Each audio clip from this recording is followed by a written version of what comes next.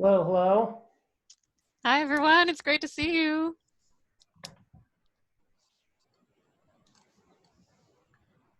All right. So welcome to our students. Welcome, Mr. Rockwell. Super excited to have you, and we promise to get you out of here quick. One of the questions we would love, instead of our typical student rep reports, one of the questions we'll ask is just, how are things going for you? How is it going for your classmates? And one of the things that is on everyone's mind is around graduation. How do we handle that? So we would love to hear any suggestions and anything else that is on your mind that you'd like to share with the board and the public. That would be great. Okay, you're asking me? No, our student reps. You're not on the hook for that. We have our student reps with us this evening. So, and then we've got Mr. Rockwell. Do you want to introduce student for singing the national anthem? Absolutely. Okay, great. So I will turn it to you to do that. We'll do the pledge, and then I'll turn it over to you and let you do that introduction, and then we'll go from there. Okay. You want me to introduce him right now? Not yet. Okay. Brian, just want to let you know, we do have a comment by Craig Yen at 2.1. Just to let you know. Okay. Perfect. So we'll do that. All right. And let me see. Do we have everybody here? Are we ready to go? Does everybody, we have such a big, 23 participants today. So making sure everyone's in. I don't see, Dr. All of the student representatives are present. So it looks like we're ready to begin. Wonderful. All right. Whenever you want to kick us off and put us back into the public. Okay, 1 second. Let me get the Vimeo stream ready. I'll give you the cue.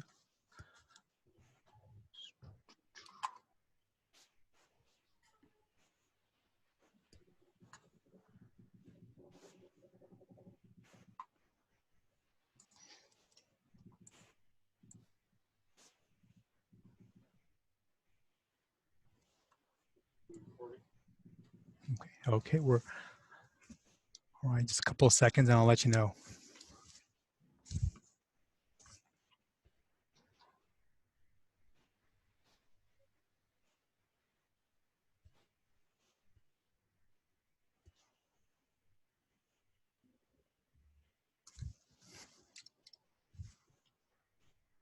All right, we are now streaming. All right. Good evening. This is Brian Lawrence. The Mount Diablo School Board is now reconvening to open session. We are going to have some special treats for you this evening. So the first one is we'll go ahead and we'll say we'll do roll call first, then we're going to do the Pledge of Allegiance, and then we have a special guest with us who we'll introduce in just a moment. So we'll start with the roll call. So Ms. Durkee. I'm having. We hear you. We did hear you. We'll come back to Ms. Durkee. We'll start. Ms. Count. Here. Ms. Mayo. Present. Ms. Mason. Here. All right. And then back to Ms. Durkee. Do we have audio from Ms. Durkee? So can you hear me right now? Yes. So I'm getting this message that my internet connection is unstable. And I think everyone else is freezing and I'm the only one moving. So it seems to be okay right now. I'm going to try and get my son to check on something for me, but okay. Anyway, just so you know, that's why I'm zoning out. Yeah. Okay. And then Brian Lawrence also here. So with that, we'll go ahead and we'll stand for the Pledge of Allegiance.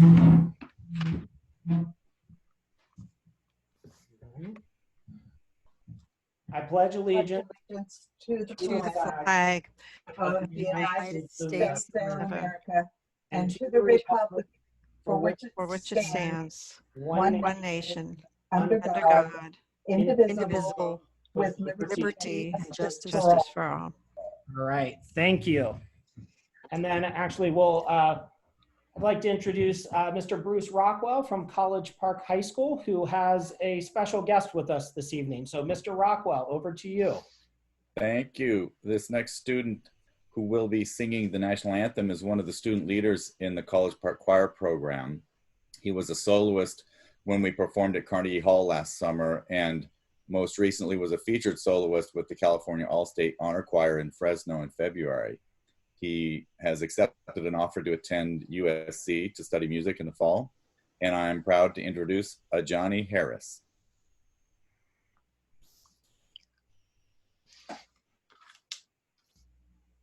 Oh, say, can you see by the dawn's early light what so proudly we hailed at the twilight's last gleaming, whose broad stripes and bright stars through the perilous fight o'er the ramparts we watched were so gallantly streaming, and the rocket's red glare, the bombs bursting in air, gave proof through the night that our flag was still there. Oh, say does that star-spangled banner yet wave o'er the land of the free and the home of the brave?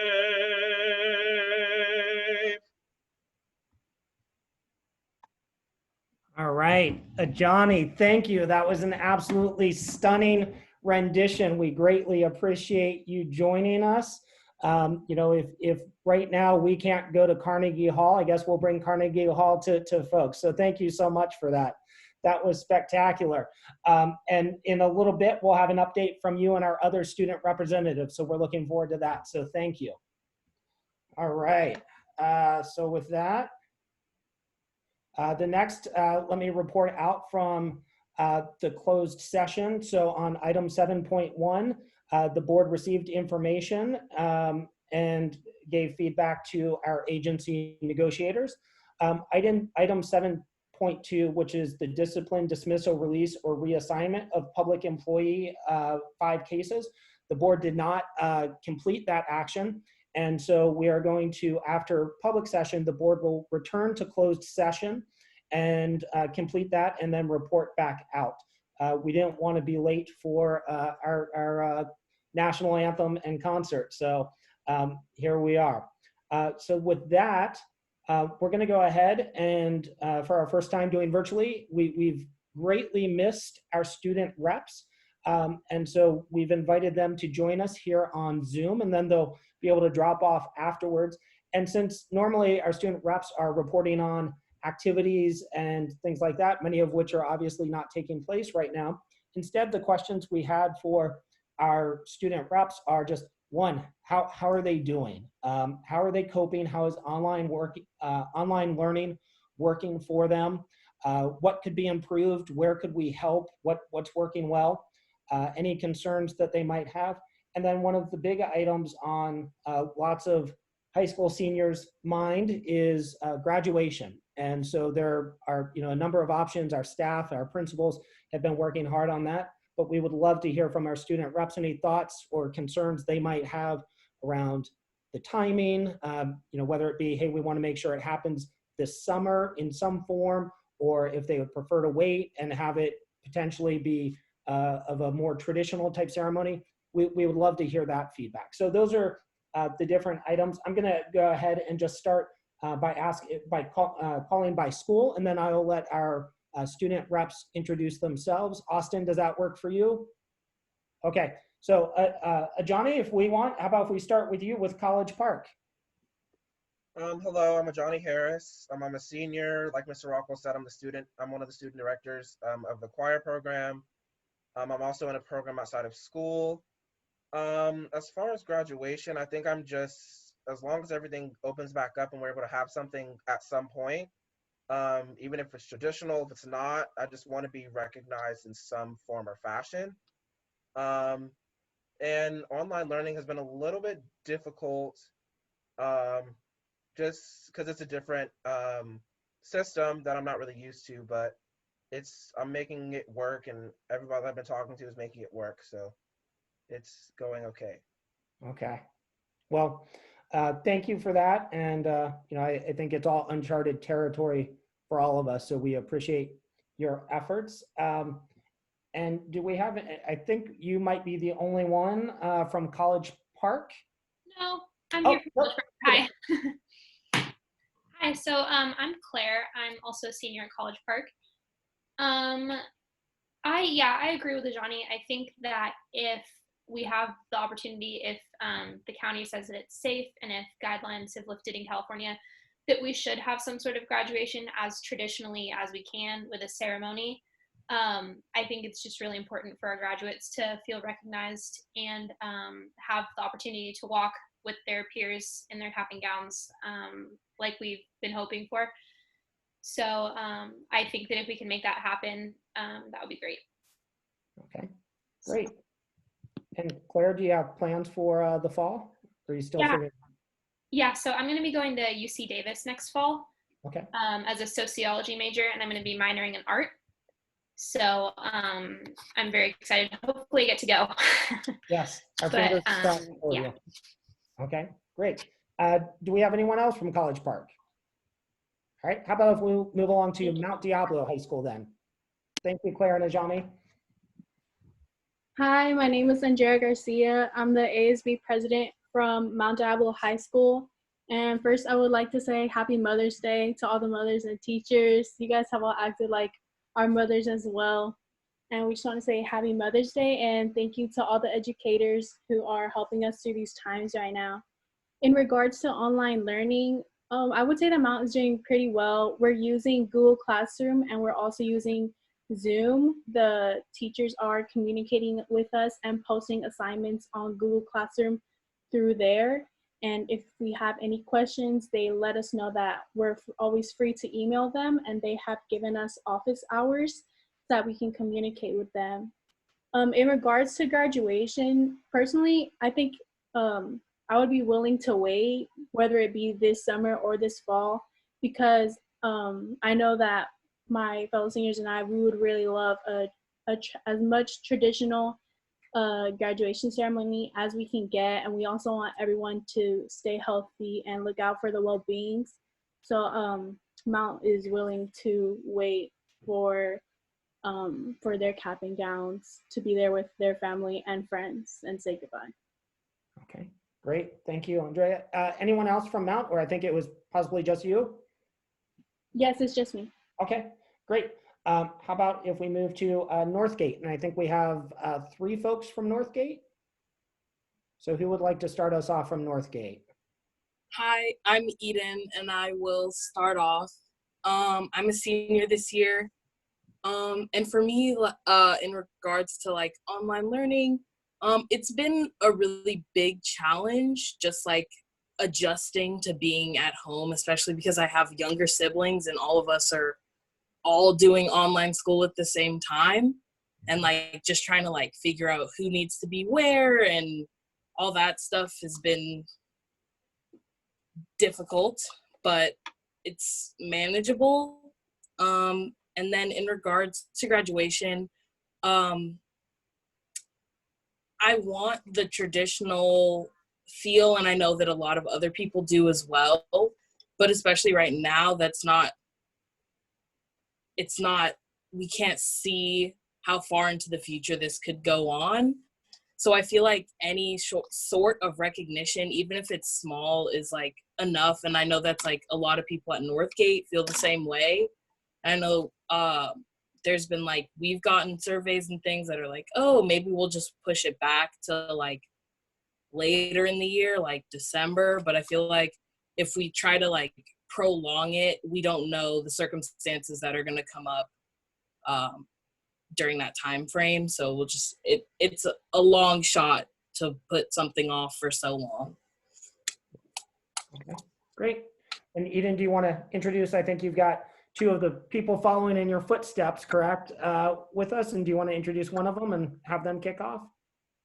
Yes, so next up we'll have Sophia Padawan, and she'll be filling in for me next year as the ASB Vice President. Okay, great. Thank you, Eden. Hello, I'm Sophia. I'll be next year's ASB Vice President. In regards to online learning, I think everyone has been doing pretty well. The teachers have made it easy to be in contact with them all the time. They have office hours that we can always check in with them. In regards to graduation, I'm a junior currently, but my brother would have been graduating this year. And on behalf of him, I know he just wants any sort of recognition, whether that be pushing it back or doing a drive-through graduation. Any experience I think the Northgate students would like. Okay, great. Thank you. And then Sophia, do you want to introduce the next person from Northgate? Yes, so the next person is Nate Schrag, and he will be next year's ASB president. Okay, great. Hi, I'm Nate Schrag, and I'll be next year's ASB president, and I'm a junior right now. For online learning right now, I'm similar to Eden that it's been a little bit difficult. I have two younger sisters at Valley Verde and Foothill. And so my youngest sister does need a little bit of assistance going on Zoom calls and while my parents are both working. So I've had to step in sometimes. But for the older kids, it's been a bit easier, and the teachers have been super receptive. We've been able, like Sophia said, the online hours that have been really helpful, and they've always been consistent in posting. And I'm a junior right now as well. So for graduation, I know if I was in this circumstance, I would definitely want some sort of recognition. And I know it's like super difficult times, and the signs that some schools have brought out to their seniors that say they're a graduate, I think that's been really cool to see. And like, oh, that person's graduated there. Like, I think that's cool to see. But whatever is able to be pulled together would be great for our seniors. Okay, great. Thank you, Nate. And then how about we'll move along to Ignacio Valley High School. Hi, I'm Brian. I'm from Ignacio Valley. I'm a junior right now. I'm the ASB Vice President. And something that we did for our seniors was last Friday we had a drive-through, like you can pick up your cap and gown and a t-shirt and a sign for your front yard that says like YV class of 2020. I'm not a senior, so I mean, I don't know, but if I were, I would assume that I would want some sort of graduation ceremony, even if it's like over the summer when school would have already been out. Okay, great. Thank you, Brian. Appreciate it. And then I think we have a rep from Olympic High School.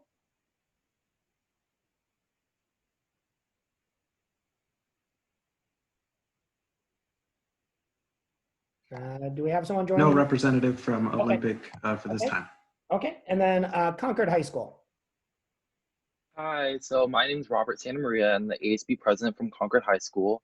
I'm a junior this year, so I don't have a graduation, but on behalf of the seniors, I'm assuming they do want a traditional graduation since a majority of them did talk about it. But for now, our senior wrap-up committee did ask teachers to send in videos of themselves thanking the seniors and saying farewell to them. And our wonderful teachers and staff offered life advice in the video and motivation for the seniors with Ms. Coddington. Our athletic director even singing a little song for us. Mm-hmm. And as for the teaching, our teachers have been working tirelessly, doing the office hours and such like all the other schools. But it's like kind of annoying that some of them are using different classrooms based off like Google Classroom and turn it in based off of, oh, I like this one more and this one more. But we've managed somehow, and there are a lot of distractions at home as well. A majority of my friends said so. A lot of them complain. So that's a thing as well. But all of us have managed somehow and are able to keep our passing grades. Thank you. All right, good. Well, you know, to each and every one of you, first of all, we really miss you. We miss being at the board meetings with you in person. And I know especially that your teachers miss having you. So thank you very much for that. Thank you for joining us tonight. And you know, you're being tested in a way no other class has ever been, and having things like, you know, several of you mentioned, you know, having siblings who you're having to help out and things like that. And so thank you. I think all the board members join me in saying we really admire you and appreciate everything you're doing. And thank you for taking some time tonight to join join us and give us your feedback. And again, Ajani, just an absolutely stellar job on the national anthem. That was a really enjoyable performance. And so hopefully we can have you maybe at one more meeting before the end of the year, but if not, on behalf of the board and on behalf of the entire district, we're incredibly proud of you. We really appreciate you taking the time to join us. For those of you who are juniors, we're looking forward to seeing you next year. And for the seniors, thank you for everything you've done, and we wish you the absolute best of luck. And thank you for everything. So you're welcome to continue watching, but I believe, Austin, that was all of our student reps, correct? I wanted to make sure we got everyone. So thank you all so much for coming, and have a great evening. Take care and stay safe. Thank you, everyone. It was so great to hear from you. And just know we're always around. Hearing from students what's going well and what's not going well is really important for us to know. So thank you. All right. And so now we move along to public comment. As I understand it, we have the majority. So we do have a phone number where people can call in for board meetings. And I'll just share that number again. So that's 801 area code 228-0093. So folks can call into that. We had, I think, around 15 plus phone calls. So we'll be going through those this evening. Email, where folks can email board comments at mdusd.org. And those are then, what we've done with those is placed everything that came in prior to around 5 o'clock or 6 o'clock. Those were all sent to board members. And there's a document the staff is keeping. And then anything that comes in after that, we're still adding to the document. That'll be part of the public record, but those are the two opportunities. So as I understand it, most of the comments are on item 19.2. So we'll have them, no, I'm sorry, it's a different one, but one of our later items.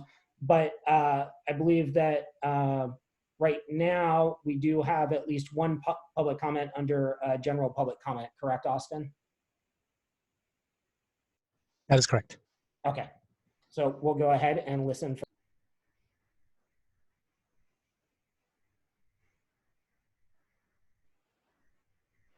Hi, this is Craig Yen, and I am calling tonight on agenda item 2.1, and this is May 11th, 2020. May 11th, 2020. I work at Valley Verde Elementary. I've been in the district for 17 years now, and here's another number. Here's another number that is shocking to me. 681 days without a contract. Mount Diablo Education Association and the district reached a tentative agreement, and that tentative agreement has not been brought to the board. Please ask the superintendent, Dr. Martinez, why this is the case. There has been an unfair labor practice filed at this point on our behalf. This has been pushed back from the agenda multiple times. And this just waiting and waiting with messages sent to the board where there is absolutely no response. Messages sent to the superintendent, no response, doesn't work. Okay, granted there was a canned response from Brian Lawrence, so I at least appreciate he acknowledged it. These times, this is just not how it is that we as teachers feel appreciated, having to go through this. Would you? How would you feel if you were within this position? Where you're doing the same thing over and over again. This is almost 2 years. That just isn't right. Thank you. Please do what's right. That concludes. Okay, great. Thank you.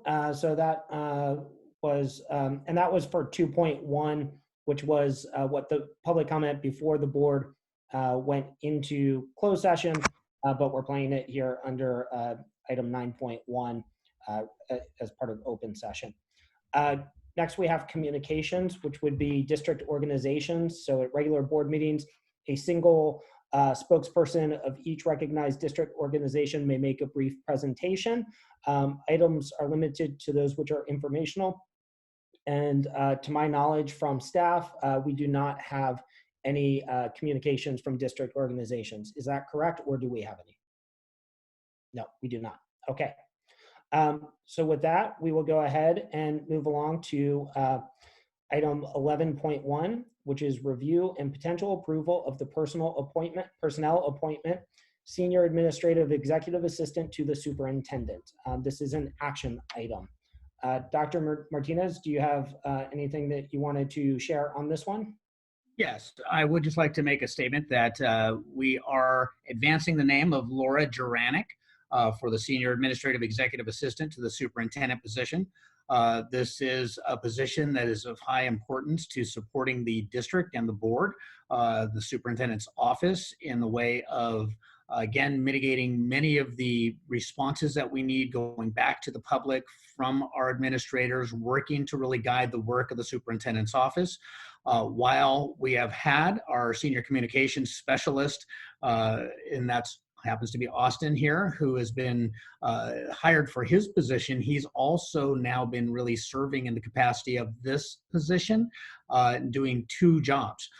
We really have a design that we have both of these individuals. So we are bringing Laura's name forward.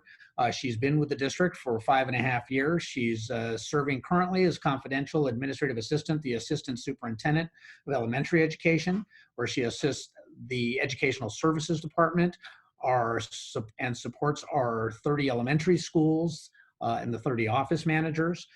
She is actually a product of our MDUSD schools, having attended Mount Diablo Elementary, Pine Hollow Intermediate, and Clayton Valley High School. And she obtained a degree from UC Berkeley as well. She's worked in administrative offices for Chevron in the private industry for 13 years before leaving and running her own daycare for a while with her and for her 2 daughters as well. She had spent some time as a substitute teacher in Antioch before coming to work in Mount Diablo. And she's very honored to be a mom to her wonderful daughters, talented daughters, as she says. We're really excited to bring her forward in this position to help, again, guide the growth of the district and the support and the work that we're doing. Great, thank you for that. Board members, do we have questions or comments, or would someone like to make a motion first? I have a question. I was just kind of confused. I thought at some point this was one of the positions that got eliminated. The position that she was serving in is a position that is being eliminated, but not this position. We had these 2 positions still on the books for this year. We've had, again, Austin serving in his capacity and providing support in this role, but this position had been vacant for several months. And again, just given everything that we're dealing with, we feel it's important to fill this particular position. So there was never a discussion about eliminating this position, because I thought on one of the many iterations we got, one of them was just not to fill this position. I believe there were 3 positions under the office of the superintendent.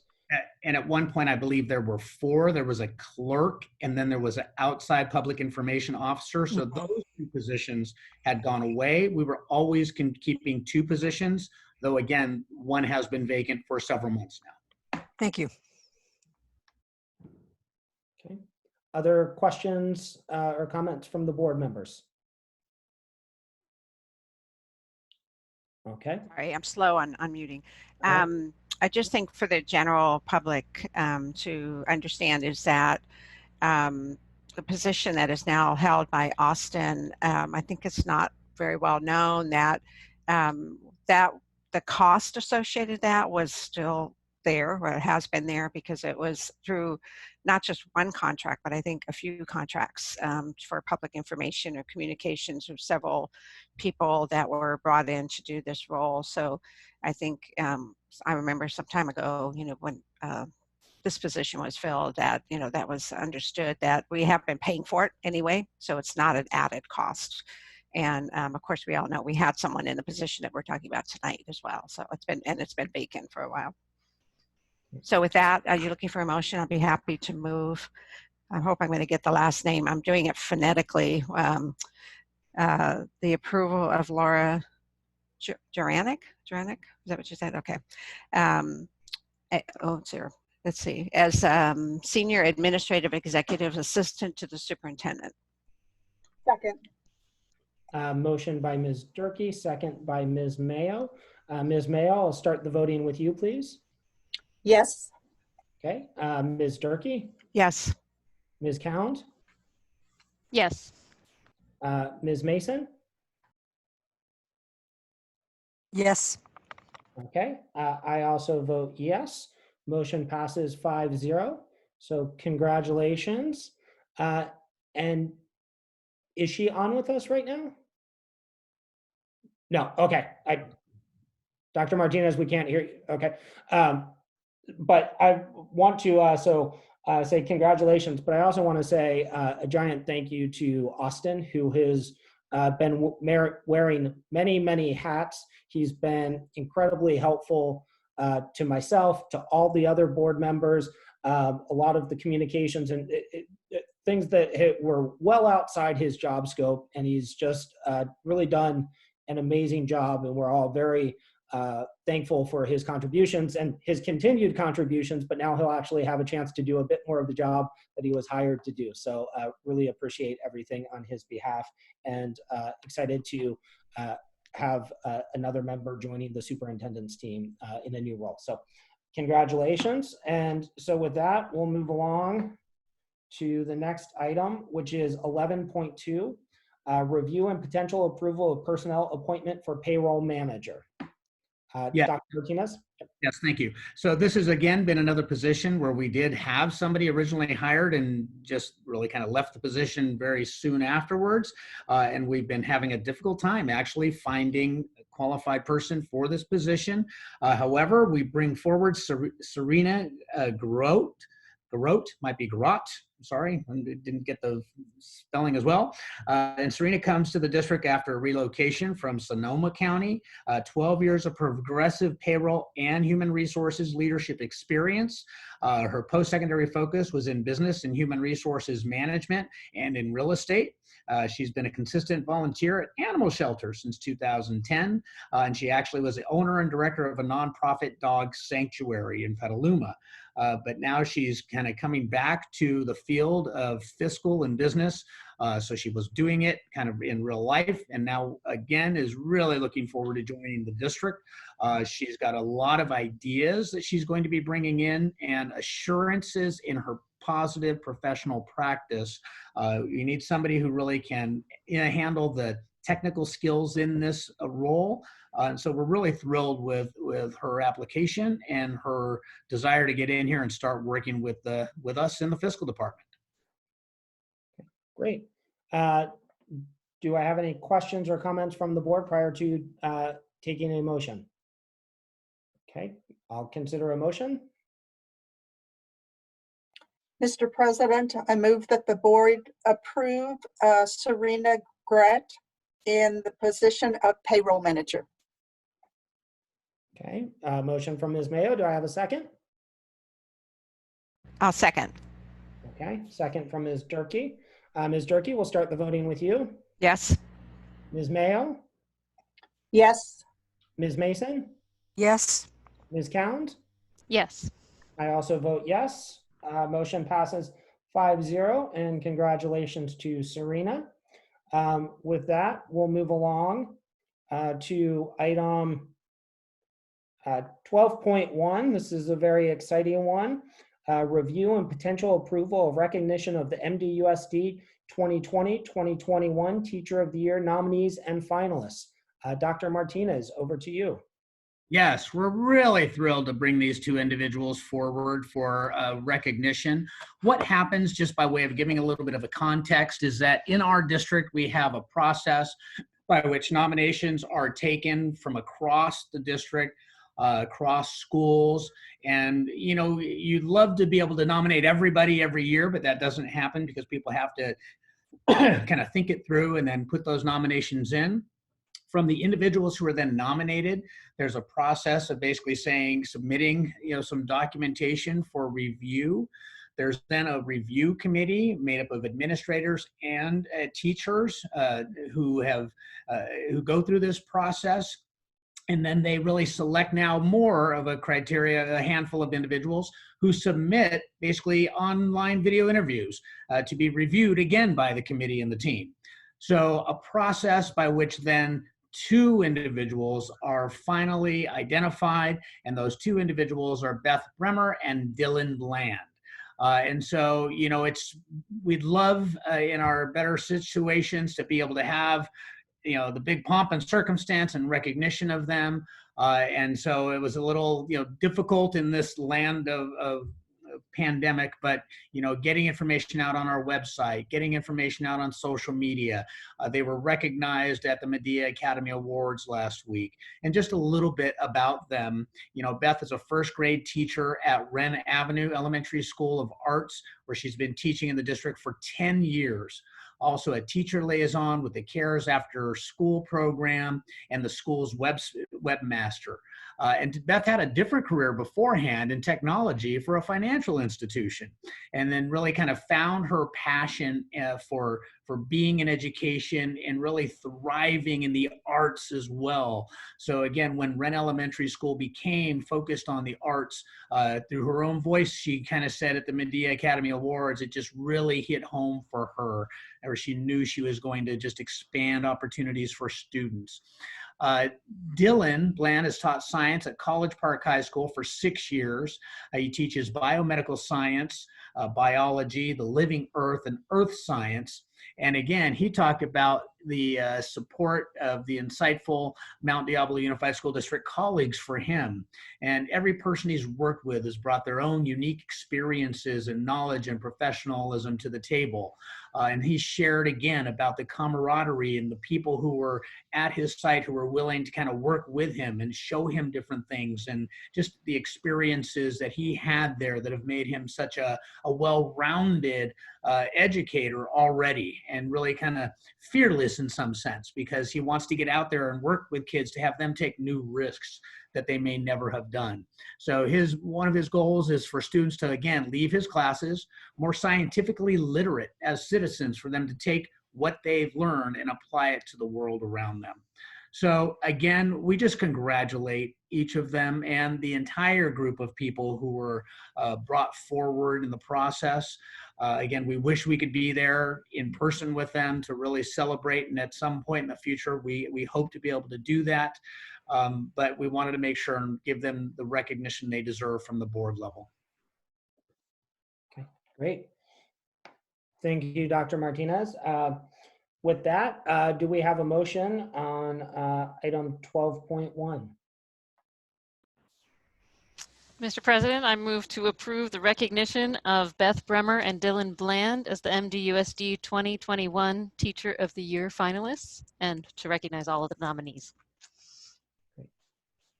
Do we have I don't know that there's an action, is there? Am I misreading? Yeah, yeah, I think it's just for information, right?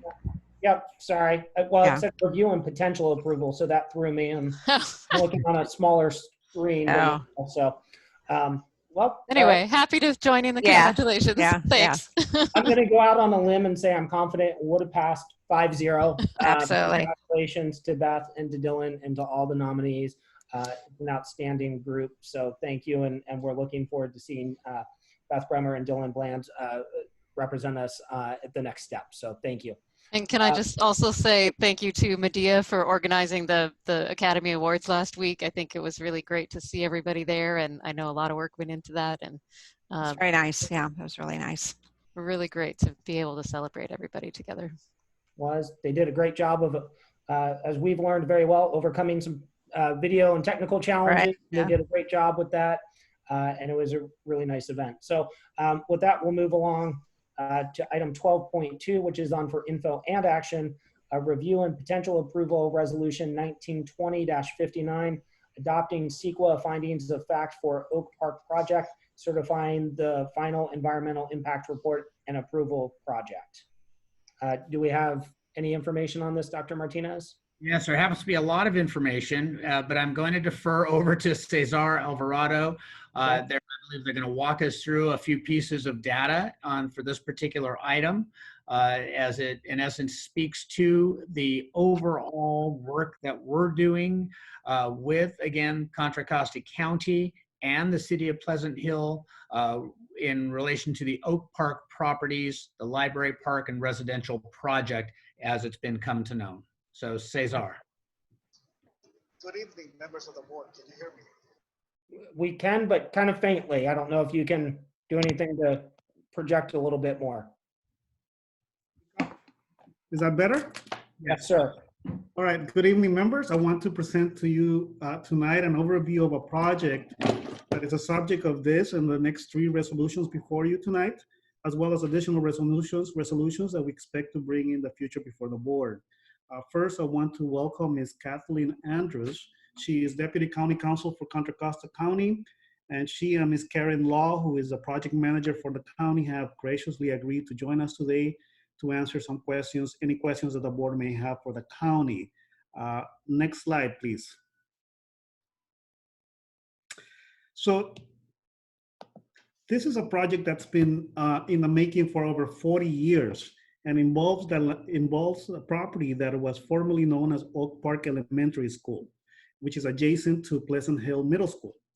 In 1981, MDUSD transferred most of the land to Oak Park Elementary to the Contra Costa Office of Education, which in turn transferred the property to the County of Contra Costa to build a courthouse. The courthouse project was ultimately deemed unfeasible, but the property has since remained with the county. Next slide, please. The district did retain a strip of land around Grayson Creek, which is the area with the trees in the right side of the slide. Unfortunately, the property retained cannot be developed or built upon because it is essentially a floodplain. And so it was long ago declared surplus property. Now, Oak Park Elementary itself was demolished in 2009, and the property has remained unimproved and unused since then, as illustrated by this picture. Next slide. The district also owns part of what is now known as Monticello Avenue, which is depicted here, which is actually not a road, not an official road, it's a private roadway. The city and county wish to turn Monticello Avenue into an actual city road as part of this project. And to that end, we have resolutions before you tonight to transfer in fee a parcel of land underneath Monticello Avenue, which is a strip of land approximately 0.31 of an acre for road and maintenance purposes only. Again, those resolutions are before you tonight. Next slide. This is a rough depiction of the property ownership of the area around the project. In the 1990s, the county, the city of Pleasant Hill, the Pleasant Hill Park District, and the school district formed a joint commission to determine what to do with the land. In 2006, the county and the school district entered into a joint power agreement to sell the property known as 1700 Oak Park Boulevard, which is the property to the right in yellow. The county would receive 90% of the proceeds and the district 10%. This plan was abandoned following the recession of 2008 when the real estate market collapsed. Next slide. Later in 2017, the joint agencies started working on a plan for construction of the public library and a new city park in the former Oak Park school site, along with the sale of the existing location for the county library, which is right across the street, to a private developer for single home property development. This is a project before you now, which will consist of a new park, a new library, a residential development for single homes across from Pleasant Hill Middle School, and new landscape public spaces along what is now Grayson Creek. Next slide. So under this plan, again, memorialized in an agreement in 2018 between the county and the district, the county will sell the land, which is here illustrated in yellow, to a developer for construction of single-family homes. And the district will receive in turn 10% of the proceeds from that sale after costs to honor the original 2006 agreement. Now, the value of the property is uncertain, especially given now the economic conditions of our economy. But at the initial projections, it was projected that the value or the portion that the district would be entitled to from the sale of the property would approximate $1 million. Next slide.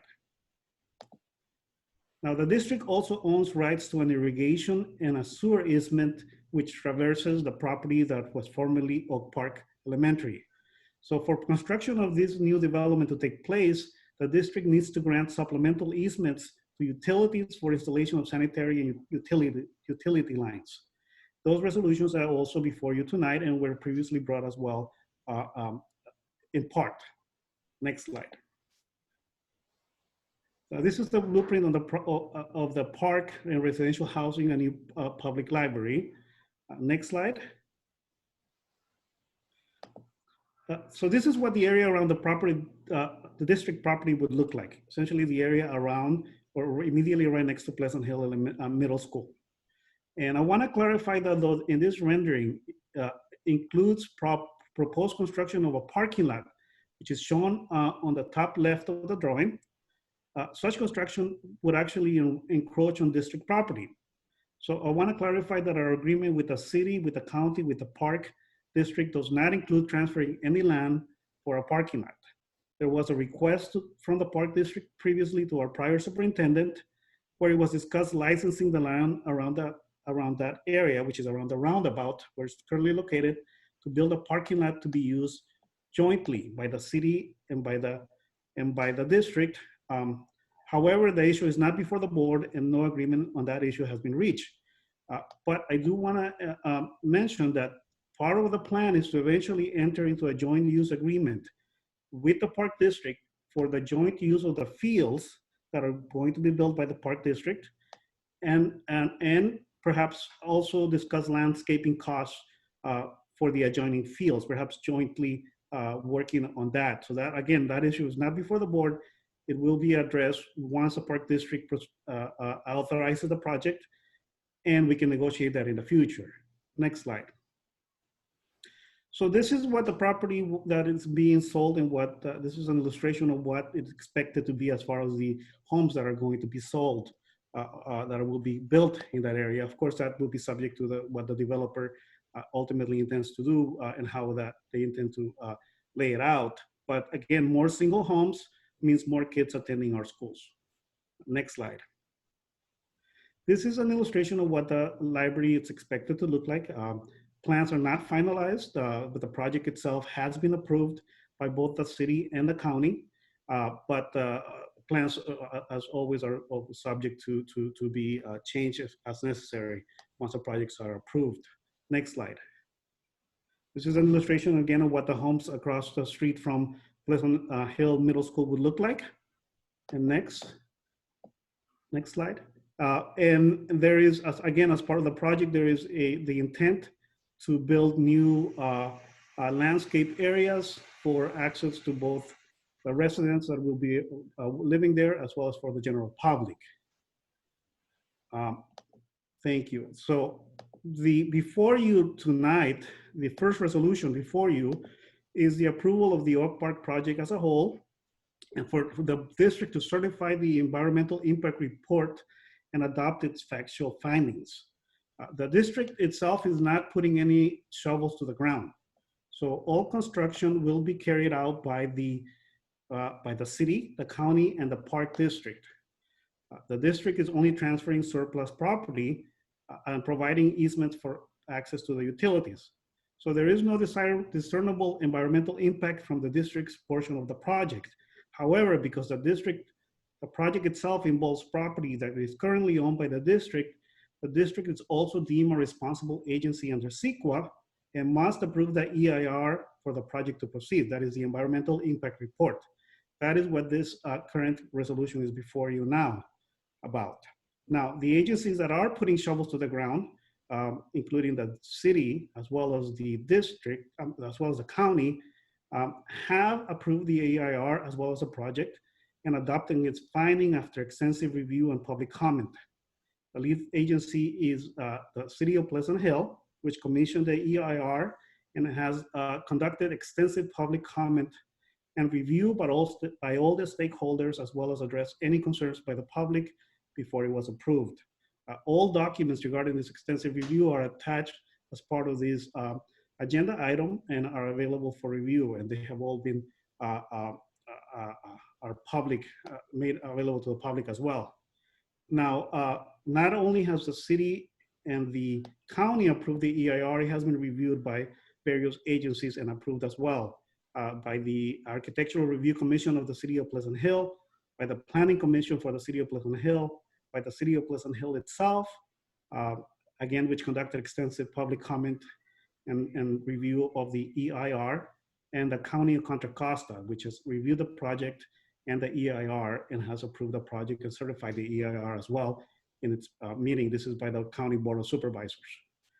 Now, based on the EIR findings attached to the agenda item before you and incorporated into the resolution before you, the environmental report finds that the environmental impact of the project is not significant or is less than significant, and that certain environmental impact from the project, which such as increased growth, for example, from the additional housing, are unavoidable and now are outweighed by the benefits to the community from the project.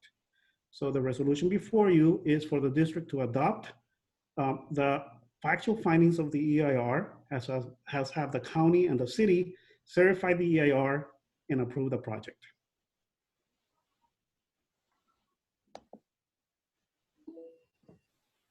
Great. Do we have board questions or comments?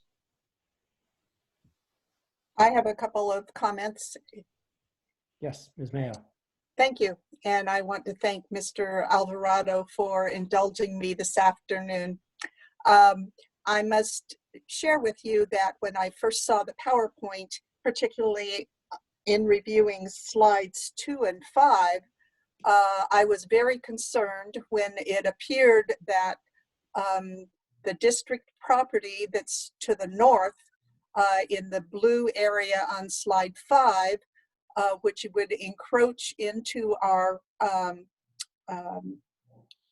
the track at Pleasant Hill Middle School,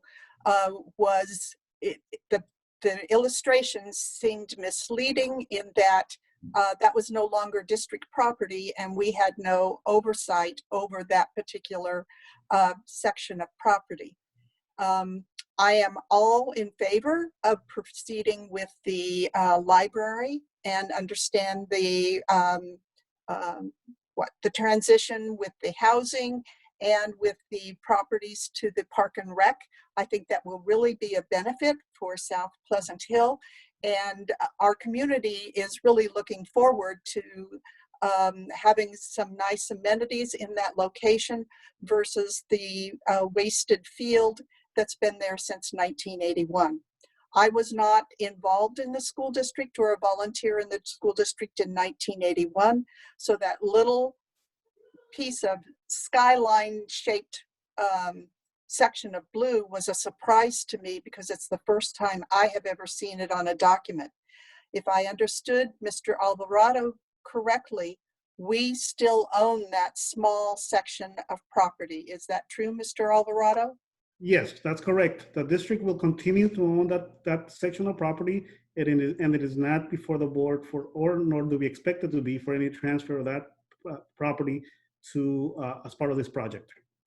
And I was unaware of any negotiations with staff, Dr. Meyer, regarding that piece. And so therefore I had questions about it because I've always believed that when a piece of property is contiguous and square cornered, it has more value and is a greater asset to the district for its construction purposes. So that was my primary reason in asking the question.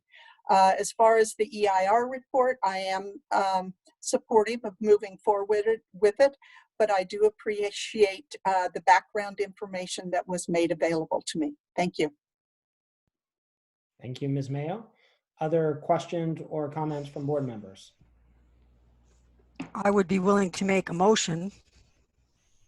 I would be that we, entertain. okay, then we approve Resolution 19/20-59, adopting the CEQA findings of fact for the Oak Park project, certifying the final environmental impact report and approval of the project. Okay. I'll second that. Okay. Motion by Ms. Mason, second by Ms. Count. Ms. Count, how do you vote? Yes. Ms. Mason? Yes. Ms. Mayo? Yes. Ms. Durkee? Yes.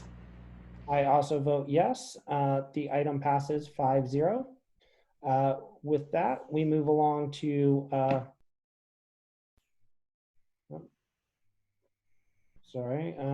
next item, which is item 12.3, review and potential approval of resolution 1920-58, authorizing dedication and fee to the city of Pleasant Hill for street purposes. Is there any separate information, Mr. Alvarado, that you wanted to share on this item, or has it been covered in the previous ones?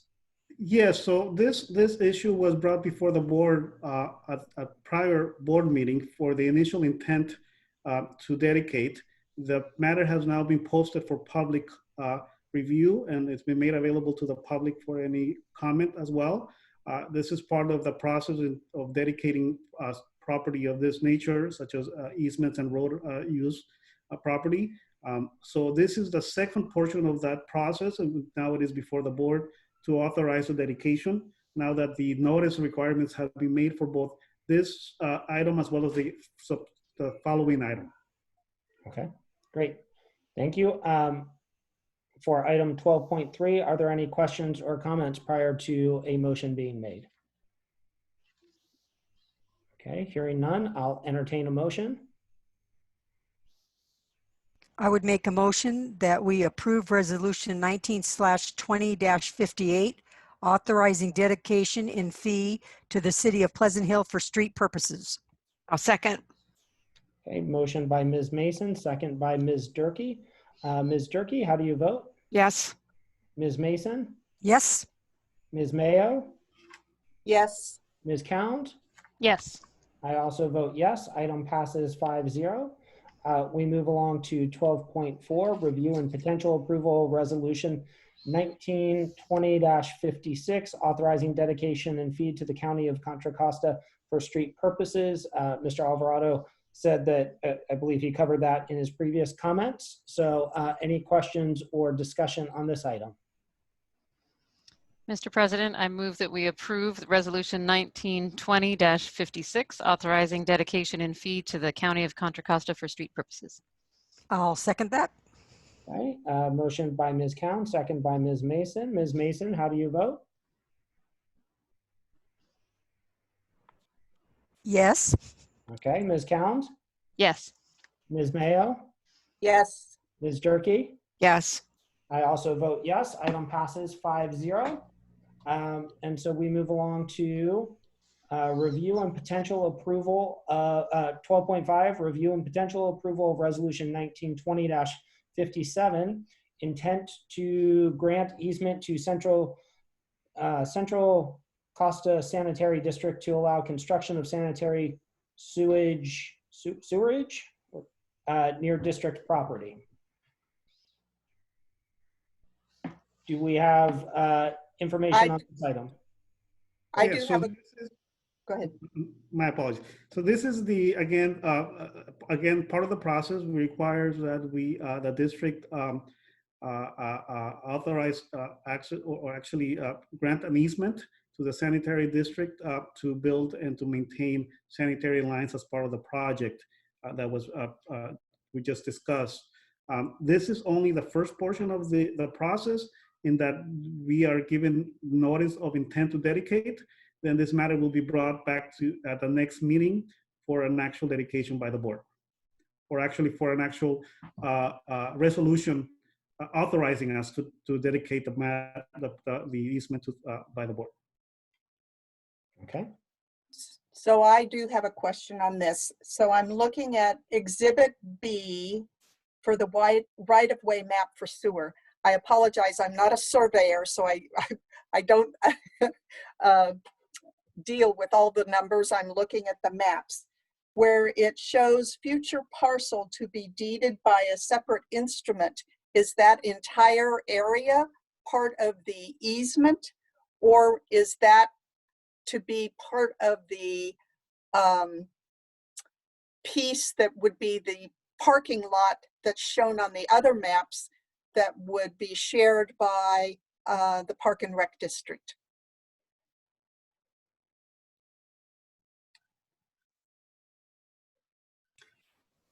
Caesar, I think I can help. I'm sorry.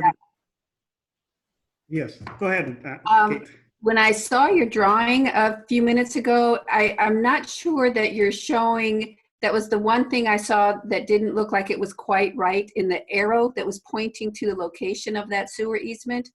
The irrigation easement, there's an arrow, and that looks to me like where the irrigation easement is, but not this one. I think this one sits not along your 2-acre parcel 2 and 4, but I think it sits at the top of Monticello. I think you're somehow, you've got a drawing that's pointing to the right plate, to the wrong place, and it's not located on a parking lot at all. It's above the street in an area that's not functional at all, is my understanding. It's just so between the edge of the west edge of the track and Monticello, there is a huge water tank that the district used to pump water into to irrigate the field. And subsequently, the district now uses reclaimed water from Contra Costa Sanitary District to irrigate our fields down there, as does the Park and Rec District. So is that the area where the easement would be for this Contra Costa Sanitary District, which then leads me to believe that the parking lot will be above or on top of that particular area? The other drawing makes more sense. I believe it is not at all contiguous to the track. It is, if you look at the north south of Monticello, it's at the north. It's like Monticello's northern edge, and it's just north of it. So it's at the edge of Monticello. That once Monticello stops being any kind of asphalt at all, it's just dirt. It's just right above the top of Monticello, and it's not going to affect the parking lot at all. And it is, and it's in any event, it's not an entire anything. It's a 10-foot wide strip, and for a subterranean pipe. Okay, so is the location then where the adult education entrance is to the back of the school, at the far end where there's a science garden? Is that the area you're talking about? I haven't been to the adult education since I took one class at yoga there like 20 years ago. So I'm sorry, I don't know that actual intersection that well. But when I see it on paper, what I see is that it's just north of where Monticello ends. So, okay, so I guess the other way I need to explain it is Santa Barbara comes down past the County Office of Education and makes a left-hand turn in front of our properties. So it's at that corner where Monticello and Santa Barbara meet. Yes, it's in that vicinity, yes. But there's not, in my recollection, there's not just a dirt area there, it's all paved currently. So that was my confusion. Okay, well, that's probably where I'm confused, because I don't see a street or a parking lot when I'm looking at it on paper. I just see that it's just past where Monticello and Santa Barbara meet. So it's just north of that. Okay, all right. So it's not in the roundabout circle that you know of? Correct, it's not. No, my understanding, it's actually within the area of the roadway itself, and in placing exhibit or item or the slide number 2, that illustrates a number of easements and rights of ways that the district owns as part of the general property, but that was not my intent to show it as being particular to this particular easement. This easement is, as I understand it, part of the roadway, and so this would allow the sanitary district to build and to maintain a sewer line that would serve the new project as well as serve the community there. So this simply would allow for some underground work by the sanitary line, by the sanitary district in maintaining and building a sewer line. Okay. Thank you. So I appreciate everyone's indulgence. I just wanted to know precisely where this was. Thank you. All right.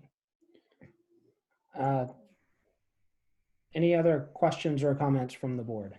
So just to clarify that from that conversation, is there a correction needed on the map or not, as far as what we're voting on tonight?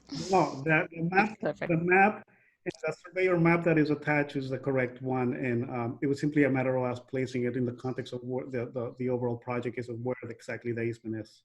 Okay, thank you. I just wanted to make sure. Great.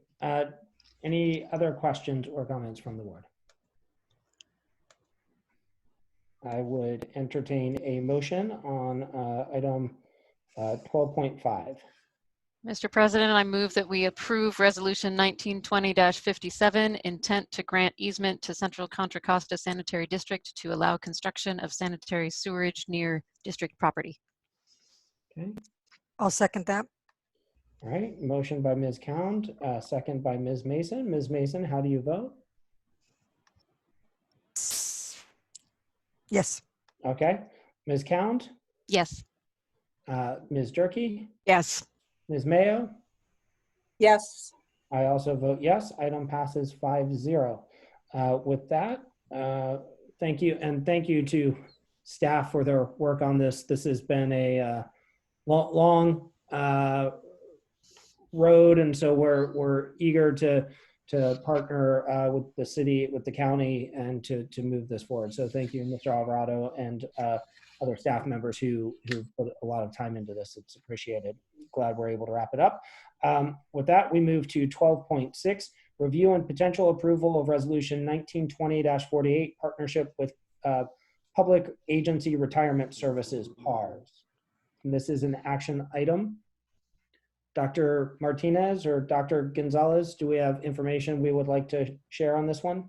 I'll speak to it briefly. The PARS retirement plan is an option that the board has been considering and working with our employees.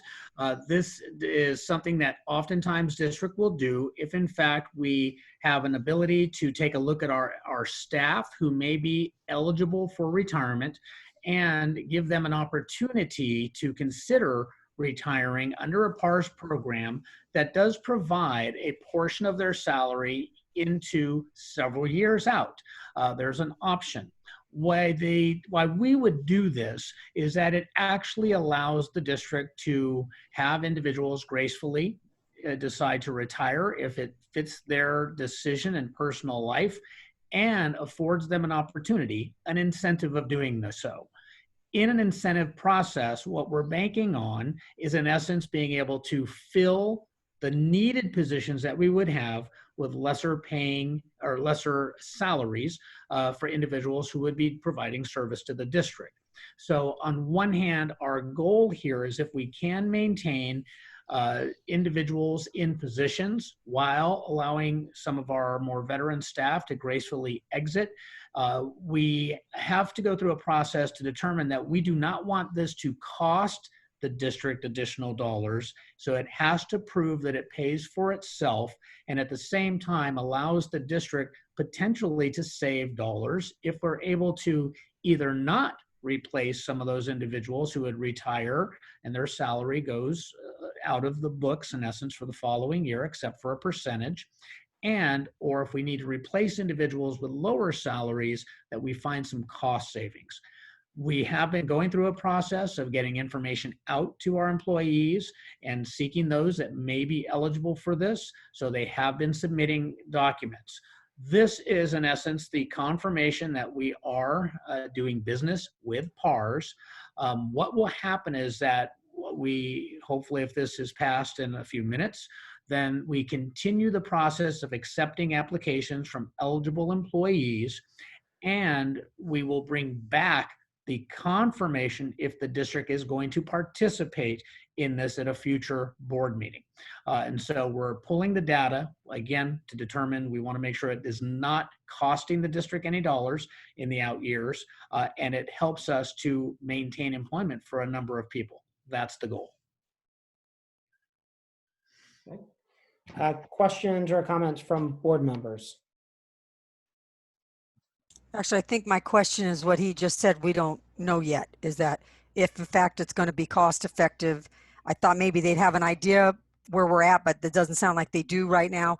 Is there like a bonus or a one-time payment that's associated? I know in the past the district has done things like that with this. So if you recall, what we did do as a district when we originally believed we were not going to have this type of incentive, we were only looking at early notification of certificated employees to, in essence, advise us early that they were planning to retire. So we did have several participants tell us early that they were planning to retire. We were trying to utilize that data to help us with the implementation of certificated layoffs. So we would have data about trying to replace individuals in that arena. That was only for certificated employees, only for that early notification. It was not seen as a retirement incentive, if you will. Mm-hmm. This is different, and we have made this available to all of our employee units. We've walked through the process with each one of the employee units, sent out documentation to all eligible employees based on the criteria, and again, have provided a lot of information and to people who are considering, is this right for me?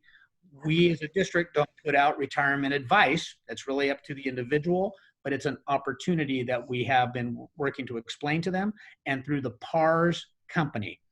So it's really trying to get the clear information to people so they can make good decisions.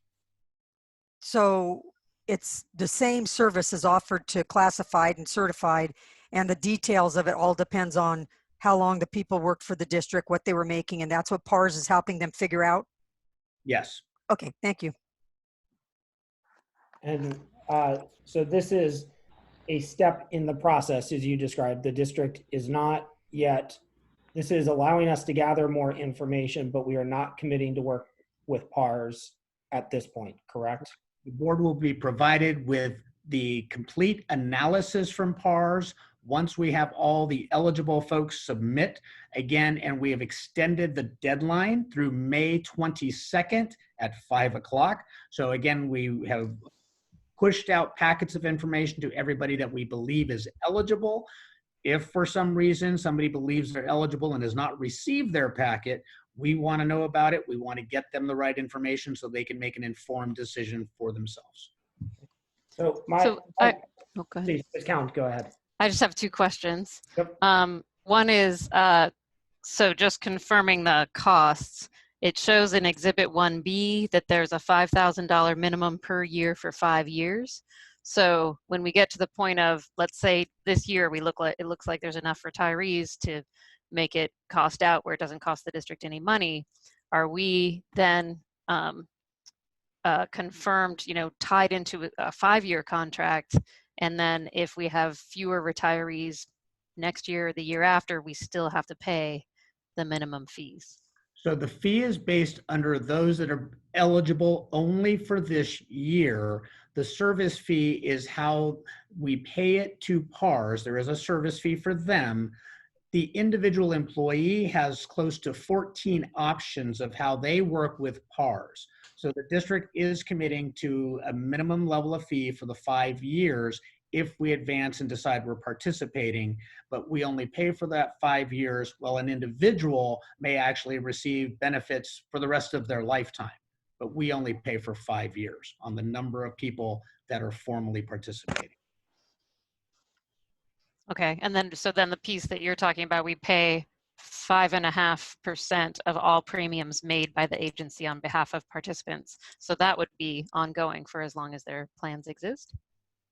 That would be over the 5 years. I believe there's a 5-year term within that 5 years. So our agreement with PARS is one thing. PARS payout to the individual employees, we're not paying over 14 years. That's between the employee and PARS. Got it. Okay. Thank you for the clarification. And then the other question was just on the timeline. So like from what President Lawrence was just saying, this vote tonight is just to continue moving the process forward. And then it looks like it said May 15th enrollment window closes, but that's now been moved to May 22nd. So does the rest of the timeline move? It had said May 25th, board determines if the plan moves forward based on that enrollment. But our next board meeting is not till significantly after that. So how does the timeline adjust? We do anticipate a special board meeting the week of the 25th. We anticipate bringing this data and the analysis to the board at that special meeting so we can confirm for everyone that it is actually, again, within our cost parameters, does not cost us additional dollars, and that we can inform people that we have accepted their retirement applications in essence. Okay. Okay, and then lastly, sorry, one last question came to mind. So if an employee is considering this and they have questions, they're trying to figure out for themselves whether it matches up, is there a phone number of someone at PARS they can talk to that was on that paperwork, or who's the best person for them to call? Yes, there's PARS direct line that they can call directly into PARS. They can go online as well. There's multiple ways for them to get information, and that direct contact was, I believe, on their packets. The district has also sent subsequent emails to, again, the eligible individuals with all additional information for them to access and ask questions. And in fact, we've even said, you know, they can email Dr. Gardner directly and he's able to facilitate, but they can go straight to PARS to get their answers. Thank you. So just one of the questions I would continue to have, and I've been to PARS website and did some research, I'm still a bit unclear, is I get the concept that for the district, having more senior employees retire earlier and then be replaced by newer employees, or we have employees who would have otherwise been let go, but who are at a lower salary, they stay, and there's a appearance of a cost savings for the district. My concern, and I just didn't get an answer to this when I looked at the PARS website, is the longer term ramifications of pushing more people onto retirement, because one of the challenges that we and every other district in California have is the fact that we're now being asked to make larger contributions to CalSTRS and CalPERS because those have been underfunded and they've underperformed. And so the state has required districts to make larger contributions. So I just don't want to perpetuate that problem by putting more retirees into the system sooner. And so even though the district's short-term costs appear to go down, that we're not perpetuating what I continue to think is a very large problem and a challenge for many years to come for school districts in California. So that doesn't need to be answered tonight, but just before a final vote, I would need that is the part that I'm still unclear on. Okay. Great. Other questions or comments? All right, do we have a motion? Ryan, can I just I'm trying to catch up with you. so, and I know we'll talk about this more, but while I have this thought, I mean, the one thing about once people are retired is the contributions stop, you know, so school district is no longer, you know, contributing on behalf of that individual person who's now retired. So I think you have to think about that part as well. It's same for the individual. Right. I get that part, but if we now have more people who have underfunded.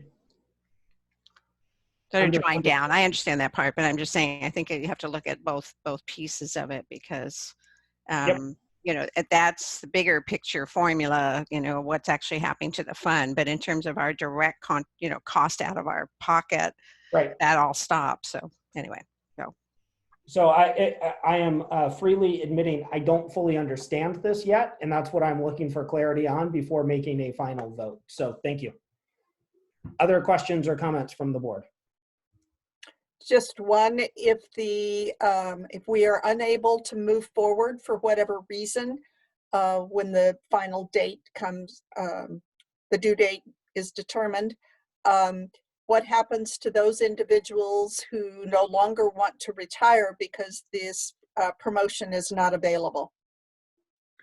So they would have the ability to, in essence, not have their resignations acted upon. It is, under the idea that the board approve this process if it's kind of we just return to step one for the additional people. Some of the retirements have already been accepted. So there is a separate system of those that retired prior to this, and now those that are accepting or wanting to retire under this scenario. So those retirements are accepted. These other retirements could be undone. Great. Do we have a motion on item 12.6? Mr. President, I move the approval of Resolution 19/20-48, Partnership with Public Agency Retirement Services, PARS. Okay. Second.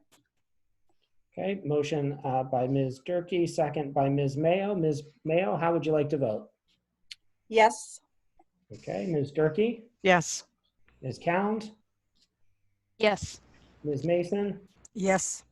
I also vote yes. Item passes 5-0. We move along to item 12.7, review and potential approval of Resolution 1920-63, Classified School Employees Week.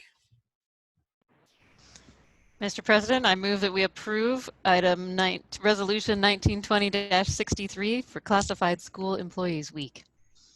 I'll second that. Oh. Having been one once. Okay, so motion by Ms. Cound, and by virtue of having been one, second by Ms. Mason. But don't worry, Ms. Mayo, you get to vote first. How would you like to vote, Ms. Mayo? Yes. Great. Ms. Mason? Yes. Ms. Cound? Yes. Ms. Durkee? Yes. I also vote yes. Item passes 5-0. And can we also just... I was going to say, would anyone... Go ahead. I figured someone would want to say something about this, so Ms. Cound. Yeah. I mean, just a shout out to all of our classified heroes who are on the front lines right now. Our food service workers in particular, everyone who's been working through the shelter in place are, you're heroes, and you're making a huge difference, and we are so appreciative. You're here. Absolutely. So there are no easy days in public education right now, and so we're very appreciative of our classified employees. So with that, we move to item 12.8, review and potential approval of Resolution 1920-62, California Day of the Teacher. Do we have a motion on this one? I will move. Mr. President, I move the approval of Resolution 19/20-62, California Day of the Teacher. Second. The motion by Ms. Durkee. This time we'll go with Ms. Mayo. I don't want to snub her twice. So Ms. Mayo, how do you vote? Yes. Ms. Cound? Yes. Ms. Mason? Yes. Ms. Durkee? Yes. I also vote yes. Who would like to, would any board member like to speak to this one? I'll do it. I was going to say this in my report as well, but I just am in awe. It was wonderful to hear the students tonight, because that's firsthand experience with their teachers and how that's working, and across the board, it was so positive. And that, when the students can see how hard these teachers are working to reach out to them and to share, the educational experience and be available through office hours and all that, is just very, very heartwarming. So, we know this has been challenging, and everybody comes to this with a range of experience, and I just feel like Mount Diablo can be really proud of our teachers and thank them for their hard work and for stepping up and learning along with their students. So thank you. Thank you. Very well said, Ms. Durkee. Thank you on behalf of the rest of the board for that. With that, we move along to 12.9, review and potential approval of resolution 1920-61, authorization to award summer contracts. Dr. Martinez, do we have a bit of context and information on this one, please?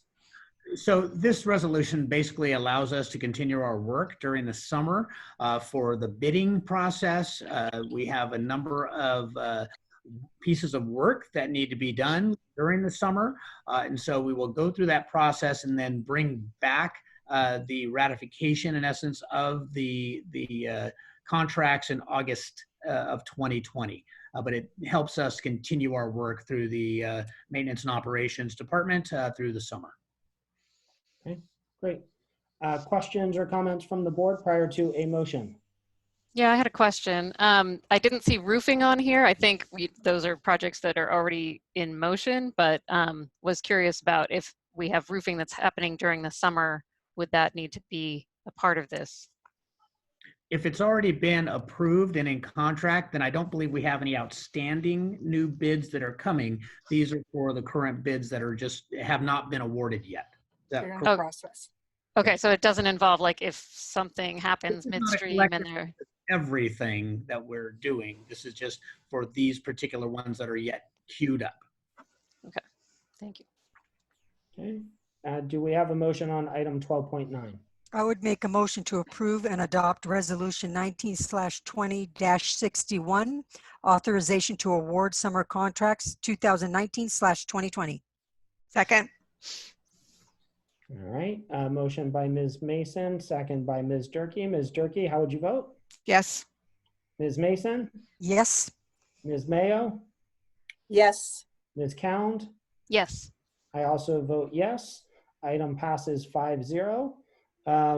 We now move along to the R-rated portion of the meeting, which is the budget and economic update. So you might want to excuse X-rated. X-rated. You might want to excuse children. There may be extreme disturbing news, but we move along to the budget and economic update. And I say that in light of the fact that, not to make light of it, but just the fact that Governor Newsom within the last 2 weeks has stated that California has a $55 billion reduction in state budget, 19 billion of which is expected to come from public education, which is just a massive, massive impact. And so with that, Dr. Martinez and Dr. Gonzalez, I turn it over to you.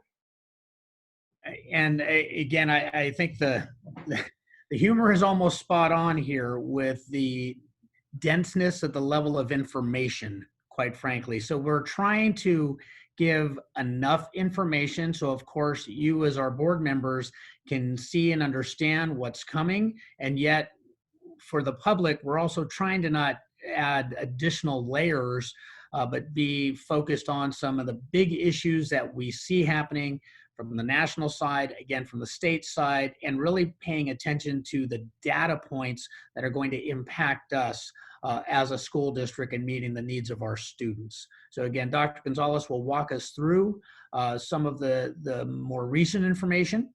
And really, again, we're not asking you to make tremendous decisions tonight. In fact, again, I think if we haven't mentioned it, item 19.1, I believe, which was the PKS, that we did list a PKS on the board for potential action. We're in so much flux of information. It may be that we really just need to talk about some of those impacts as it relates to this information tonight, rather than making more additional decisions. So just wanted to give that context as well. But Dr. Gonzalez, please go ahead. Well, first of all, I want to thank the technology genies in the background who are going to make sure that the presentation moves forward. If we could just bring up the beginning. Perfect. Thank you very much. President Lawrence, members of the board, Superintendent Martinez, members of the cabinet, employees, and community members. The intent of tonight's presentation is really to provide you with, as current, as of today, information on the budget and the economy, particularly here in California, but certainly some glimpses at the national level as well. This presentation is available on the board agenda. It is also available on our MDUSD website. We've got a section of the landing page of the website where you can see coronavirus updates, and right below that, where we've had budget solutions since January. This presentation and all the presentations before this are all in one location for your ease in viewing. The information from tonight's presentation comes from data and reports shared by the offices of Governor Gavin Newsom, the Legislative Analyst's Office, the California Department of Finance, the Fiscal Crisis and Management Assistance Team, School Services of California, the California School Boards Association, and the California Association of School Business Managers, business officers. And really my intent in this is to try to present and share as much information as we possibly can with our stakeholders. So some of it is going to be dense, but it's something that you can all take a look back at as the days and the weeks progress, because certainly things are changing, but this is where we are right now. Next slide, please. This is a concept that you're going to start hearing a lot in California. It has to do with a U-shaped scenario and an L-shaped scenario. So we're going to start with a large perspective of the fiscal outlook for California with information that came out from the Legislative Analyst's Office. For those of you that may not know this, the Legislative Analyst's Office, they're out of Sacramento. They're a nonpartisan government agency that's been in existence since 1941, and really their goal is to provide fiscal and policy advice as much as possible. And so what they're doing is they've been taking a look at all of the indicators so far that have been coming forward. And in the process of that, they've come up with 2 scenarios that they're seeing. And each one of these items that we're going to take a look at real briefly here have to do with those scenarios. So a U-shaped scenario makes the assumption that the economy bounces back more quickly than the L-shaped scenario. And so you can sort of see in that top left a U, and it's more L-shaped in the bottom one. So the first top left corner has to do with wages and salaries. And what we're seeing right now in the middle of 2020 is that there is a significant drop that's taken place over the course of the last couple of months in the trillions of dollars or parts of trillions of dollars here. And what this is really showing is that the U-shaped expects a little bit of a rebound over the course of the next year or two, but certainly not as much if the rebound with the economy is slower. If you take a look at jobs, which is the next one over, what you start seeing is not significant rebounds getting back up to where we were. Bottom left corner, and one of the things that's probably most important is taxable sales. And here in the state, what we see in this one is if we've got a faster rebound, we see being back to where we were in roughly the year 2020. But if we've got a slower recovery here in California, we are not looking at rebounding anytime soon. And the reason that these are important is because these all play out over multiple years and will impact us for years to come. So what we're hearing from the governor and the Legislative Analyst's Office right now is that the information we're seeing about the economy doesn't look like it's going to be changing anytime soon. So we'll go into a little more depth in the next slide, please.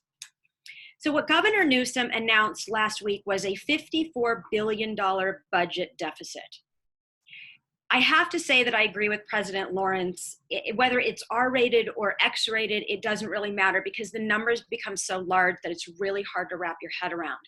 But what's important to know is where the money comes from in California. And the 3 main sources of general fund money is from the personal income tax that we all pay, which we know we've been given a bit of a reprieve on, the sales tax, which we know is dropping, and the corporate tax. So what we've seen over the last couple of months is you can see the drop in the personal income tax. Of course, that continues to come in, sales taxes and the amount of money that's coming in, and corporate taxes as well. So these numbers being up in the 20% range are extremely high. And again, they come from the Legislative Analyst's Office. So initially what Governor Newsom said late last week was he's expecting about an $18 billion decrease in the minimum funding guarantee. And I'm going to show you some slides about that in just a few minutes. That's the Prop 98 guarantee that you're going to hear about. He's talking about increases to Medi-Cal, and then some new programs here. Childhood trauma, additional slots for preschool for next year, even climate control issues. All these new programs that he rolled out that we were really optimistic about in January when he started talking about looking forward, they're all going to be shelved at this point. But there's an important number that I need you to watch here, because the governor is saying a $54 billion budget deficit. The legislative analyst's office is saying between 20 and 30. 20 being that U-shaped scenario, 30 being that L-shaped scenario. And the reason that they're different is because the governor is basing his budget deficit on the increases that he talked about having in January that we never had an opportunity yet to realize. So just want to point out why you're going to hear different numbers coming forward. It's because they're starting with a different base. The Legislative Analyst's Office is going apples to apples. They're looking at last year's funding moving forward, not including anything that the governor said. Moving on to the next slide, please. Public school revenue. So it's important to understand how California is different than the rest of the states in the nation, or at least the bulk of the states, and why we're going to feel more of an impact in public education. The first piece has to do with where funding comes from. So you can see that, you know, that generally the rest of the states get about 8% in federal, just as we do. But the difference starts in property tax. So thanks to Prop 13 back, I believe, in the 1970s, we now receive less money toward public education based on Prop 13. So we are much more reliant on the state for the money that we need to fund schools. Next slide, please. You may be asking where our general fund dollars go, and this is a real quick breakdown of where they're located here in the state. So you'll see, you know, STRS, PERS, debt service, corrections and rehabilitation, Medi-Cal, the social services are there on the bottom. That's about 4.9%. So public education, which consists of K through 12 schools, community colleges, and the CSU-UC system, that's approximately 44.5% of the state's general fund. Next slide, please. So what I want to do with this slide is I want to take just a brief comparison with the Great Recession, where we were in February, which is again where the governor came up with his numbers, and then where we are in May. So with regard to the Great Recession, which is roughly 2008 through 2011, the unemployment at its peak was 12.3%. However, when we saw that drop and we saw the impact on incomes, that didn't return until 2018. And that's important to note, because what it starts doing is it starts playing out what happens with a recession and how long it takes a state to recover.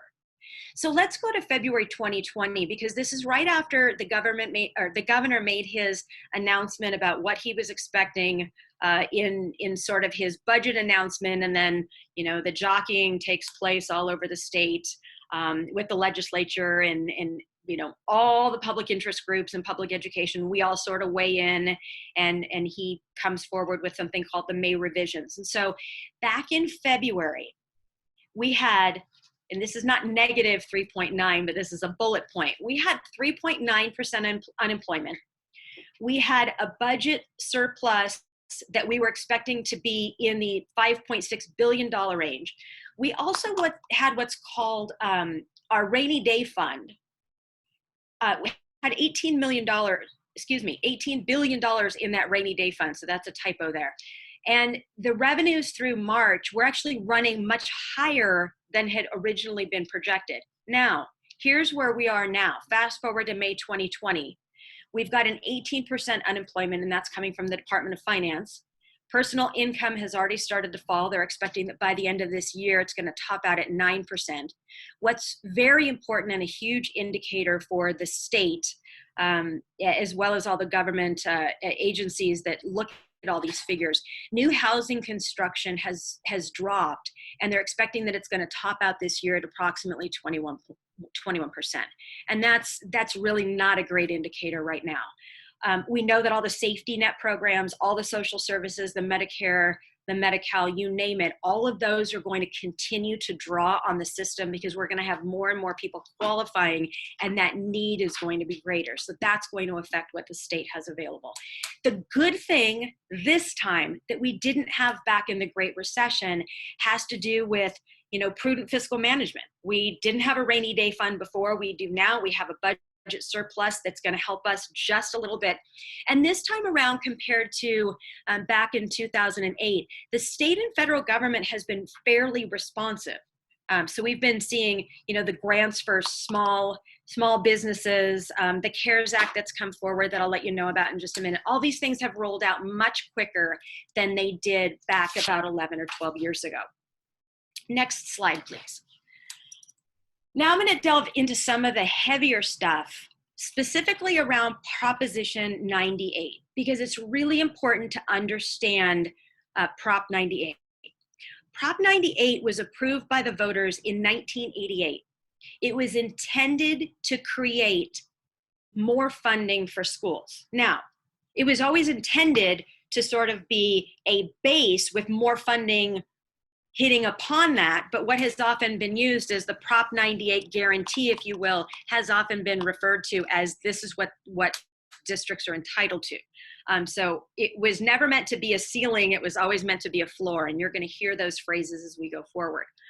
So what happened with Prop 98 was that 51% of the voters approved that, and it added a constitutional provision that, again, created this minimal amount of funding for K through 14 that includes our community colleges. And that's our minimum guarantee. It then came forward with 3 specific tests that you see here. Test 1 means that the minimum guarantee is that K through 14 education gets 40% of the state's general fund. Test 2 has an adjustment for the prior year. We haven't gone to test 2 yet. We may go to test 3, and this is something that's going to be really important to listen to when the governor does his May revise this Thursday. This has to do with some follow-up legislation that came in, I want to say 2011, 2012 or so. And what it does is it allows the state to lower the funding for test 2 if the state's revenue is fairly weak, which we know it's going to be. So we're expecting that this test 3 could happen, but there is this maintenance factor component that allows the state in some of the out years when things get stronger to provide some of those funds back again. Of course, it doesn't happen soon. So our challenge is that it doesn't happen right now. But what's really important to watch again is where the governor starts saying these tests are going to fall this year. Next slide. This is how Prop 98 starts to play itself out. And I'm going to infuse a little bit about a negative COLA because we're hearing about that, and I want to explain how that works also. Is there a question? Because I'm hearing a voice. No. Okay. So in the current year right now, the 40% that we talked about, the minimum guarantee was approximately $81.6 billion. Since the economy started going south and the state really emerged in this fiscal crisis, we've already started seeing a lot of the indicators and a lot of the funds come down. So we're estimating right now that this $81.6 billion that we expected for this year is now going to be $3.7 billion lower. That's just in the year that hasn't even ended yet. Our fiscal year runs from July through the end of June. So in February, what the governor estimated was that we were going to see an increase up to approximately $84 billion. Now what we're seeing is the current estimates, and that's that far column right there. We're expecting reductions for next year to be somewhere around 14.6 billion to 69. I know these numbers are huge, but what we're looking at right now is we're looking at reductions per student somewhere between $2,600 and $2,700 per student. Multiply that by the 30,000 students that we have, and this is where we start to see a negative COLA. So when you look at where we expected we were going to be with the 81 billion versus the 69.4 billion that we're expecting for the coming school year, that's where you see that negative 22% drop. And that's going to be really important, really taking a look at moving forward. So if we could move to the next slide for a second. I want to bring in this cost of living adjustment because the governor announced that the COLA for next year, the statutory COLA is going to be 2.31%, right? So at first we were hearing 2.29, and then we were hearing 0 across the board, and then we were hearing 2.31%. And so this is what we really want to make sure that everybody understands. What the state is going to do is they're going to give us the COLA, but they're going to reduce budgets across the board, specifically with that Prop 98 guarantee. So what happens there is that even though you're getting a small amount for that statutory COLA, the rest of the amounts that we're getting are going to drop so significantly that you can see exactly what happened here at this chart with the Great Recession. The first round of cuts in that very first year were pretty significant, but really they happen in the second year. And we're expecting these trends to continue. So this is what all of the legislative groups right now are outlining, that the cuts that we're gonna see based on the Prop 98 base are going to drive us below status quo or even 0%.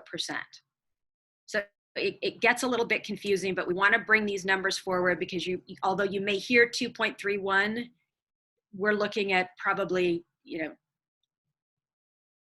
somewhere around 18 to 20 billion, if not more. Next slide, please.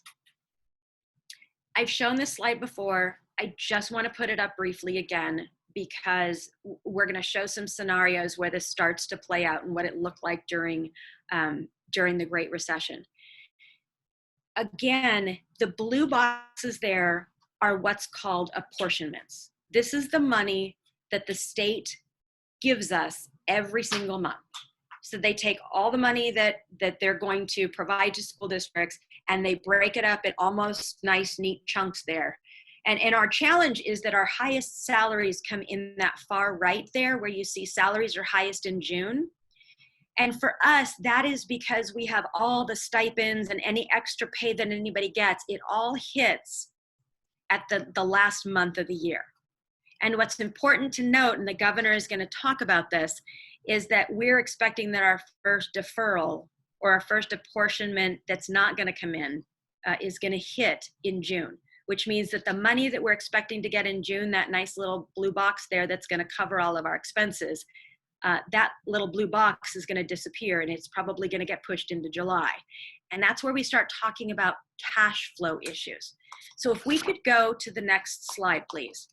This is really a great slide that comes from school services. And what they did was they took a year back during the Great Recession and they showed what it looked like. And it worked really well for the state because what it does is it provides the state more cash. So if the state gives an IOU to a school district, it gets to keep the cash to pay all of the expenses that it has. And it means that we've got to go back and we either have to go into our reserves or we have to borrow money. And we know that because it worked really well for the state back in 2011 through 2012, that it's going to happen again. So let's start on the left side with all those little dollars that you see with the little wings, the white ones. Those are the dollars that school district expected to get. Those little blue boxes that you saw on the slide before. And where you see the dotted lines, that's where they pretty much gave us an IOU until the end of it, where you see that we get the money. So for example, if you look at July of 2011, we didn't get some of that money until September, and the rest of the money that we were owed from July, we didn't get until January. The same thing happened in August. They gave us an IOU. So imagine your own paycheck. Or really think back to the cartoon Popeye. There was a character named Wimpy, and he was really well known because he always said, "I will gladly pay you Tuesday for a hamburger today." In the meantime, that restaurant owner has got to pay for rent, supplies, his staff, utilities, any building expenses that he has for the facility that he's in, and the state is doing the same exact thing. But what they're saying is, we're going to gladly pay you a couple of months or a few months in advance, or as you're going to see at the far end of this, into the next fiscal year. So fast forward to where you see all those blue dollars with the little wings that are flying there. Those are turning green, and the reason they turn green is because every single time you see one of those, it means that the money that we were owed at that point in time was pushed into the next fiscal year. So the state used the money that it was going to give us to continue to keep its checks and balances in place. But the problem that we had as school districts was we didn't have enough money. And so we had to get loans, or we had to do massive reductions in staff in order to address the fact that we no longer had cash on hand. So this is a really important slide. You're going to see this in a number of places. Again, these are called apportionment deferrals, because every single time we don't get what we need, we've got to go into our savings account the same exact way that taxpayers would have to do in order to be able to pay our employees. Let's go to the next slide, please. I just want to briefly talk about the CARES Act. So the CARES Act was enacted in March. It is based on the proportion of dollars that we get from federal Title I programs, which is based on the poverty level of the cities in which we operate. That's how Title I is calculated.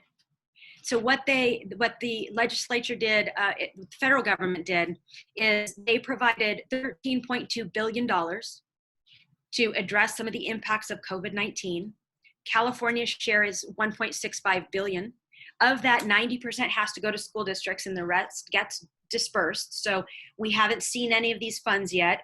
The number that we have is just an estimate that you can find online, but the estimate that we're going to get in one-time funds is approximately $4.5 million. Now, what I want to do is balance this with the cash flow and the other issues, in that our monthly payroll is approximately $18 million.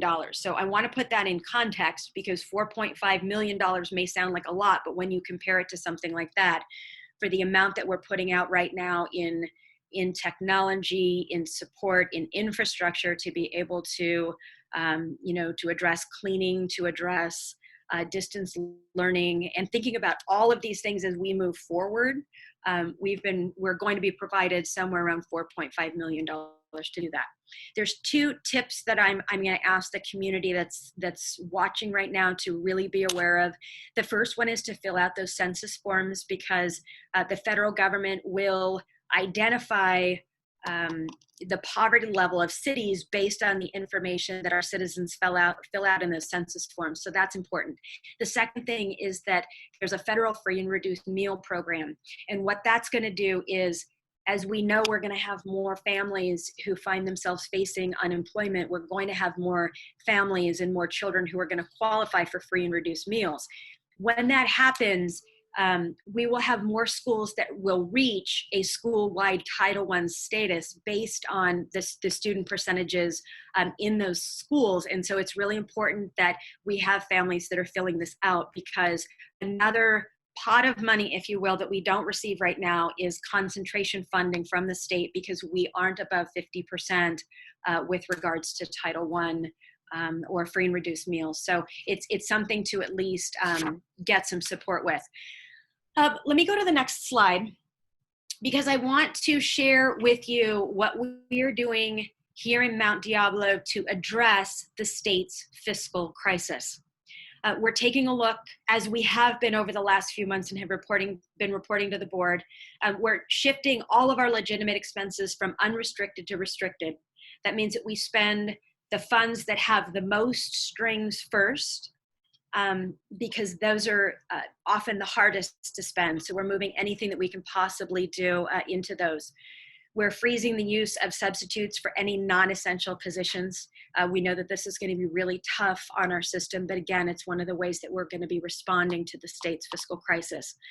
We're taking accountability measures to make sure that we don't have any abuse of leave. These and many of the other recommendations that we're working on are really coming from all of the partners that we have that work with school districts and auditors to let us know all the things that we can be doing to really address our budgets. We're going to, and we have been auditing medical, dental, and vision for all of our employees and their dependents. It's something that we've been doing for the last couple of months. We're looking closely into workers' compensation claims, and likewise to make sure that workers who are out on workers' compensation, we're finding ways to get them back to work as soon as possible so we don't have those substitutes in those positions.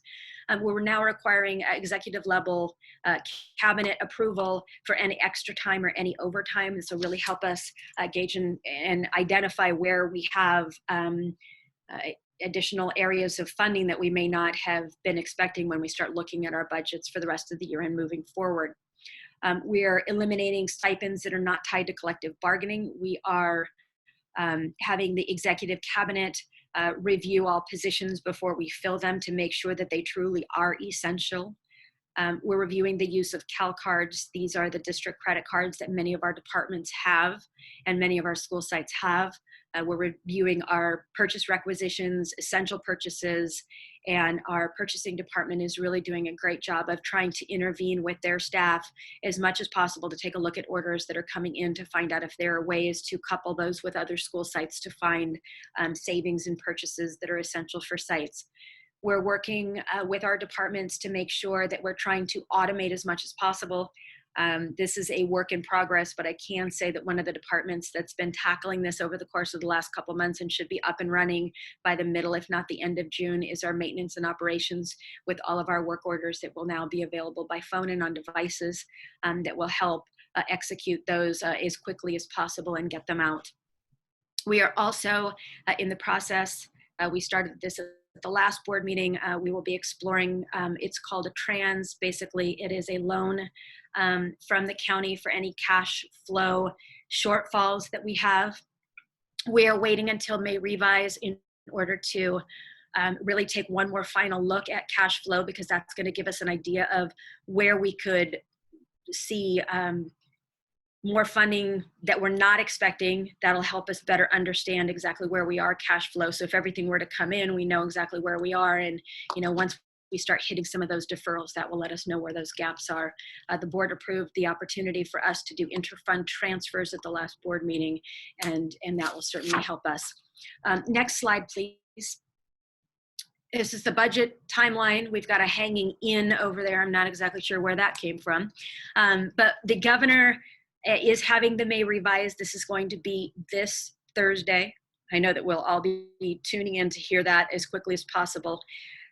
We're going to, as in our executive cabinet, many of us are going to be attending a briefing on May 19th by School Services. This is a team of individuals that work real closely with all the government agencies, and what they're going to be doing is they brief us in a number of hours on exactly what the implications mean for us. So basically they take everything that the governor says in his May revise and they translate it for us into real numbers that we can work with. We are then going to take that information and we are going to be creating our budget. Our budget this year is not going to be tied to the LCAP, so it's going to be separated. The LCAP is going to come back in December.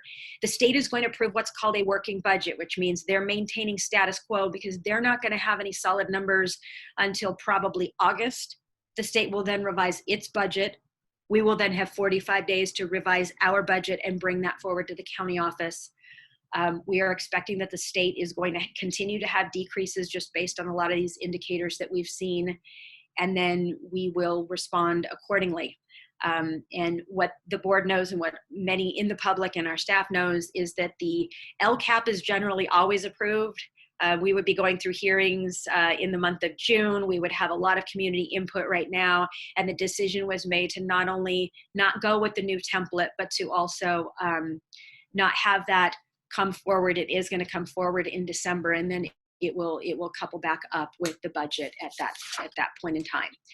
Next slide, please. So some of the things that I'm recommending everybody take a listen to really closely with the governor's May revise, because this is going to affect us. What he says about the COLA for the next 3 years. And the reason that the 3 years is important is because we always build our budget in 3-year increments. So we've always got to show next year plus the 2 subsequent years, and we've got to have that approved by the board, and it's got to go to the county office. Apportionment deferrals. Again, these are the flying little dollars that you saw. We need to get an idea as to where this is going to happen, and we're expecting to hear the first one coming in June. If they have, which I don't expect, but any new requirements for conditions returning to work or returning to school, we've got to have some relief when it comes to enrollment and it comes to attendance. So we're going to be listening very carefully for any relaxation of enrollment and attendance calculations. What could happen for excused absences. Right now, we do not get the daily funding. For excused absences, we get funding if a child is present for any part of a school day where roll is taken at a school site. It's called ADA, or average daily attendance. So we'd love to see something around excused absences, short-term independent study that's less than 5 days, reduction of instructional year in minutes without any types of penalties. These are all the things that would really help us. And enrollment-based funding would be a great option. If anyone out there is listening, it would help us a great deal, because we wouldn't have to worry about the days that students are showing up. We would still get the money regardless.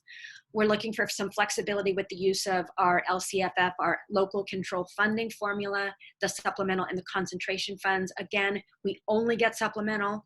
If we're able to demonstrate enough growing poverty here in our area, we would possibly qualify for concentration, so that's important. Any impact of lottery sales and PERS and STRS rates, these are the retirement system rates. We know that those two systems are based on investments. We know what's happened with the stock market, so we're waiting to see the impact there. There's always been something that's called a summer layoff window.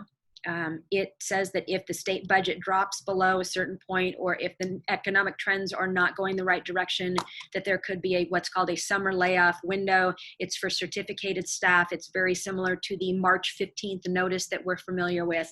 The same would happen in August. It would be an August 15th notice. We're curious to hear if that's going to come forward this year. And then the last one that we really want you to listen for is any reduction or suspension around what we're required to contribute every year for what's called routine restricted maintenance. We've got a fairly large budget for that, and that is required.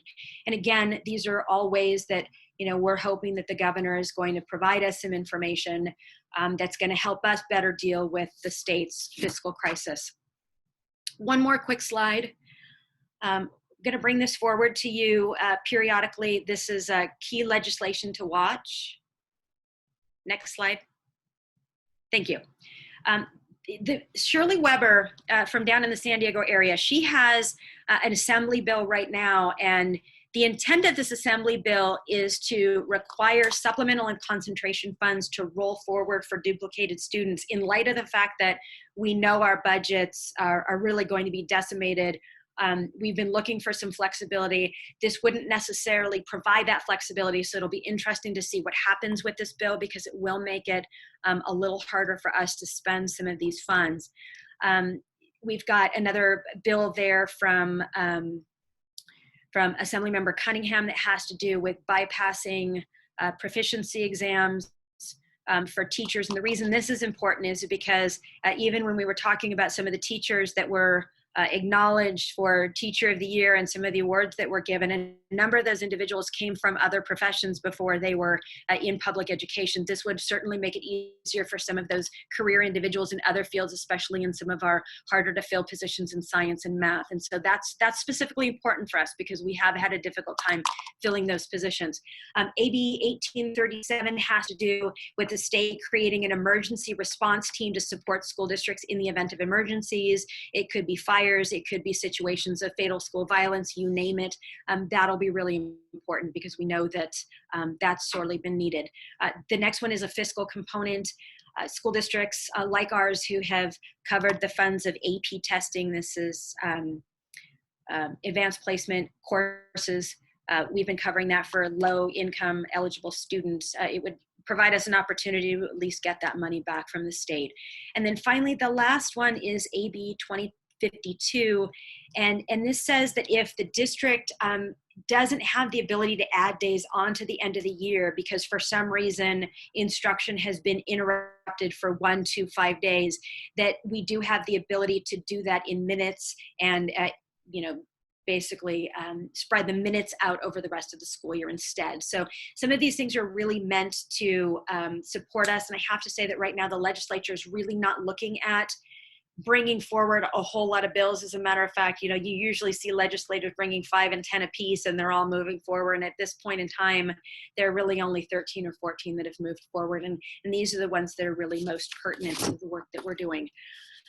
So the next slide really is Q&A for the board. If there's any other information that I can fill in, I've got a couple of colleagues that are here in the office that can certainly jump in and perhaps respond with any information that I may not have at hand. But again, the real purpose of this is to start explaining to the public as much as possible, this need that we have for transparency, so that we're trying to make the challenges that we're dealing with the state's fiscal crisis as understandable as possible, and to make it so that we continue to bring information, again, to be as transparent as we possibly can.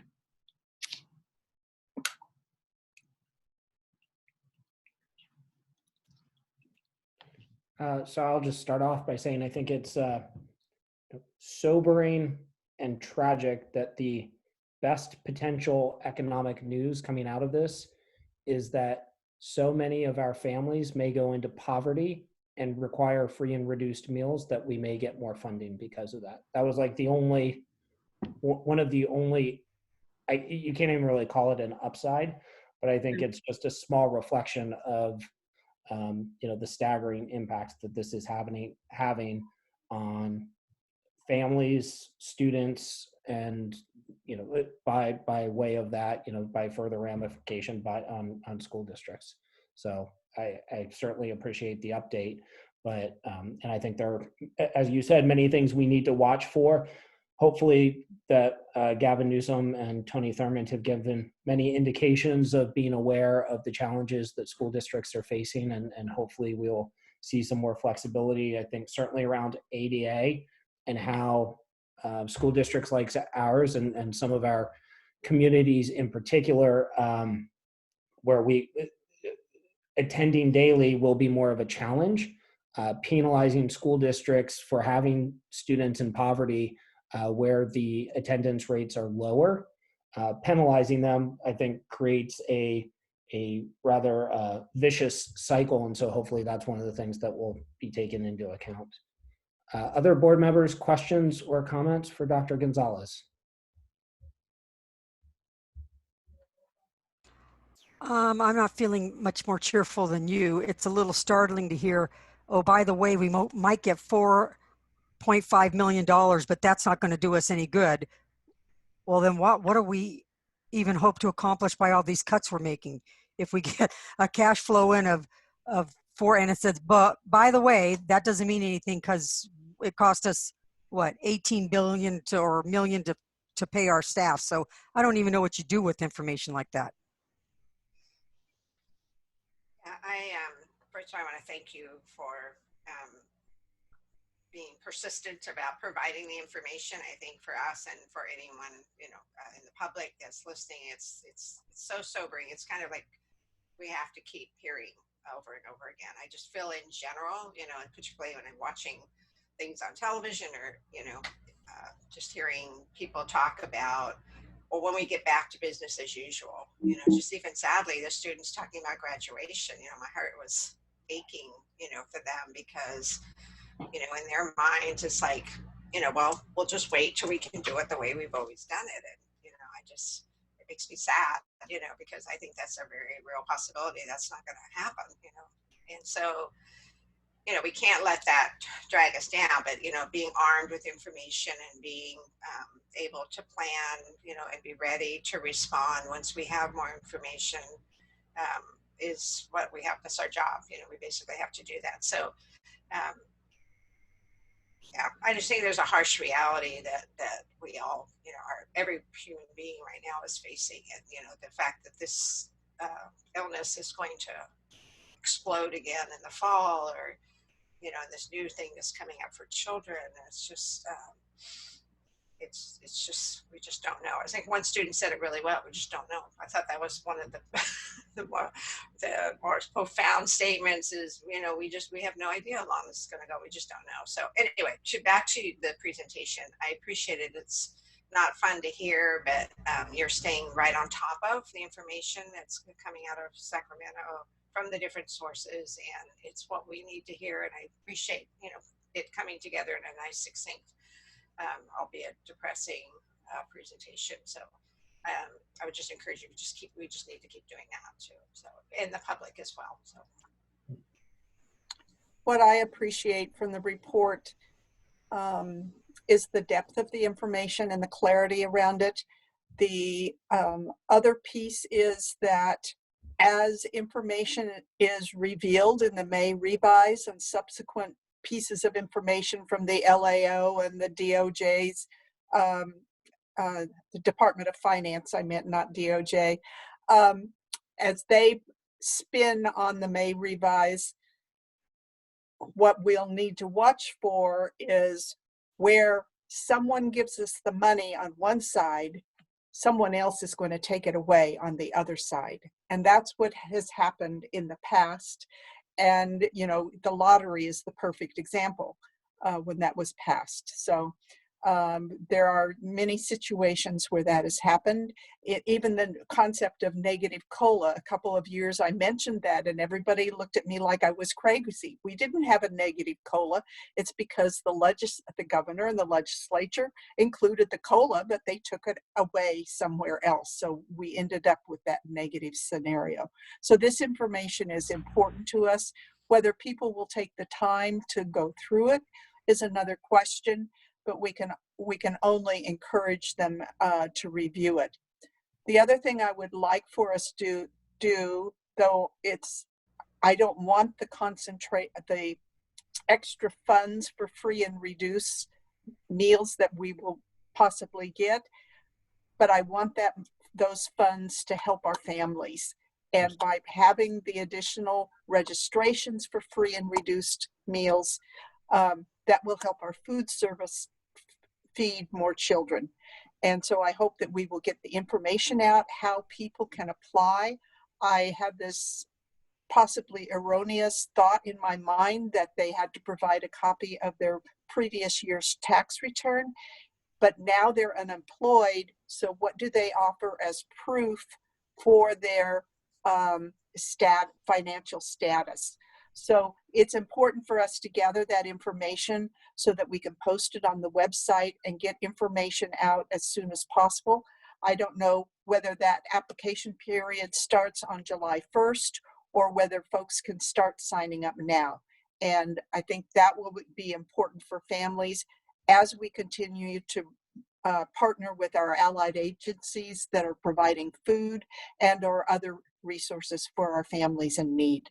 So thank you for the report. It is very sobering, but we will continue to analyze the information and serve our children because that's our role.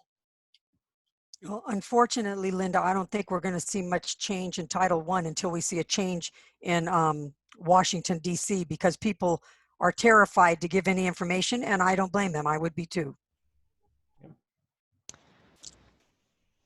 So I'll take a turn here. Just to tag on to that idea of the free and reduced lunch, I believe in the past there have been some ways to sign people up in a more automatic way for free and reduced lunch if they're already on something else through the county, CalFresh or Medi-Cal. So perhaps the district can look into that option as well, because it is very difficult to ask individual one-by-one families to sign up for things at this time for the reasons Ms. Mason discussed as well.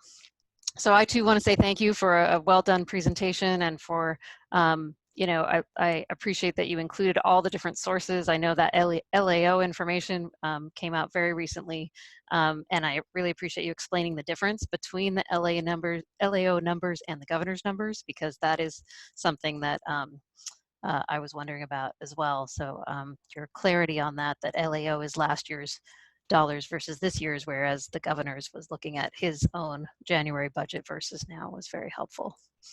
I did have a few questions. One is, you talked about the concern about cash flow in June and how that is a time for stipends and extra pay.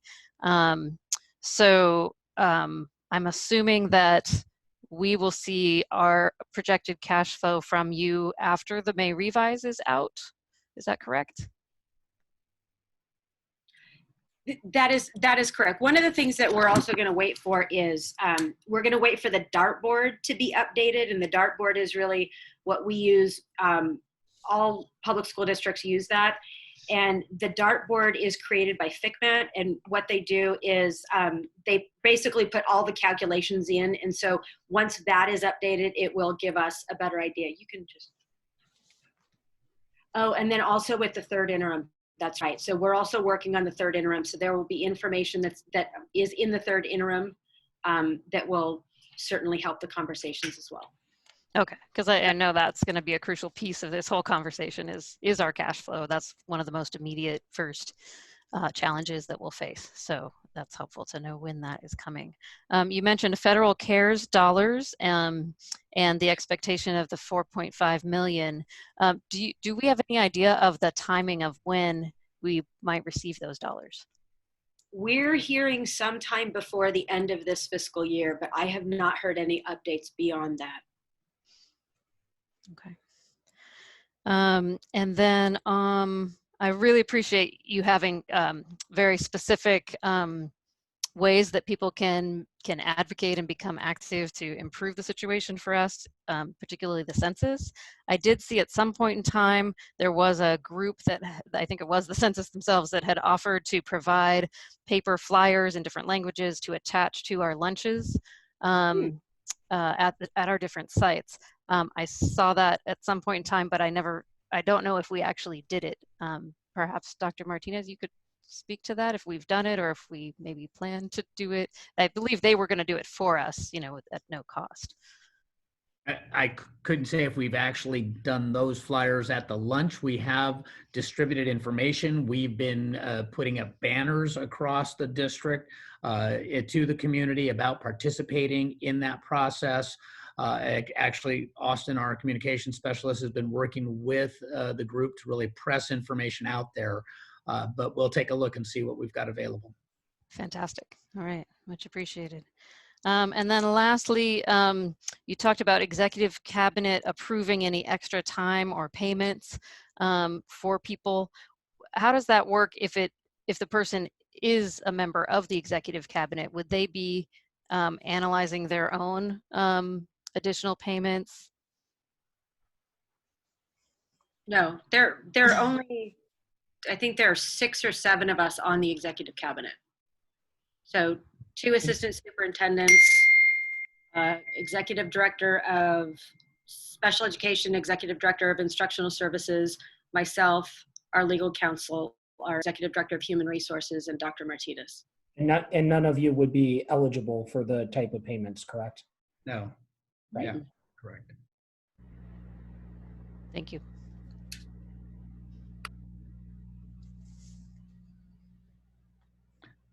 So I don't know if other board members had things to say. I just did, again, I wanted to comment and thank Dr. Gonzalez and really the entire team because it's not just one person.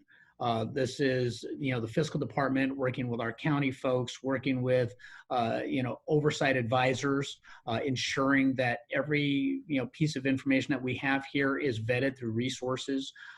We are not alone as a district. We were mitigating our fiscal crisis as a district, and really we're taking so many of the steps to do that when, again, the dramatic change in the material circumstances of the state and our nation have now significantly impacted us in this relatively short amount of time.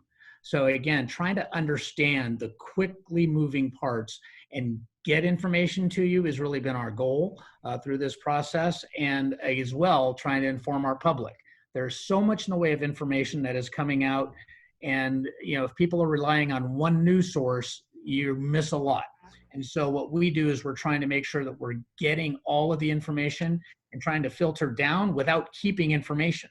And so it's really kind of an art form in the sense of giving us the best information to make our decisions while we don't have it all. So again, rest assured, we're going to continue to track this day in, day out, new information. As the Governor's May Revised comes out, the analysis followed up, and we'll have more information for you, bringing you the reality as we see it and what's happening. So again, thank you to Dr. Gonzalez and her team.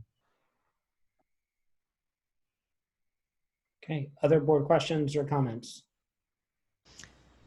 I do have another question.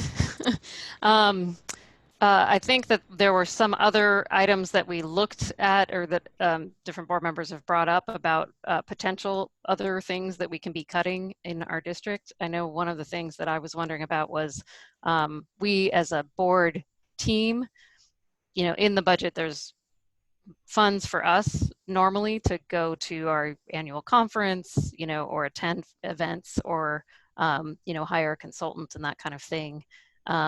Could we find out how much money is in that budget, so that could be another piece that we could consider when we're looking at cuts?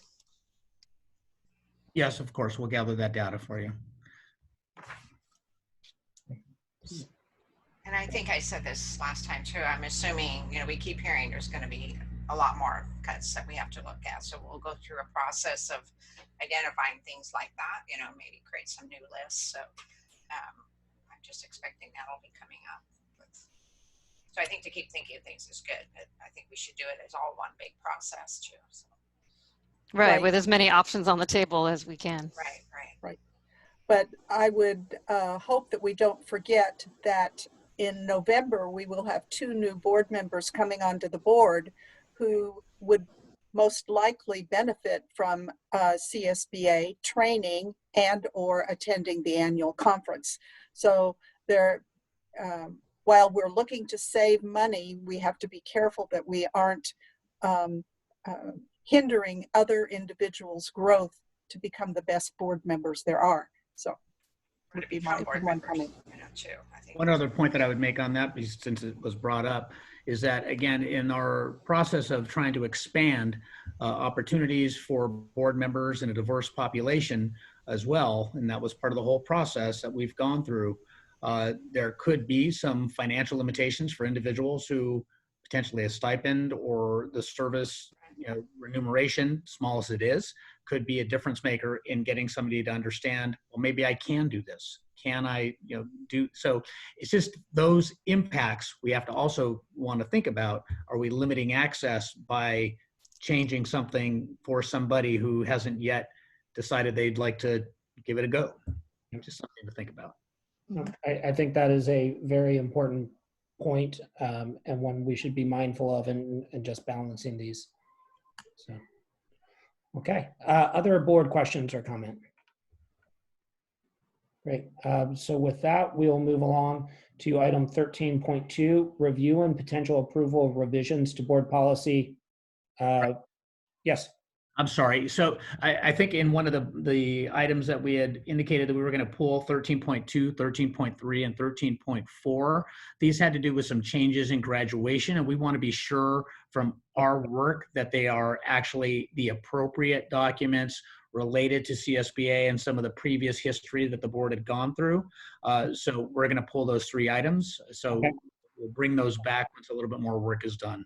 Okay, thank you for that update. I wasn't aware, so great. And then we'll move along to board member reports. So how about we'll start with Ms. Durkee. Okay, great. So I'm going to hopefully inspire all of us to be very brief because we still have a lot of work to do, but anyway, it's just my input. But so I already talked about, again, I just want to thank everybody that's working so hard. I think the work is not always evident. We're not seeing people in offices. We're not, having the opportunity to actually see people at work as much as we have in the past. But I think just the, you know, the magnitude of, we've heard tonight, of the changes that are coming down and trying to keep up with that, and, you know, like pivoting daily or probably on an hourly basis, you know, like, think we're doing this, no, now we're doing this, and now we're doing that. So, you know, I mean, that's at all levels.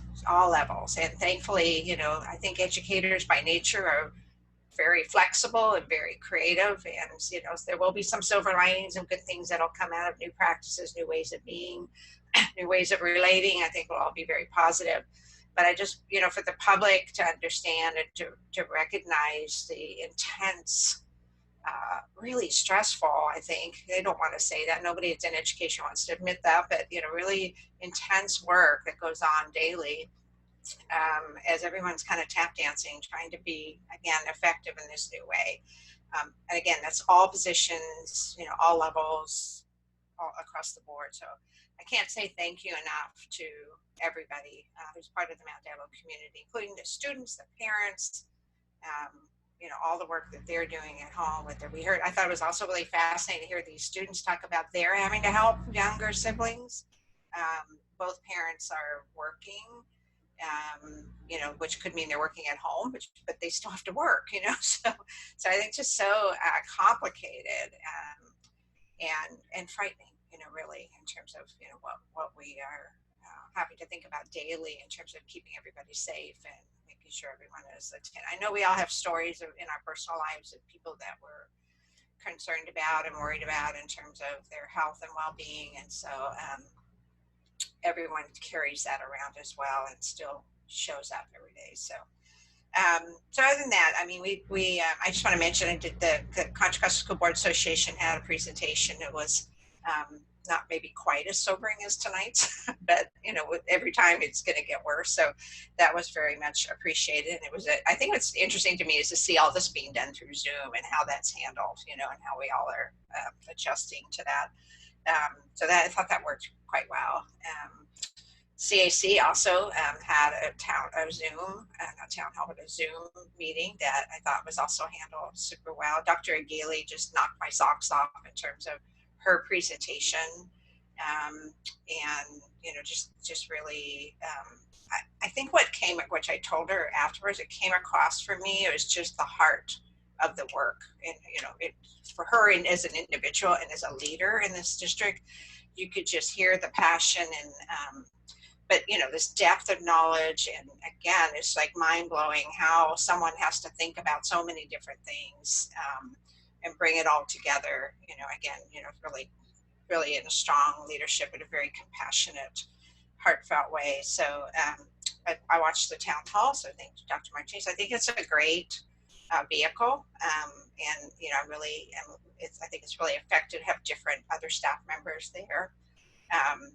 You know, I don't know I'm the last person to ask about this, but I mean, I think, you know, somehow to give you more opportunities to use PowerPoints or something, I think as you go, I realize you know, thank you for doing it, number one. And I think it's, you know, another way that we get more creative as we go along, because I'll just say, I told Wendy this, you know, she did kind of the same presentation for the town hall, but then she did it at night, and it's just, you know, her personality and her passion and all that just came through so much stronger in the CAC meeting.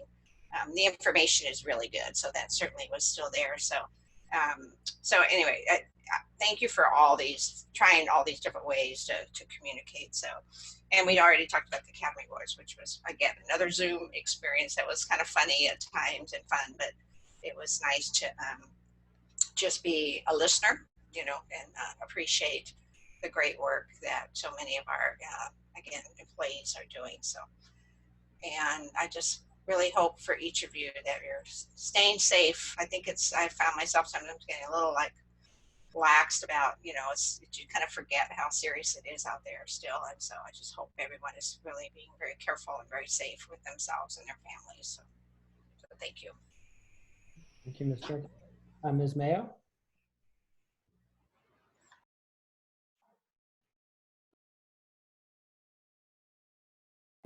There we go. I apologize.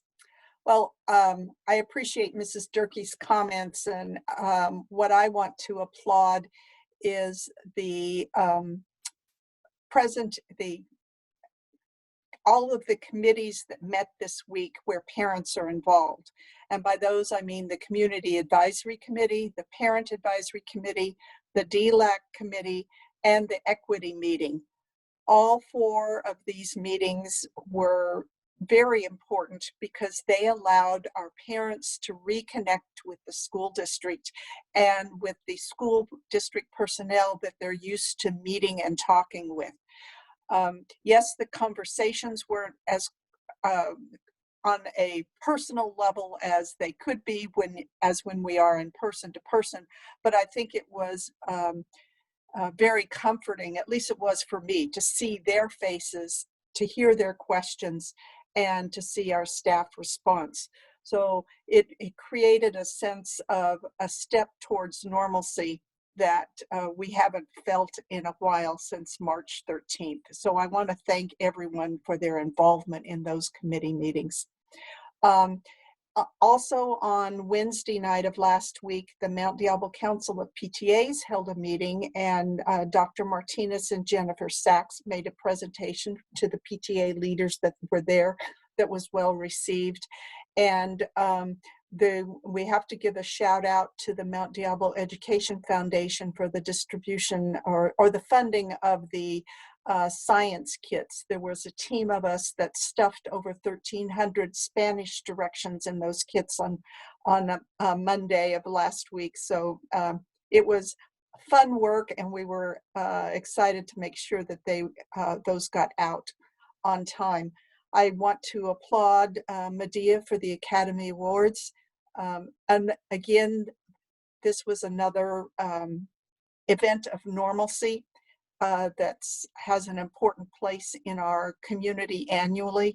And I do believe that it was very valuable, and I want to applaud them for their work on it. I also want to announce that on May 21st, that CSBA Dennis Myers will be presenting to the Contra Costa County School Boards Association again. So watch your email for the time and the Zoom link to participate in that meeting. And at that meeting, of course, there will be the election of officers, and Mrs. Cound is the president nominee. But also Dennis will cover much of the information from the May revise. And of course, that will be changing daily. So between the 15th of May and the 21st, there may be a lot of changes that we will be very interested in learning about. So thank you. Thank you, Ms. Mayo. Ms. Count? Okay, can I say ditto to so many of the things that everybody's already covered. Definitely appreciate all of the interactions that have happened, the committee meetings, the town halls, the Medea Academy Awards. I especially like the way that more and more we've been integrating translation into things. And so realizing that the DLAC meeting had simultaneous translation happening for people was really fantastic. So I'm really glad to see that those kinds of advances happening with the technology. Today, what I really wanted to focus on was I've been focused on the digital divide, and we can look at that as a problem that we've had forever that is very difficult to solve, or I think we can also look at it as an opportunity. And right now, because people are very focused on it and some people are seeing it for the first time, we really do have, I think, an unprecedented opportunity to really make some change here. I think the last time the big changes happened were, back when Net Day happened and they wired the schools, but homes have always been seen as a private thing. Do you want to have HBO or not? Do you want to have internet or not? It hasn't been seen as an essential. So a couple of things, I've shared these things over time with Dr. Martinez, but I haven't really had the opportunity to share it with the other board members. So wanted to take this opportunity to mention a few things that have been solutions out there for the digital divide that we've seen. So one is the idea of Wi-Fi from parking lots or school buses. And we've seen, so I want to congratulate the district on launching the parking lot plan. So that's at mdusd.org/parking-lot-wireless for the community that might be watching this meeting. Would love to hear how that's going. Have people tried it? Did it work? You know, what kind of improvements? A lot of these things, you know, you can improve over time. So that would be great to hear. So I'm excited about that. Hotspots is another item that gets talked about a lot. So I wanted to say a few words about that. I think sometimes people don't know what we're talking about, because hotspots could be a super hotspot in a school bus that's projecting out to people, or it can be an individual item. So what I'm talking about is the individual item that works much like your phone, taps into the phone network, and you can get data through your smartphone. A hotspot is without the phone part, it's just the data plan, right, on a little piece that can plug into your Chromebook. So we have seen Walnut Creek School District, right when this all began, they spoke with AT&T and acquired hundreds of hotspots, configured them with their Chromebooks and their district system, and then checked them out to students. So a student would get a hotspot with their Chromebook. Their tech lead since then has helped many other districts do the same thing. And I believe our district has been in touch with them as well. So one question that comes to mind with hotspots is, you know, how many would our district need? Because we do have a lot more students than Walnut Creek School District. And that's why we've been asking for the data to really understand. So our principals, you know, it's not a question of, you know, are you doing a good job or a bad job when we ask how many hotspots people might need? It doesn't reflect at all on our district. It is a question because of this paradigm shift of how many people have access at home. We haven't needed that in the past because we've assumed that students could come to school early or stay late, and that they could use public libraries. All those options are gone, right? So the paradigm has shifted. So it's very important that we get those numbers to know how many hotspots we need, school by school, you know, ready to go, so that if we're able to access hotspots, we can get them straight out to those students. So why am I talking about this now when the school year is almost over? I think actually it's only the beginning. Students could still be learning over the summer, and then it's looking like next year is going to be some sort of hybrid model that still includes distance learning. So the sooner we solve this problem, the better off we're going to be. So Walnut Creek School District used their state COVID funds to pay for their hotspots. Since then, AT&T announced that they have free monthly data during this shelter in place for all new school district hotspot devices. Nonprofits have offered to purchase hotspots for us if we could tell them how many or which kind. And my big question also is, can we use Measure J dollars for this purpose, for hotspots or for Chromebooks? I haven't received an answer to that yet. AT&T also said that they're back ordered. So I would actually be really interested in seeing the actual communication that AT&T sent to Mount Diablo Unified, because I think what's happening statewide right now is we're trying to hold our internet service providers accountable. So if they're overcharging us, or if they're saying it's back ordered and, you know, they're not even giving us a date of when these might be available, then if we know that, we might be able to hold them accountable. So just a couple more models out there, and I'll share links to the information with all of the board members once I've announced it here, so then it's public. The other model, aside from Wi-Fi and hotspots, is broadband internet. And the idea here is to bring broadband internet for free into affordable housing apartment complexes. This was discussed with Dr. Martinez and President Lawrence and the City of Concord and the East Bay Leadership Council, and AT&T was on the call as well. And what the city said was, if MDUSD can identify where students live that need internet, many may live in the same apartment complex. In that case, the city could introduce Mount Diablo to the property managers, owners, identify the internet service provider. The city also has potential funding for this, and together we could get the internet service provider to turn on broadband high-speed internet for the entire apartment complex. That gets us past all the barriers that our families have if they're undocumented, if they're you know, foster youth, if they are too low income to afford the $10 per month. We bypass all of that by working together to provide broadband. Okay, I'm almost done. Last one is the countywide solution. So this, there's an example that I'll send you that is happening in Santa Clara County. The Franklin McKinney school board members are collaborating with the Santa Clara County Office of Ed, internet providers, cities, and the county to close the digital divide long term. Together, they identified how many hotspots and devices were needed. The city invested in broadband and digital skills training for tens of thousands of households. AT&T and Sprint are involved. You know, so these are things we can do and we can advocate for if we can get the data. So the big thing that I think what we really need Mount Diablo to have is a very clear process for anybody, whether you're a student, counselor, teacher.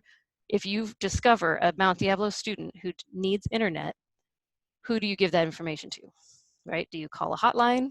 Do you tell the principal? Is each principal keeping a list of exactly who needs internet, so that as soon as any of these solutions become available, we're able to deploy it immediately, whether it's next week or next month or August, right? This is, I think, a great opportunity for us, and I will share the links with you. Thank you.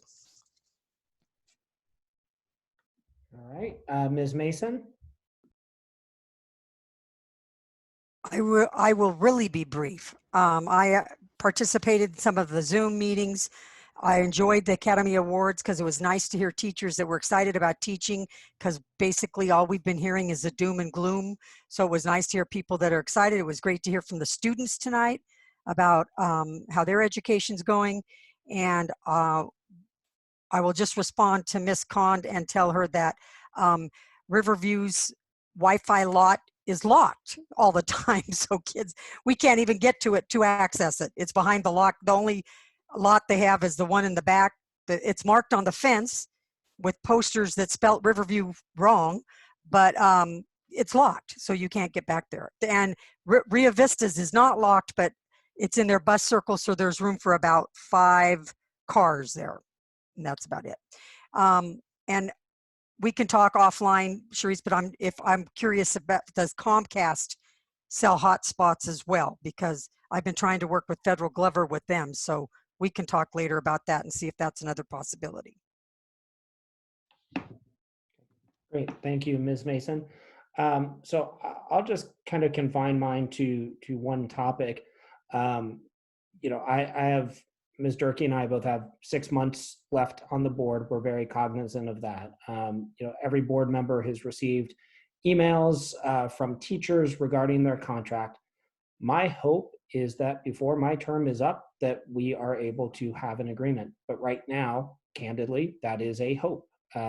Listening to what our financial situation is, it puts us in, like every other school district in California right now and in the entire nation, in a precarious position. I do want to take a moment to share kind of some of the timeline, because we've heard, oh, it's been you know, so many days. It has been. It has been a lot of days, but I do want to walk through that up until November or December of 2019, that Medea, which was advocating for their teachers as they should do, but their proposals were such that they were asking, it was going to increase the school district's cost $25 to $30 million a year. And our school board consistently said, although we support the idea of lower class sizes, higher pay for teachers, more nurses, more librarians, more counselors, all of these things, we are not in a financial position to do that. And so it was not until December of 2019 that we came to a tentative agreement. The Medea membership passed that agreement in late January.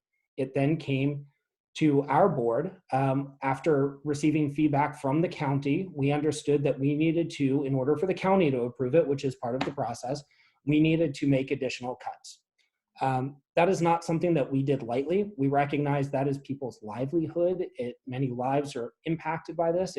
We wanted to be as careful and thoughtful and give our community a chance to weigh in. And so we were considering looking at things like JROTC, elementary music, high school and middle school athletics, and many other programs, ELD, and we felt it was important to have our community weigh in.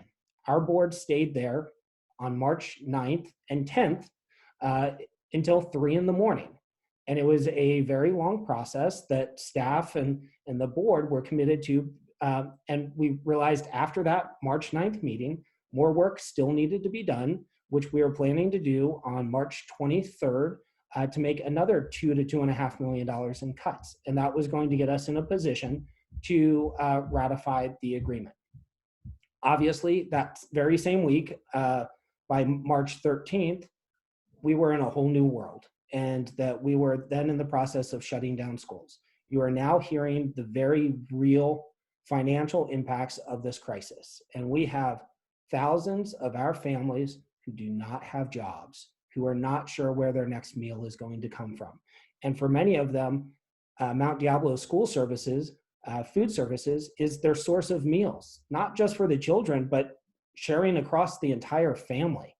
And so as much as I would like to say, we believe teachers deserve more money, absolutely. Even when we were looking at the agreement initially, I said, we recognize this doesn't fully keep up with the cost of living in the Bay Area.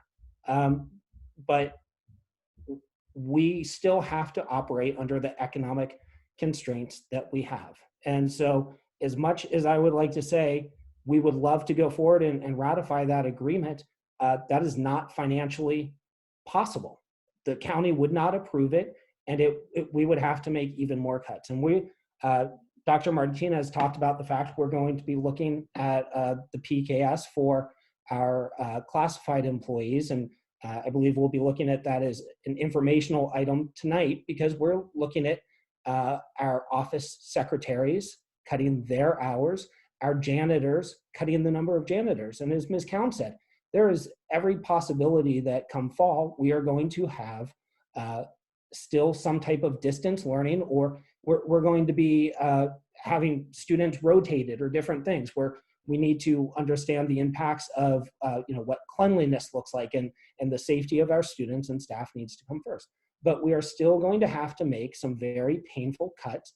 And I don't think that our cuts will be done in 2 weeks. We will be continuing to make cuts. And you might ask, why are we in this position and maybe a different district isn't? Well, part of it is the fact that, when I came on the board 7.5 years ago, we are still we've restored many of the programs. We had a reserve, and we use that to restore many of the programs that now people are saying, please don't cut that, such as elementary music, high school athletics, middle school athletics, school counselors. In addition to, we provided medical benefits to our teachers, which was absolutely insane that our teachers did not have medical benefits, but we provided them raises. Our teachers went from being 17th out of 18th in the county in terms of compensation to being in the top 5. And so we did all those things. We came further than a lot of school districts, but that means we don't have as much room to move forward. And that's just very simply the state of it. I've certainly made mistakes on my time on the board, and I've owned up to those. But I will tell you, this is not one that I feel need to apologize for. Rather, it's just a simple statement of fact. This is a difficult time for everyone. We are in this together. We will get through this together, but it's going to be painful and it's going to be difficult. And so I just, in no way do I know that I speak for all 4 of my fellow board members, that we have great deal of empathy for our teachers, all of our other employees, and their families, and our students. But this is an incredibly challenging time right now. And as soon as we can, I look forward to us reaching agreement with all of our bargaining units. But we have to work through these economic disasters that right now we're facing. So that is my report. Thank you. Dr. Martinez, I'll go ahead and turn it over to you. Thank you. Thank you so much. Again, I know there's been a lot shared about the busyness of last week. And I too just wanted to really, again, reiterate the thanks to every one of our employees, every one of them, who are really rising to the occasion of seeking to meet the needs of students.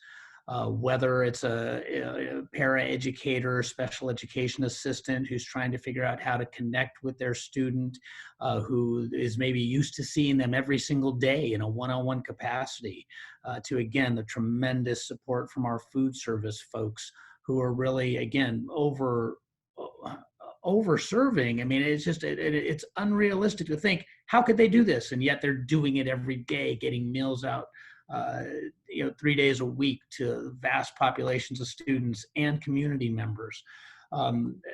Everybody who's continuing to work to connect and engage and support, quite frankly, just a thank you. We know that last week, there were many, in addition to the meetings, it was Teacher Appreciation Week. And there were some of the social media clips and information that's out there that really did demonstrate a lot of positive things happening, still that our teachers are appreciated. And here we have many of our parents who are doing their best to connect, and we appreciate them as well. The other thing I just wanted to mention is that we know early on in this school year that we had received some information from the state about, again, the neediest of our students who were not demonstrating through some of the standard measures that they were doing okay. Our foster youth, our homeless youth, our African-American students, our students of color, and who for several years had been struggling for success. So one of the deep analysis pieces that we've been doing as a district is working to really understand those problems and really change the structure of our organization to support those students in a better way. And yet we know that a better way often is through making those personal connections with those students so that they know that as individual employees, we care, we see them, we're here for them, we want to service them, we want to provide service, we want to keep them on track, we want to get them to their next level. And then really over these last couple of months, that hasn't been the ability for us to personally engage. And so our team, and I say team in a broad scope here, our student services team, our principal team, our certificated employee team, our classified team have all been doing different layers of this work to reach out and connect. And we've heard from so many families who have multiple layers of resources that it is tough dealing with the routine day-to-day issues for ourselves. And then we have to stop and think, now if I were homeless, now if I had no internet access, now if I had a device but it's not working very well and I share it with several people, now if, and we can go on, but it really becomes quite the challenge.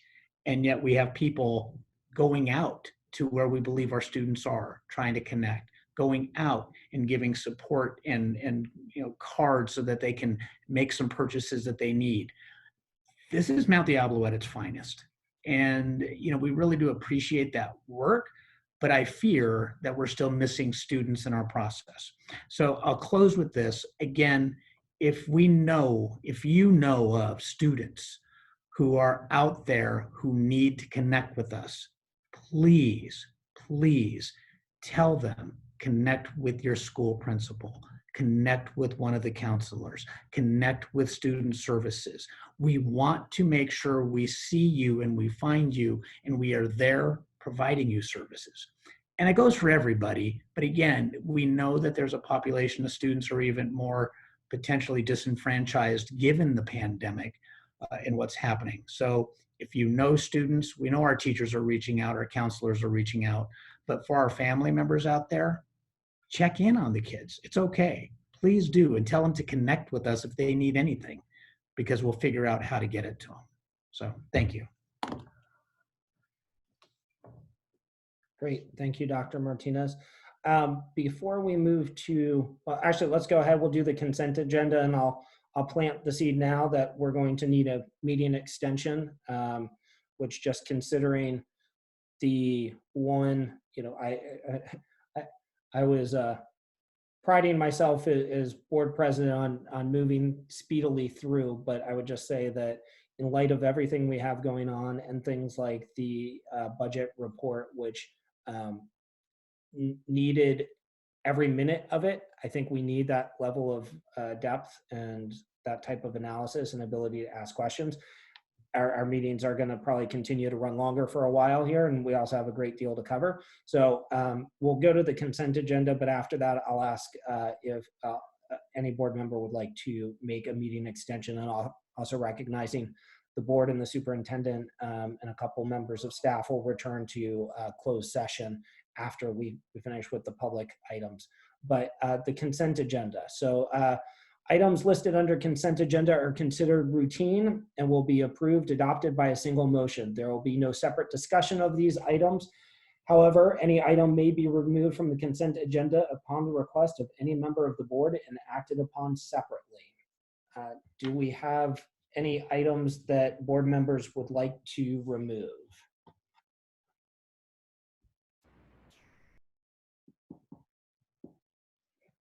Okay. Yes, I do. Sorry, I couldn't unmute. I was going to say, I thought we had a first. Am I the only one?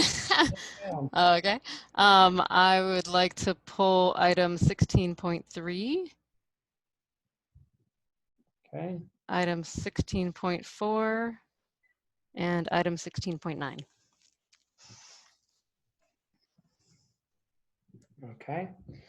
16.3, 4, and 9. Any other board requests to pull items from the consent agenda? Okay. I would entertain a motion with the subtraction of 16.3, 4, and 9. I would make a motion to Oh, sorry. okay. Go ahead, Deb. Go ahead. Okay. Make a motion to approve the consent agenda with having pooled items. No, I lost. Okay, 16.3, 16.4, and 16.9. All right. Second. Motion by Ms. Mason, second by Ms. Durkee to approve the consent agenda with the exception, with the removal for separate consideration of 16.3, 16.4, and 16.9. Ms. Mason, how do you vote? Yes. Ms. Durkee? Yes. Ms. Mayo? Yes. Ms. Count? Yes.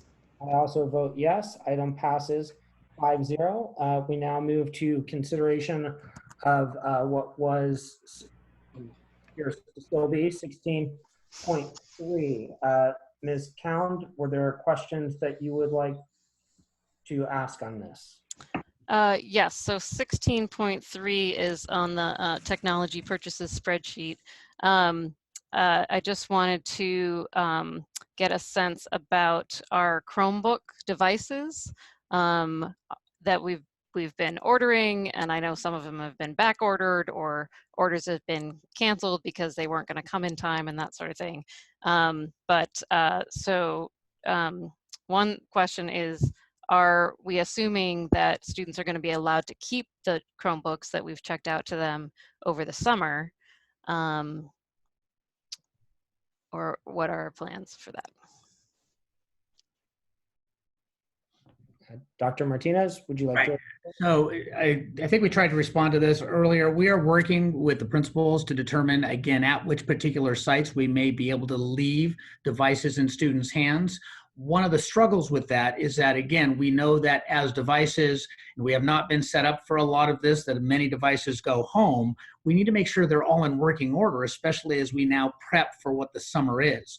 So we're, kind of working with the principals, some who are saying, I'd like to have them out there, knowing that our extended school year is going to be primarily for special education students and our credit recovery. We also may not have at this moment an extended learning opportunity where, so there'll be devices out there, but if we're not able to have a different program or pay people differently, they have a device, but we're not necessarily teaching through it. So there is some design to have many devices return to make sure that we can have them continue to be well functioning and get them back out to students. We also have students who are transitioning schools from one school to the next.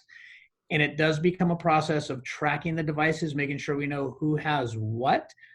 So again, it's kind of a process in development. We haven't said all devices are staying out, and we haven't said all devices are coming in. We're really working with those principals to determine what's the best case scenario for that school, so we can account for everything we have and track it during the summer and get ready for what our fall looks like. And so much of that is still under works. Okay, thank you. That's good to hear. Just because, after you were talking about the need to, reach out to particularly our students most in need and that might just be getting internet right now for the first time, it seems like in those particular cases, it would be good for them to continue to work with their device, learn how to use their device, stay connected to the internet. Even without a specific program, there are so many learning opportunities out there that are free online that they could continue just on their own, particularly if they're in the middle or high school age group. So I'm glad that that's being considered and that principals are looking into it. I don't know if some of them are surveying their families to see what students would be interested in keeping the devices, for what purpose. That could be another approach as well. But thank you for that information. Other questions? Okay. I'd entertain a motion on item 16.3. Mr. President, I move that we approve item 16.3, the 2019-20 pending computer technology purchases spreadsheet through May 5th.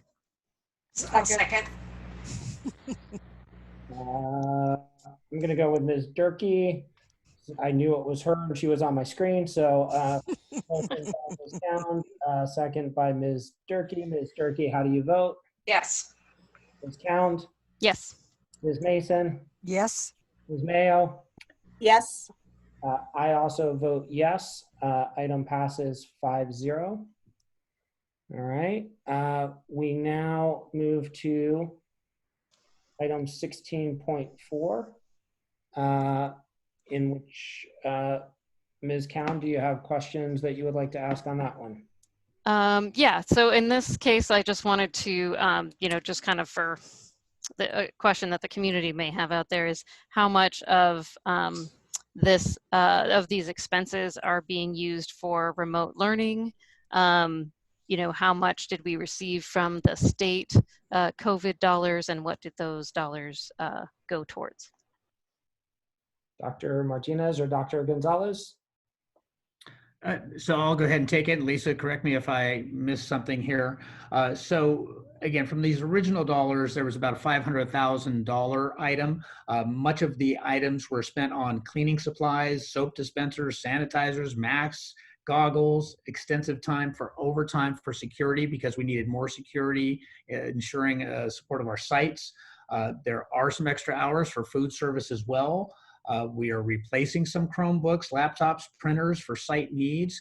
We did put in an order, at least as part of this, for 20 hotspots and some of the substitutes. We have also allocated dollars here because through the process of employees needing to use their personal internet at home, it does become a liability for the district. So we did reach an agreement with a number of our employees, not every employee, but the employee groups, for individuals who are using their own for some stipend to help them defray some of that cost as well. It is a business-related expense of having our teachers reach out. So I think that's the overall the rest of it at this point. Dr. Gonzalez, anything else to add? I've got Mika Arlbite, who's our interim director of fiscal services. And, we've just pulled up the warrants for this month. And the bulk of what you're seeing here in April is, purchase orders for items that had already been purchased and obtained by school sites. I'm looking at, everything from Office Depot to maintenance of audiology equipment. Yeah, my question wasn't really about the whole list. It was more about how our state COVID dollars were spent. So I think that Dr. Martinez answered that. And then you mentioned 20 hotspots. Did we actually receive the hotspots? Did those go out, or are those the back ordered hotspots? Where are we on hotspots? Would be good to know for the community. So all we've been able to obtain so far in the orders that we've placed is 20. Okay, so we'd received them to the district, and then have we been able to get them out to students, or are they still in district headquarters? Some are going to be used for students, some are going to be used for staff, and we're in the process of that. Okay, so some are still at the district headquarters is what you're saying? That is correct. Okay. Since we pulled it once again, I hate to sound like a broken record, but we spent over $80,000 on trash pickup. And so I'm wondering, do we just pay the same amount whether we create trash or don't create trash? Because that's a lot of money when nobody's there. The sites are empty. So first of all, with some of the utilities, we've been pulling all of those contracts and we've been looking at all those accounts, and we're working with our legal counsel to assist us with contacting some of the cities and some of those organizations to talk about the way that those were structured, because you know, things like sewer system. We are charged for sewer rates based on the number of students that we have in our schools and the number of times that they go to the bathroom. So clearly when there are no students there, we're not going to have that use. And so that's one of the things that we're looking into, and whether we have the flexibility to go back and renegotiate that. Hang on,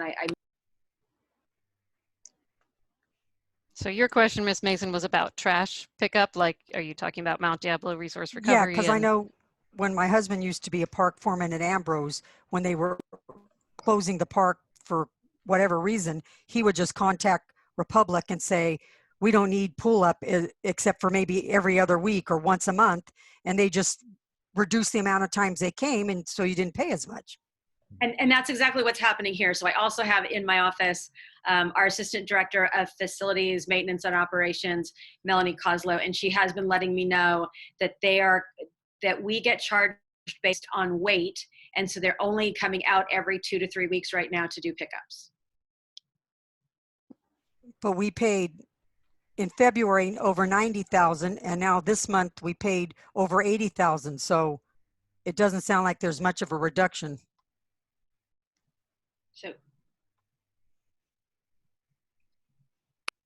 So again, I think partly there has to be some deeper analysis here going back to the previous contracts, and they'll have to work on that to see if in fact, you know, again, a new negotiated, you know, contract will allow some type of flexibility or credit back to the district.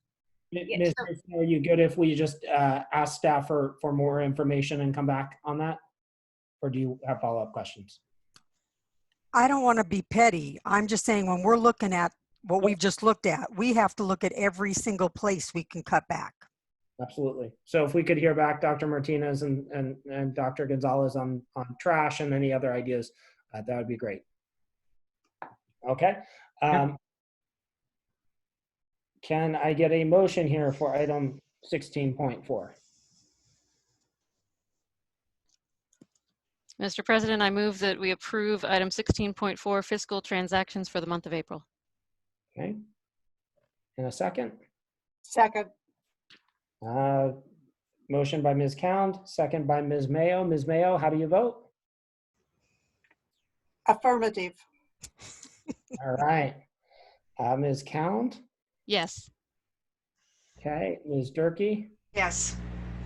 Ms. Mason? In the positive. Be creative now. I also vote yes. So I think we had 3 yeses, 1 affirmative, 1 positive. So effectively motion carries 5-0. And we move to 16.9, review and potential approval resolution 1920 55A and 1920 55B, showing the proposed decision of the administrative layoff judge in the implementation of the certificated layoff. Ms. Cowan, did you want to start with questions? Yes, so we received a letter of a staff person, teacher, I believe, who analyzed the data here and looked at the number of layoffs per school. And so similar to last year, it looks like Mount Diablo High School is affected much more so than any of the other schools in the district. It looks like from their calculations, there are 12 layoffs from Mount Diablo High School, whereas all of the other schools range from 1 to 4 people being laid off. So I guess my question is just, is this something that is just part of the seniority process and we expect that this will happen every year, or are there changes that we could make as a board or something to really take a look at this? Because when you have a school with a lot of turnover, that really affects student opportunity and achievement. So part of the process that we have, of course, is that it does fall to seniority. Seniority rules in these particular processes when you actually have to make those types of decisions. And again, remember, we did not initiate a layoff early on in the year. It was really kind of a later process. What we looked at were ways to potentially exclude individuals from a skipping criteria or a criteria that can be developed. One of the things that we considered, but we would have had a difficult time proving it, is that if in fact you have particular qualifications, such as the dual immersion CLAD certification, that's a particular credential area. When you start looking at seniority for an entire school and protecting an entire school, we did not by design have a complete program that maybe those teachers participated in. So one of the things that we will look to do is that for our schools that are maybe more significant in the way of Title I or have particular high levels of needs, if we develop a program that says individual teachers at this site would put in, I'm going to make up a number here, 30 to 40 hours of professional development enhanced on these particular issues, similar to an IB structure or similar to a dual immersion structure. You can set criteria, but because we hadn't done that going back into last year for this entire school year, it would have been hard to create something new and apply it without really creating it for a process. So now as we go into next year to really define those professional development needs for different school sites, maybe a way to protect some of our schools from having seniority actually implemented in such a way that makes it look very dramatic. It does when you have more people, but if that was the place where less senior people were hired, that tends to be the place where more people are noticed in the process. I think the concern being just this is the second year in a row where Mount Diablo High School has been disproportionately hit, and making sure that at the very least that we don't have this as a third year where by virtue of Dr. Martinez, what you just described, that we have the newer teachers going in there and then they are lowest on the seniority ranking, and then next year we're in the very same situation. I think I was going to say, I think this has to be negotiable. What you're talking about would be something that would be negotiated, right, with Medea. Is that right? It's a yes and a no. You can negotiate something that could, create a new certification, if you will. But the design is something that the district can set priorities for to work to develop a set criteria. The layoff per se follows ed code, so that's not necessarily negotiated with any employer. Right. Well, that yeah. It's the impacts and effects of your situation, but it is something that again we would want to work with them so that they would clearly understand this is what we're doing and for that particular site. Absolutely. And I guess I don't know the data, but I would question whether it has just been the 2 years that this has happened. I mean, maybe it hasn't happened every consecutive year, but I feel like I've heard this issue before, and that it probably has happened disproportionately there a number of years. It happened in the past. We just hadn't had layoff notices until last 2 years.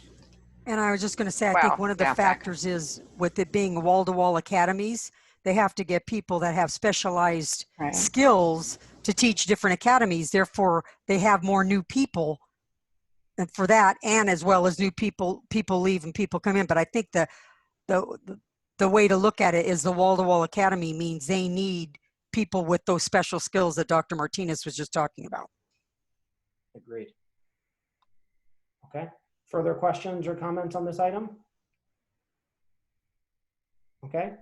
Do we have a motion? Thank you very much. Really appreciate that conversation. I move that we approve Resolution 1920-55A and 1920-55B showing the proposed decision of the administrative law judge and implementation of certificated layoff.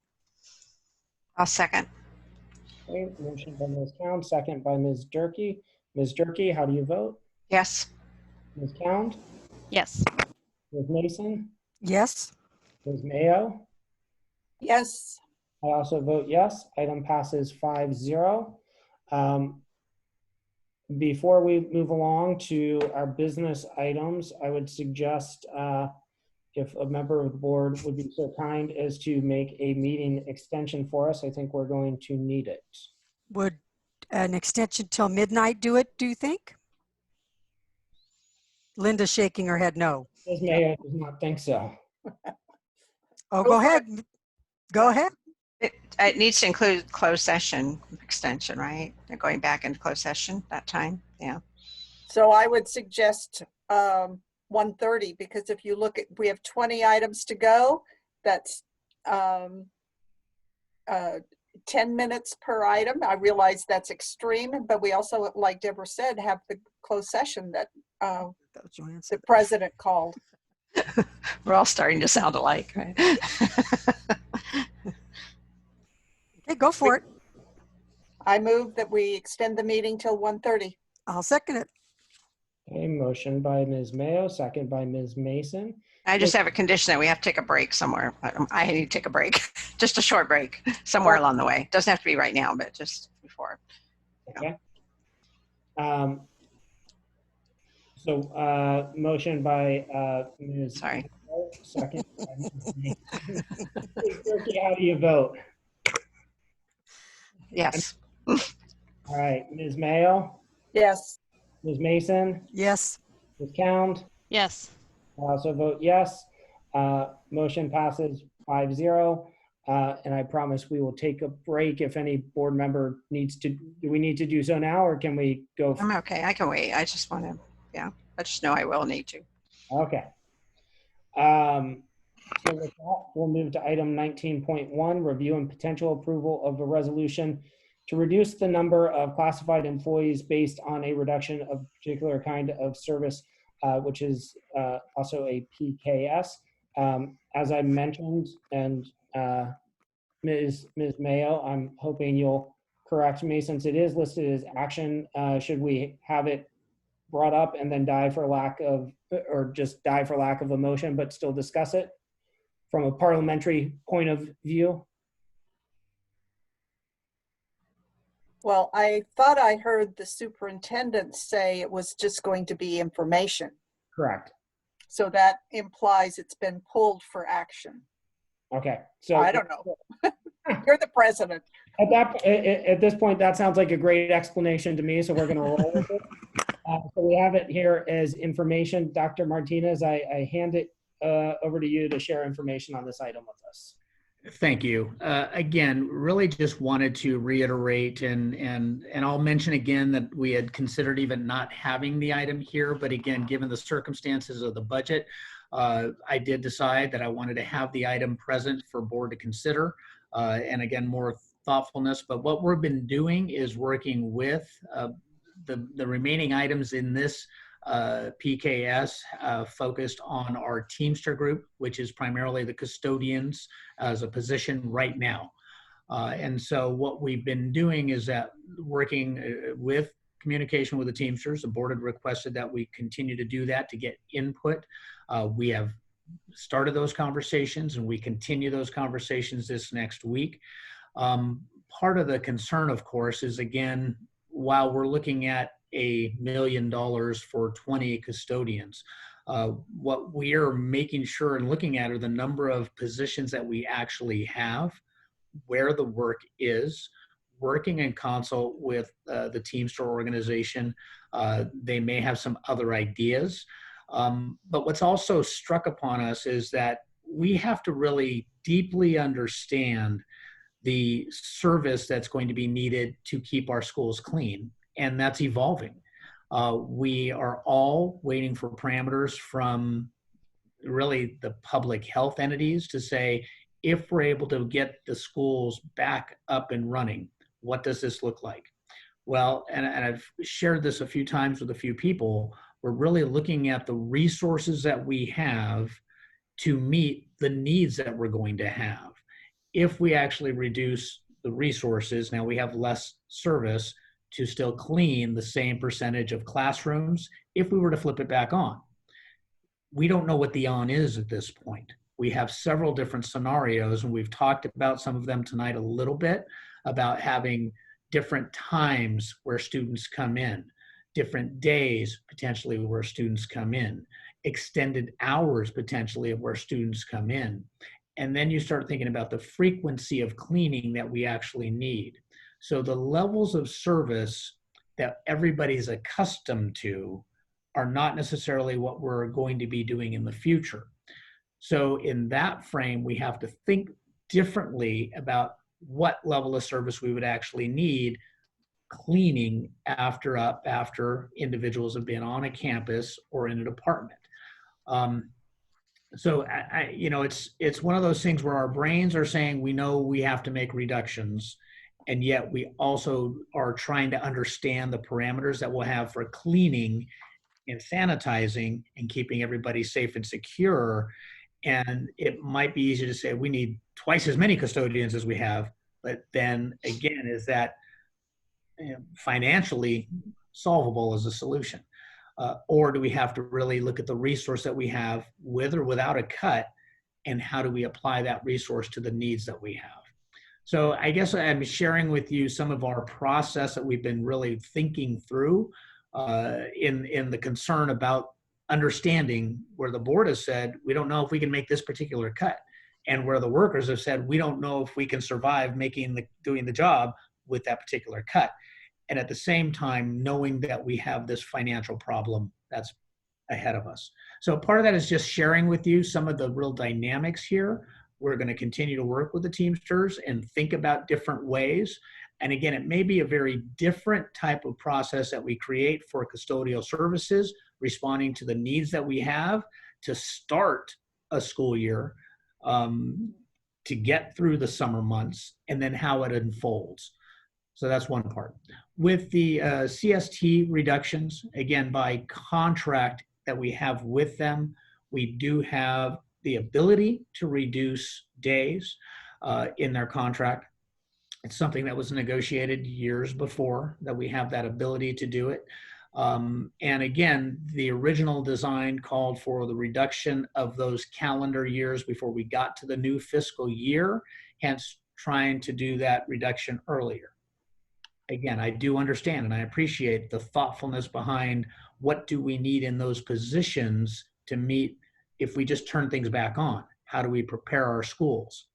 Well, now we're thinking differently here as well, because we have to think about, is having even 8-hour employees there at a site going to be enough, or do we have to think differently about the work that we have in supporting students, parents, and the facilitation of how many students are on site, how many staff members are on site, and what that looks like, again, for an office staff, the work that we need to be doing. Right now, of course, we have many people who are not on the work site. They're working from home. They are doing some of the work that they could do on site, but it's a different process. And so looking to see what that looks like for them, again, a cautionary tale. If we reduced everybody and they wouldn't work several weeks in the summer, we may or may not miss out on that service because they'd be home anyway and maybe not able to come to our school sites. So on one hand, it makes sense for them to not work sometime during the summer. However, again, depending on how quickly we need to ramp up our school services, we also know that our front office staff is very important to running and managing our schools. So it could be that both these areas are taking time, understanding more deeply the structure of the service needed for both custodial and clerical. And it could be a later impact if we need to reduce kind of post getting things started again. It could be a later than what we've anticipated reduction to our budget. But again, just trying to understand the dynamics here of the pluses and the minuses of making such a decision. And we're continuing to have those conversations with our CST staff as well. So again, tonight, it was really just to make sure and let you know that we are continuing here. Understanding that the board is, obviously, you're trying to understand the better decision here as well, and how it impacts employees. we know that employees in these tough financial times can't continue to work all the days sometimes, can't continue to all be employed sometimes. So difficult decisions will be made, but we want to make the best decisions we can and give you the best information. So we're continuing to work with the teams. If there are, and I believe there will be, as we get more data and we identify a better dollar, will there be other ideas? Absolutely. We're going to have more ideas and different ways to look at the structure of providing services to students. I'll stop there. Thank you. I think, I'm sure I speak for all of the board with saying, one, we appreciate the thoughtfulness that's going into this, and certainly balancing those two realities of wanting to, having student safety and staff safety and cleanliness, and our service to students, and at the same time, the fiscal realities. And I think we greatly appreciate the steps that are being taken and that already have been taken, and the ones that are about to take place in terms of working with those bargaining units to help identify. I think back to the idea when my first or second year on the board, I think it was the esteemed Mike Langley who had said, when you're coming out with the bus schedule, every once in a while, it's a good idea to ask a bus driver. And, I think there's a lot of truth to working with the groups who are closest to it and getting their input on what's the best structure, realizing cuts will have to be made, but how can we structure them in the best way? So other board questions and comments? Yeah, I would say, go ahead, Deborah. I was just going to say, my only comment being, and it's the struggle we see over and over again, these positions are the very positions I think that are going to be the most needed to start the programs back up, because during the COVID, it's going to have to be more clean. And I think it's true. We're going to have a permanent different way of looking at things as far as cleaning. And same with startup. I just don't see how we do it without our office staff. It's kind of like, it's not the administrators of the hospital that are holding the people's hand when they're dying. It's a line staff, it's the nurses. It's not the administrators that are mopping the floors. It's the custodian. And we've found that those people, those bottom essential hard workers, are the ones that are keeping this country together right now. Thank you, Ms. Mason. Ms. Cound? Yeah, so I would agree, as Mr. Lawrence said too, that it's important to hear from the bus drivers about the bus schedule kind of thing, that all the way along as we make these decisions, we really need those voices in the room, whether it's the custodians or the office staff or the teachers. As we look at the different scenarios, if we haven't already, I would like to see us have a core team that's putting together those different scenarios. What if it looks like this? What if it looks like that? A team that includes teachers, custodians, front office staff, so they can all give their perspective as we look at those different scenarios. People that have experience within our ranks on emergency preparedness, so that we can train our teachers on how to keep their classrooms sanitized once we go back to school. That's going to be really important. I believe we have that expertise in-house. We shouldn't need to contract it out, but those voices should be all, at a table figuring this out and creating the different scenarios. So along those lines, I do have a question about what our status is right now in terms of custodial.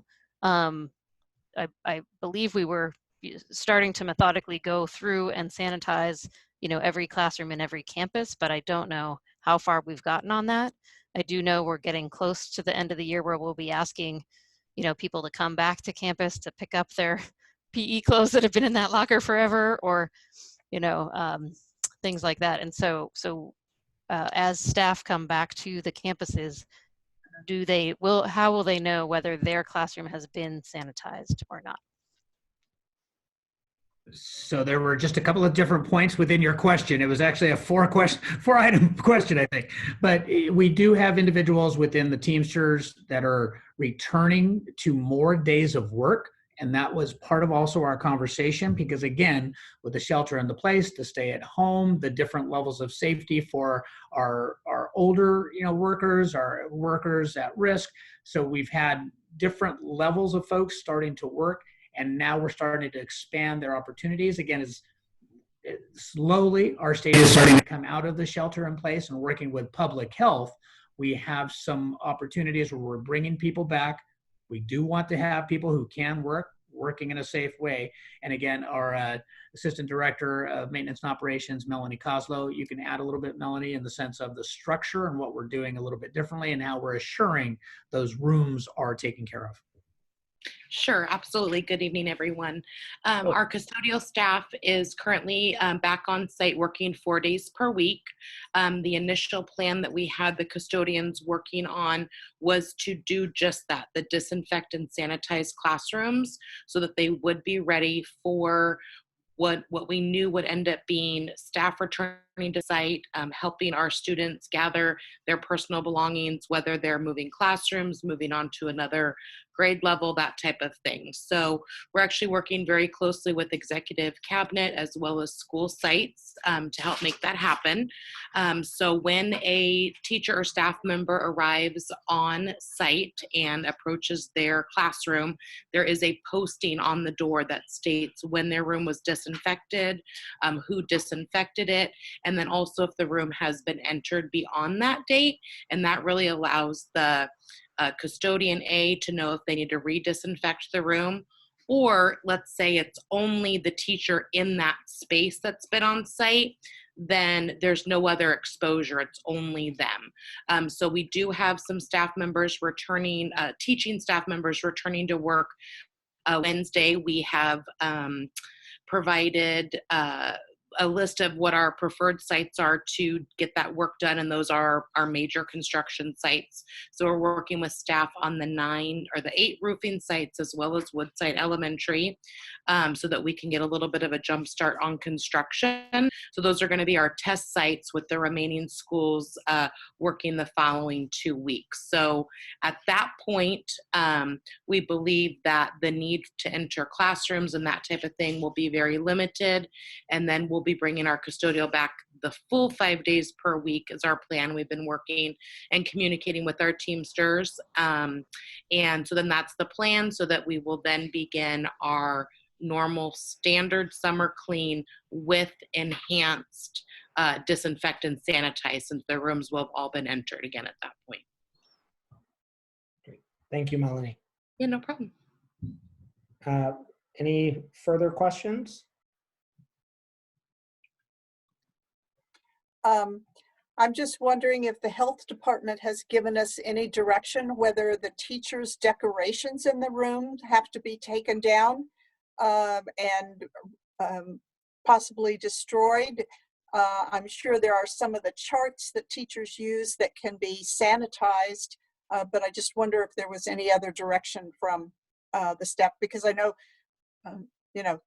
sometimes classrooms need, there's a different view on what classrooms need for sanitation and cleaning. We do, as part of our standard end of year portion of the newsletter that goes out, we do ask that all decorations from windows, any mobiles hanging, anything along the wall be removed in order for us to do a complete clean. We do know that at the point of, if there's a concern for the virus, once the disinfecting is done, we shouldn't be concerned of that, especially just with the length of time that the rooms went unoccupied. But to be able to do a complete clean, which again, to touch on what we spoke about a few weeks ago, that we did do a refresh training, and so we will be doing just an absolute complete ceiling to floor clean and disinfect. Having those personal items or decorations removed from all the surfaces is going to be helpful. So while we know that staff will do some of that, there's also times that our custodial staff needs to make that, to do that work as well in order to be able to clean the room properly.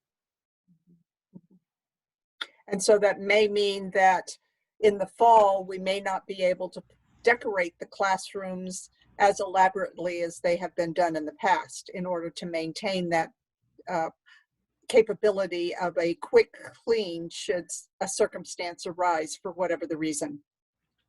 Yeah, we haven't discussed that in too much detail. What we do normally see in classrooms, and of course there are those very elaborate decorated classrooms, but normally it's the tack board that is decorated, which is, it's not, they're not necessarily doing solid walls. So I think it'll be something that we kind of work through together as we go. Thank you. So I'm sorry, did I hear you say teachers are returning this Wednesday, like 2 days from now, at the construction sites that will have construction over the summer?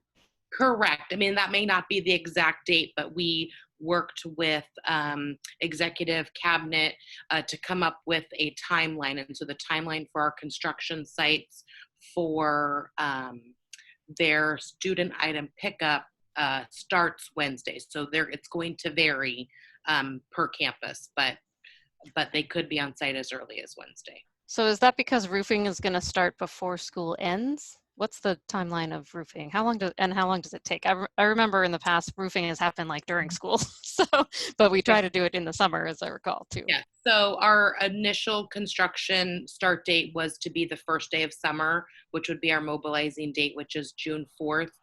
We were hoping to get a bit early. All of our contractors have reached out for early start, but working with the site and working with staff members, we have found that the earliest we'll be able to request them to start is May 21st. And so we're going to get a little bit of time, but we have the holiday. So we're just trying to work through the things that they have to do as well for social distancing, required by the health department for the contractors as well. So we're going to get a tiny bit of a jump start, but it may not be as much as we had hoped. Okay, so I'm just thinking about student learning that's happening through the end of the school year. If they are returning things early, like textbooks, I know I'm hearing that some schools are returning textbooks by this Friday. I should have been. Melanie, let me clarify. Yeah. There's two different things happening. One is this is items that students may have left at school. So we're trying to make sure that their parents, not students en masse, anything like that. Several of our employees will be there trying to make sure that we're getting things to parents. For learning, we're having different opportunities for devices to stay in students' hands at a different time. So we're not asking people to bring in devices early. I just didn't want to have that mistranslated somehow. These are for the pickup of particular things at school sites where we won't be able to get on. The return of different things is going to happen at a later time. Okay, because I have heard requests for return of textbooks happening as soon as this Friday, like at some sites. Again, so we're coordinating that with the principals. I'd have to go back and, I mean, if we've heard it, we might want to, well, if I have some specifics, I can make sure and. Okay, I received that as a parent. So it's happening this Friday for me. So I was curious about how they're going to continue learning without their textbooks for 3.5 weeks. And if that's because we've moved roofing up, so if the roof, how long does it take to roof a school? So if the roofing is happening early, can they return textbooks after it's over, or does roofing take like 2 months? I don't have a sense of how long roofing takes. Again, so yeah, we were working on the big frame. Some of the principals were working on the smaller frame, but we're continuing to converse about this. So. Yeah, we construction will take place. It's about a 2-month period, and we do not expect anything that has to do with our construction to interfere with student learning. So we've been working as closely as possible as we could to provide support to the principals in order to allow the learning devices to be delivered back to the site once the school year is officially over, even at a construction site. Okay. There's just a lot of moving parts that we're still finding out about, I guess. So trying to keep the board informed as well about what the plans are and include all of the voices at the table, whether it's the custodians about what the cleaning plan is, or the teachers about when they're supposed to return to campus. I'm assuming that you're including all of the appropriate parties at the appropriate times.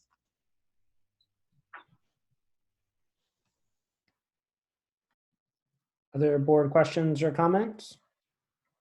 All right, we'll now move along to our second business item of the evening.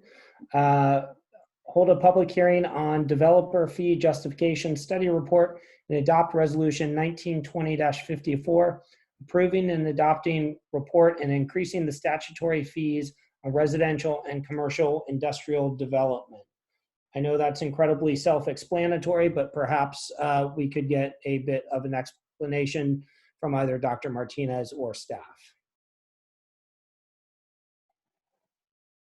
Lisa, are you taking this one? Sure. Actually, I was going to have them join us. So Austin, are they? There's Larry. I'm going to go ahead and I'm going to introduce Larry Furchaw. He's been working with us on this developer study. And Larry, I'll let you explain the logistics. All right. Well, thank you, Dr. Gonzalez and members of the board. Good to see you. I think my timing was off on all the trips I made up to Concord, because I could have done this all from my house here otherwise. But tonight before you is a public hearing and a resolution to increase the developer fee rates that are charged on new residential and commercial industrial development.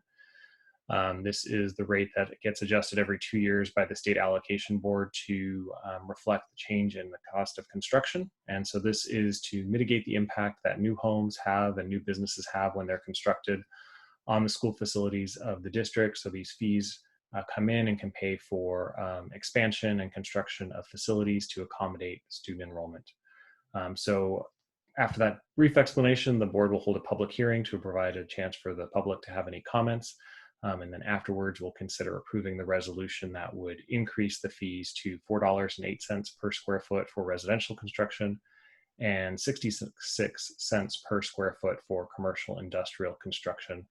That's up from $3.79 per square foot for residential and 61 cents per square foot for commercial. And with that, I'd be happy to answer any questions you might have. I was just curious or noticed the industrial hotel motel rate as well as the self-storage rate. I didn't recall those two rates on the previous documents that we had approved, but perhaps I missed them. So with the commercial rates, the statute requires that you look at least 6 different categories of commercial industrial construction to see if you are justified in charging those rates. We add the self-storage because we've seen developers of that type of construction who will often question the application of the full fee to their projects. So the reason why the hotel motel and specifically the self-storage are lower than the maximum is just the employment impacts. When you think and look at some of the other categories, you see offices, you see retail, you see a lot of employees per square foot, not today's standards, but generally, whereas a hotel motel has fewer employees per 1,000 square feet or per square foot, and a self-storage has 1 or 2 employees for tens of thousands of square feet. And so it's really just an employment impacts difference. Great. Other questions?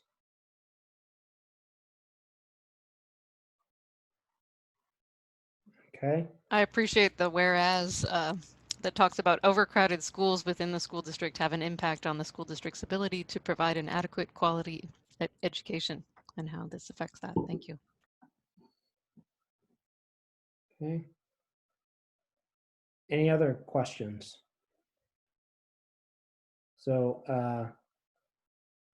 I would ask of council, as I read this, am I opening a public hearing now? Okay. I will go ahead. I will use my handy Yeti cup as my gavel to open the hearing. To my knowledge, correct me if I'm wrong, staff, we do not have any public comment or anything else on this public hearing. Okay, so I will now close the public hearing. And then are we looking to, having opened and closed the public hearing, it looks like we're looking to take action on these items. Is that correct? Okay, so I would entertain a motion on the approving and adopting the report and increasing the statutory fees on residential and commercial industrial development under item 19.2. Is there such a motion? Mr. President, I move that the board adopt resolution 19/20-54 and approve and adopt the residential commercial industrial development school facility justification study report, which would increase the statutory level 1 developer fees, et cetera, et cetera, et cetera. Okay. Second. Second by Ms. Mason, motion by Ms. Mayo. Ms. Mason, how do you vote? Yes. Ms. Mayo? Yes. Ms. Durkee? Yes. Ms. Pound? Yes. I also vote yes. Item passes 5-0. It's 10:45. How about if we go ahead and take a 5-minute Yeah, Larry, thanks for hanging around for all that. Yeah, really. If the board would like, how about if we go ahead and take a 5-minute break and we come back at 10:50 and continue on with item 19.3. Okay. Okay, thank you.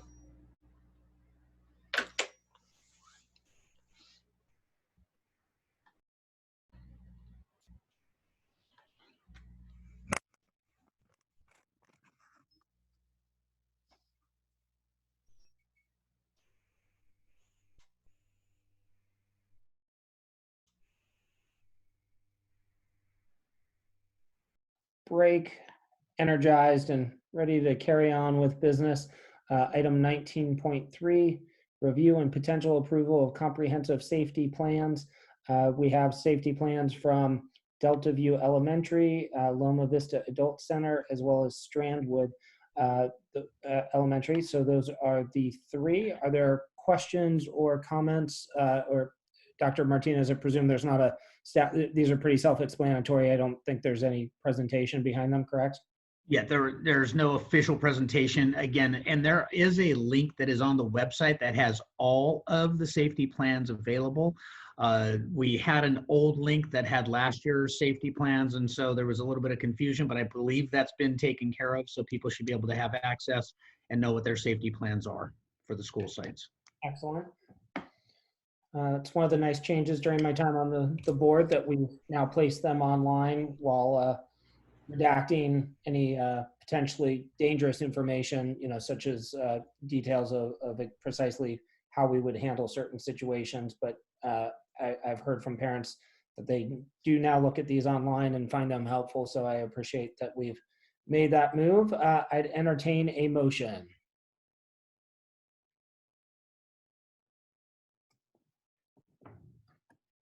From any board member. Any one of you can hop right up and make that motion. Well, I'm not comfortable making the motion myself because last year what I did was when we sent this out as information, I sent the link to the website out to the public, made sure that people knew where it was and looked at their school safety plan before we voted on it.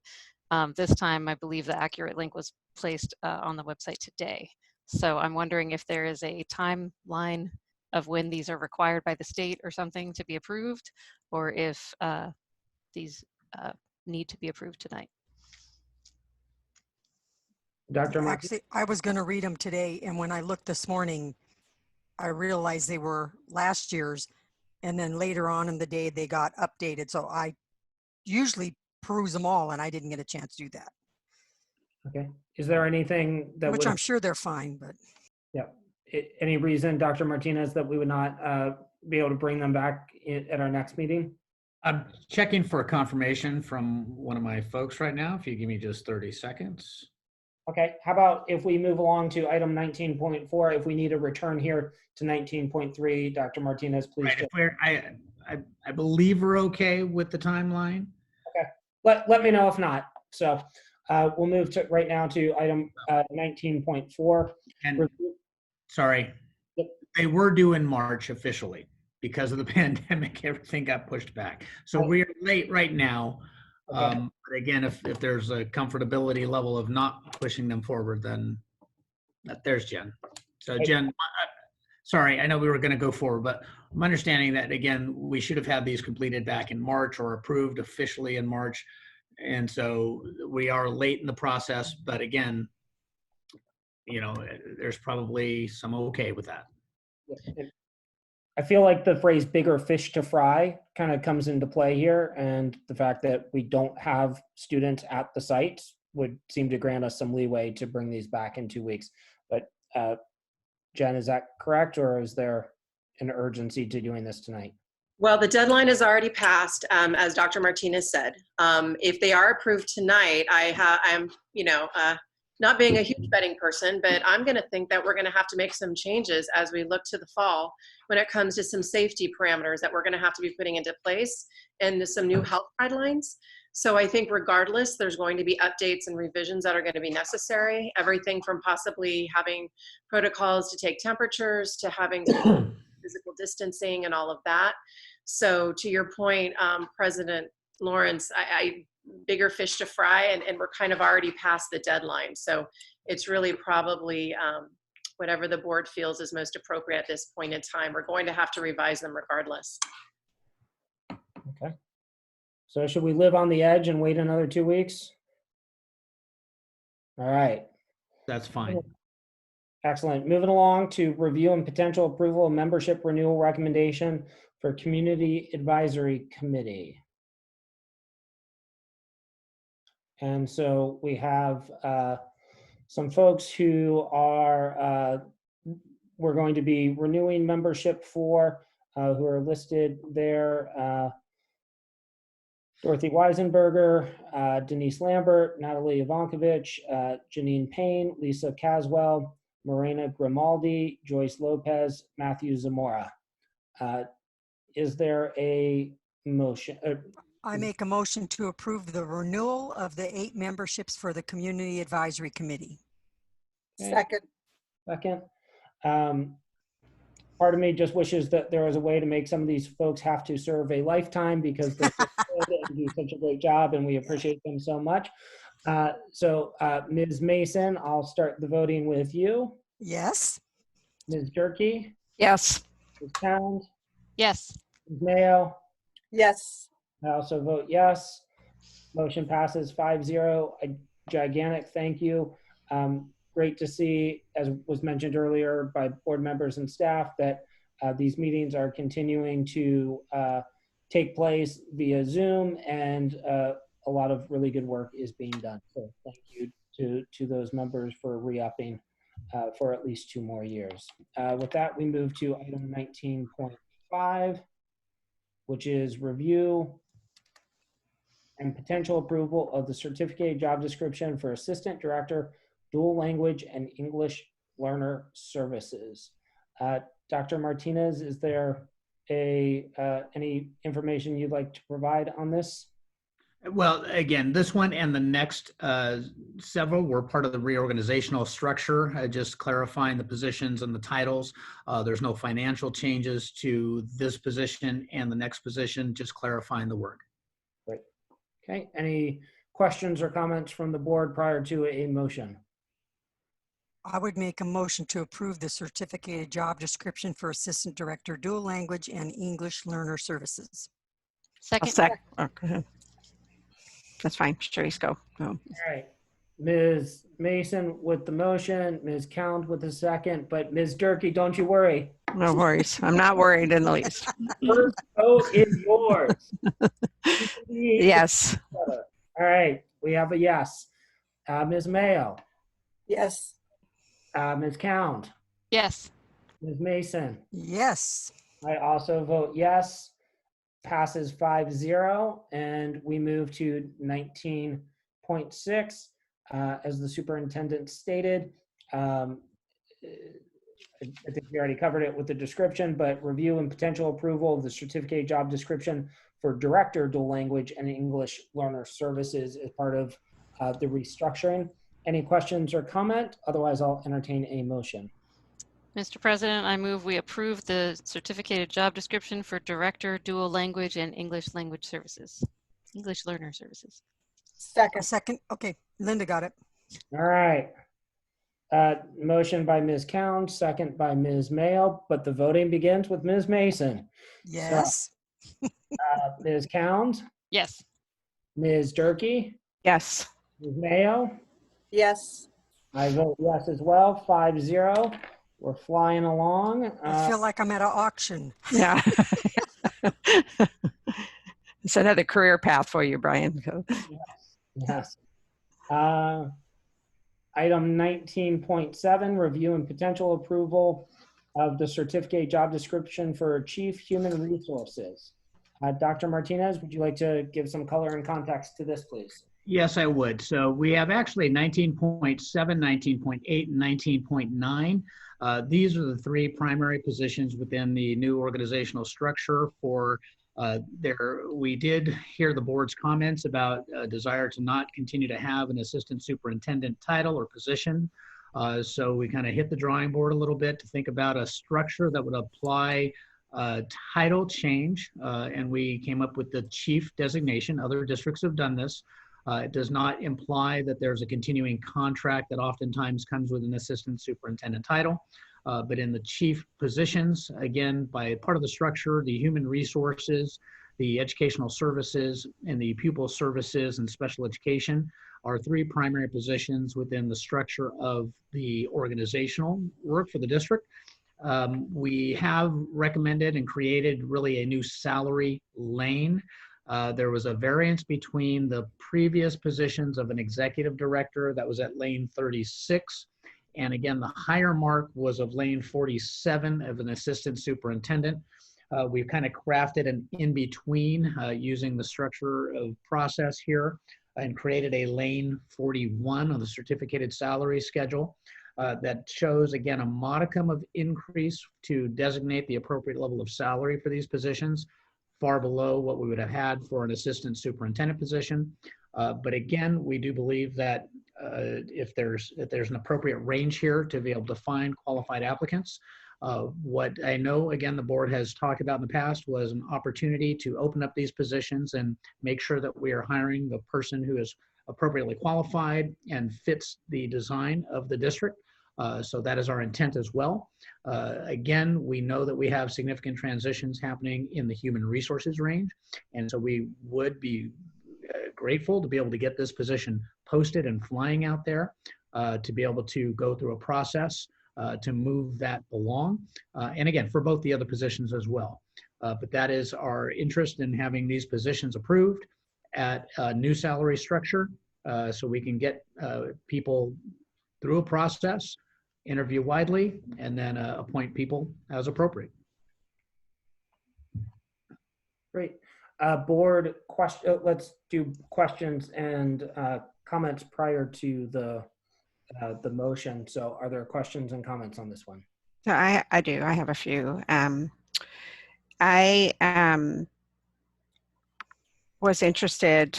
I mean, first of all, I appreciate the creativity, in reworking these. I looked closely at the salaries and so I did a comparison and just kind of mid-range for each, so the difference between the executive director and the assistant soup was looked to be about a 21, almost a 22% increase. And the difference between executive director and this level 41 chief of all the different, this applies to all three of them, it looks like about somebody could check me on this, but that's what it was, a 7.42% increase in pay. And I looked at San Ramon Unified and West Contra Costa as two other places. It was interesting to see, because I made this big speech about how Northern California doesn't use this executive director. Well, San Ramon has several of them. It's kind of interesting to see the different structures in these other school districts. And I think the most big aha, one of the big ahas for me is the scope of these positions that we're looking at, and in comparison to other positions that you try to everybody uses different titles, so trying to do an apples to apples comparison.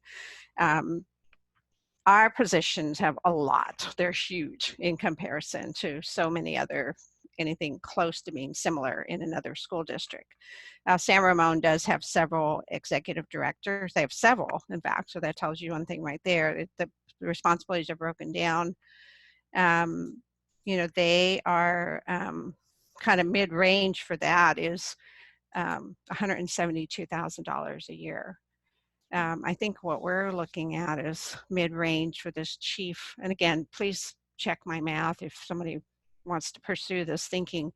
But for the chief position, the new 41 at the 41 level is around 139,000. So I, you know, I looked at West Contra Costa. Everybody has it. They have associate superintendents with these, you know, big range of responsibilities. Then they have assistant sup for HR. Their assistant sup for HR, which be probably comparable, you know, to what we're looking at for HR, goes from $166,000 to $196,000. So I continue to be really concerned about the salaries that we're putting up. I think each of these are huge jobs, almost concerningly huge. I think in HR, you know, just to single that one out for a moment, is we really need a high level of experience and skill. We need to be able to recruit that. And I worry that our salaries are just not going to be competitive at all. And I understand the backdrop, the context that we're in, where, you know, we want to, you know, have everybody have to contribute and cut, et cetera, et cetera. But we, you know, there's also this hard reality that we have, you know, had some major challenges, and that costs us money. You know, we lose people, it costs it, that we pay a price for that, not having high quality people in these positions. We talk about equity, you know, and we want to, you know, we want to make sure, you know, like our board policies and all that kind of stuff, all really important stuff, but you need the right people in these high level jobs to make sure that we are doing things with the lens on equity, and that we're, you know, we have people that know how to do that. So I just wanted to throw that out there. Like I said, I did a little homework and checked around, and, you know, I have been saying Mount Diablo is not known for its salaries. You know, we're not one of the higher paying. People stay here. Some of us stay for a long time because we just love it, you know, but we're not competitive. And, you know, a lot of times that's not a major issue, but I think as we're restructuring, you know, I would like to suggest, you know, to take it that far, is that, you know, we can create another, because I think this would be the only level 41 with let me read my notes, 248 days, you know, because if you look at the salary schedule there, the number of days can vary a little bit. So many of these high level positions are 248 days. You know, so there isn't already an existing level 41 for 248 days. And so I was just kind of playing with numbers, like, you know, what if we looked at a salary that was at least, you know, like 12%. So 21.9 was the increase. And again, I just looked at the midpoint just to start somewhere. 21.9 was the difference between executive director and assistant sup, because, you know, those are both positions on the books. And the difference between executive director and this new position, proposed position chief, is 7.5%, not even 7.5%. So what if we just up that to like a 12% increase? Just, again, I worry we're going to go through all this and we're going to not get people, and we may lose people. And I don't personally think you know, I don't want to see that happen. Can I just ask? Sure. Point of clarification, where, so I'm looking at the salary schedule on the website, and I wasn't clear that we could see the numbers of what this is referring to when it says range 41, because there isn't one, like you said. Well, there is a 41. There's a, I have to pull it up. There isn't one for the 248 days. For the 248 days, right. So I'm just, like I said, if we're making, the other one seems to be a different. The other one. So I want to clarify which one you meant when you listed range 41. Well, I'm just saying create. Which numbers should we be looking at? I'm saying we could create a new position. That's what I thought was happening. Was let me clarify. Let me clarify.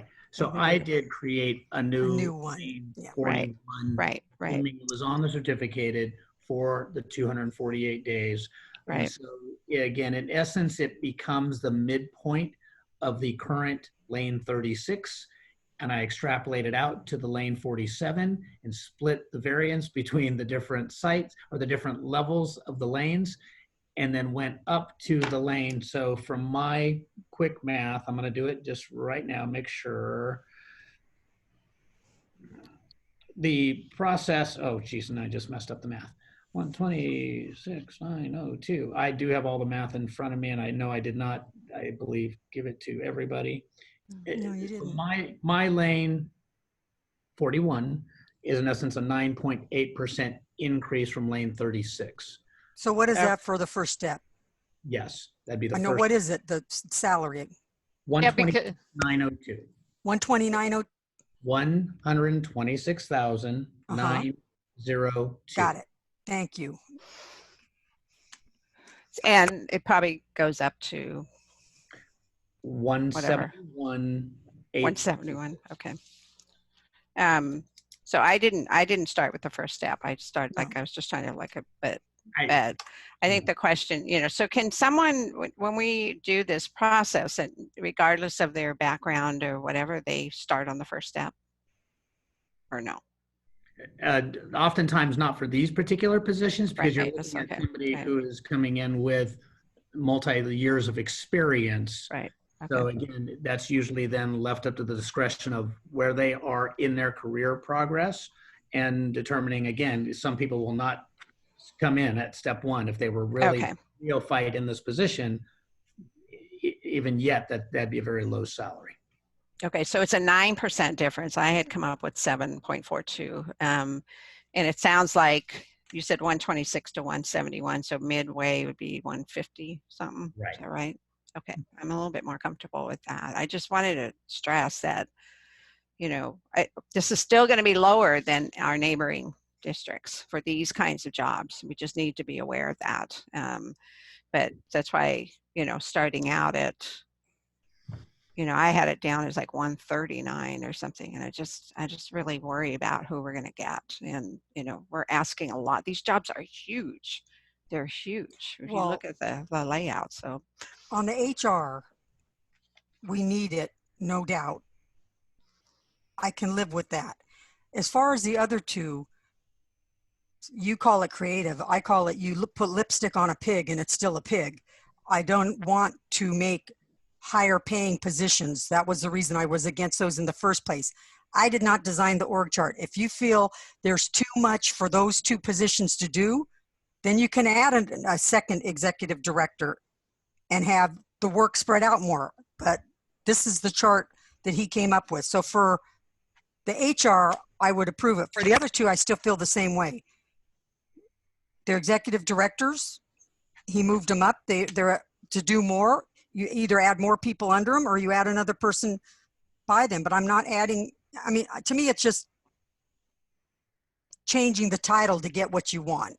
So Deborah, can I ask you to say a little bit more about that? Because I think there was a piece I'm missing in what you're saying. So if someone has, I mean, I understand what you're saying about existing people, and it does get more complex, you know, when we think of it like that. I'm trying to separate that out, that it's just really looking at the positions. And so when I look, you know, when you look at the org chart and what these positions are, so we now have a person who's overseeing, we would have a person overseeing special ed, which includes being a SELPA director, you know, which other districts, totally separate positions, SELPA director and student services over all of that. And then, you know, the educational servicing, you know, a whole bunch of stuff, you know, all principals, you know, eventually, you know, go to that. Those are really big jobs. And so aside from the individuals that potentially would be in those positions, I just think they're warranted. By design, he changed that.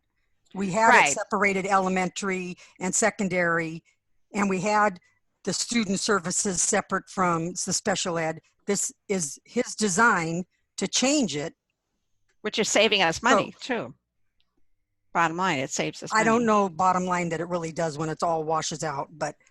Well, it does. We saw that last time. It's a net. That's a, you know, I think. Well, it's a net. I guess what I struggle with is how you can add the HR we have to deal with. But how you can put the people that are already toward the top, give them more money when we're cutting the people at the bottom. To me, it's like, who even takes that job? I would even take a job that is funded on the backs of people that work in the trenches. So that's just where I come from a social justice standpoint. So bottom line is that the HR position, yep, I'm prepared to support that, but not changing the other two to a new title and giving them 9% or 12% more. Okay, thank you, Ms. Durkee and Ms. Mason. Ms. Count, Ms. Mayo, questions, comments? Ms. Count? Ms. Count, you're on mute. Got it. So right now, the one that we're on is HR, but we're talking about all of them because of the structure. So I guess I'm trying to understand. We were already lower than other districts in terms of our head of HR before, right? And we're increasing the level. Maybe still not to the point of other districts, but better than before. So hopefully that works as far as recruiting the skills that we need in HR right now. So I can see that, absolutely. For the other two positions, the educational services, what I hear you saying is that it saves money because instead of 2, or even we used to have 3 of the assistant superintendents, we're going to have 1 chief. So is that right? What you were talking about, Ms. Durkee, in terms of saving money on that? Yeah, one? I'm referring back to information we were provided, when this, we were given the org chart and all that. There's all the stuff we get on the budgeting and whatever. There was a page that summarized the, this particular reorganization. And, to me, that was like a main thing is what, part of it is to save money. I mean, that was part of the objective is to increase efficiencies, get rid of some of the siloing that seems to happen and, just make improvements in general so that, all the goals that we have educationally, for students can happen. And bottom line, we were actually, there was a net savings. I don't have it right in front of me, but total for all of it. So yeah, so it's just the way it's structured. And then, sorry, I'm saying we already had 2 assistant soups that we eliminated because they were assistant soup of this and assistant soup of that. So we didn't, with this new structure, we didn't need that, but we knew, we were trying to do that. We were trying, but the assistant soup would have a different kind of role, but still be assistant soups. So given the concern, we're looking at this new title, which is, less money. And yeah, so anyway, so overall net, we were saving money. Right. And just to emphasize the point, with these new positions at a lower range, that saving is more. Yeah, right. That makes sense. Okay. So then for the idea of moving up the position that was head of special ed is now becoming special ed and pupil services, the point there is to streamline those 2 so that they're not siloed separately from each other. Since right now we're on the HR position, I think we should just stick with that. Yeah. Okay. Got it. And then we'll have an opportunity to discuss those. I think it was good to get kind of broad context. Yeah. Before we go down too far. Got it. So just on this one, my one request is I want to make sure that I think it's very important that during the hiring process, and I appreciate the superintendent's comments around the strategy and opening it up. I would just say in addition, I want to make sure that our employee groups are participating in the process because I think that making sure there is a solid working relationship between the chief of HR and our bargaining units. We've seen the many positives when that happens, and we've also seen the negatives when that does not. And I think the best way to ensure that is making sure that they are part of the hiring process and have input. And I would if they're not going to be able to work with someone, I'd rather know that before we appoint them. And so that would just be my one suggestion. So. Yeah, I would agree with that as well. Thank you for stating that. And I think the hiring process is important for all of these positions in terms of our diversity opportunities within our district as well. Okay. Other questions or comments? All right. With that, I would entertain a motion on now I lost it, but the Chief of HR, which is item 19.7. Do we have a motion? Mr. President, I move that the board approve the certificated job description for Chief of Human Resources. Okay. Do we have a second?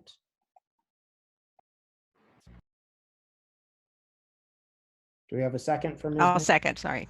Okay. Too fast. Second by Ms. Durkee. Ms. Durkee, how do you vote? Yes. Okay, Ms. Mayo? Yes. Ms. Cound? Yes. Ms. Mason? Yes. I also vote yes. Item passes 5-0. We move along to item 19.8. This is the review and potential approval of the certificated job description for Chief Educational Services. Before we call for a motion, seems like there's probably some carryover discussion on from the previous item. So how about if we open it up for board comments and questions? Unless people feel like they said everything they needed to say already. I guess Well, I would, oh, go ahead. I was just saying, Joanne was one, I'm looking at the chart here for your assistant superintendent, which is now chief of educational services. The reason we save is because we cut the assistant director, we cut the two, included in that savings is you cut 2 assistant soups, you cut 3 confidential administrators, you cut an administrator of school support, and you cut a coordinator. So again, you're cutting the lower end people to make sure the one person, and if, like I said, if that's too much work for the one person, maybe we shouldn't have cut all those other positions. Okay. Other questions or comment? So I would say, I agree with Ms. Mason. I'm concerned about the school and community services position in particular because of its focus on our homeless and foster youth and the need for that, especially now.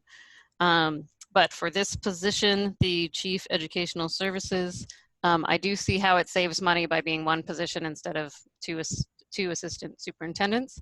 But I think there's a couple important pieces. One is the hiring process, that it be a fully open process where anyone can apply. We have opportunities for people from within or outside of the district to apply for the position, so we make sure we get the very best fit. And the other thing that I think we should take a look at as far as all of our high-level positions, as we're adding these positions while making cuts at the very bottom, then we need to take a look at, as we get further along with our cuts, we need to be making cuts at all levels. So we need to look at, you know, what kind of opportunities there are to cut at the top as well. So there may be situations where our highest paid employees voluntarily give back a percentage of their salary to, you know, be in solidarity with everybody in the district. There could be a lot of ways to design that, but I think it's something that will be important to explore as we move forward. Okay. Other questions or comments? All right. With that, I'll go ahead and ask for a motion, please, for item 19.8. I thought it looked like Ms. Mayo was going to say something. Did you want to say something? No. Well, I'm not sure that we can legally require people to voluntarily give back part of their salary once they've been hired. I'm not quite sure how that process works. We did have furloughs right. that affected everybody across the district, which was, I'm just struggling with that demand of the superintendent and of anyone that we might hire. I would like to give you a job, but by the way, I expect you to give 20% of it back to the district. Why would anybody come to work for Mount Diablo School District with that sort of expectation at this point in time? So I would love to hear some more about that. I didn't hear that as a demand, but rather something Ms. Count mentioned, and I don't. And we Exactly. It's not a demand. I don't think that there's a legal way to do it, but I would just say to Ms. Mason's point, as we as a district are looking at various ways to cut, you know, we should be all in this together. And if there are ways, you know, for our highest level people to take a look at what they can do too, whether it's some stipend they get or something else, you know, I think it's going to be really tough times. And I think to Ms. Mason's point, we need to make sure that this doesn't all fall on only the lowest level employees. So it's not a requirement that I'm putting forward or a mandate or demand at all, but I'm saying that it's something that, you know, we should be open to exploring together. I mean, I understand the concept. I really do. I agree. And I think that's where the furlough day, you know, it's one strategy. And again, I keep saying we're going to have to be looking at all kinds of stuff. That we'll have a list, but I also don't want it to be lost that there are high level people that have lost their jobs. Right. You know, we're focused on these two who maybe if it ends up being, they're going to get an increase in pay for doing 2 to 3 times as much work. But they're in this whole process that, you know, we have eliminated position, which is the same thing that's been happening with all the other, you know, with the teachers. It was about people losing jobs. It wasn't asking every teacher to take a cut in pay. We haven't done that. Hopefully we won't, you know, have to, but it has been eliminating positions. Same with the classified. The exception is the positions that we're asking to, you know, we're talking about shortening their year. So there's only, you know, there's that one group that would be, you know, that kind of a model. And so I think we just have to be consistent in how we ask for it. But again, I think that's a conversation for later. I know we keep bringing it up, but I think it's a conversation for later among many, many other things that we're going to have to look at. All, like you said, you know, putting a bunch of ideas on the table because we will have to do more cuts. Well, I need you to explain what I'm missing, because the original proposal was you lay off 2 assistant superintendents, and then we're going to have 3 assistant superintendents the next year. So you really didn't lay off any you laid off people. You didn't lay off any assistant superintendents. You added an assistant superintendent.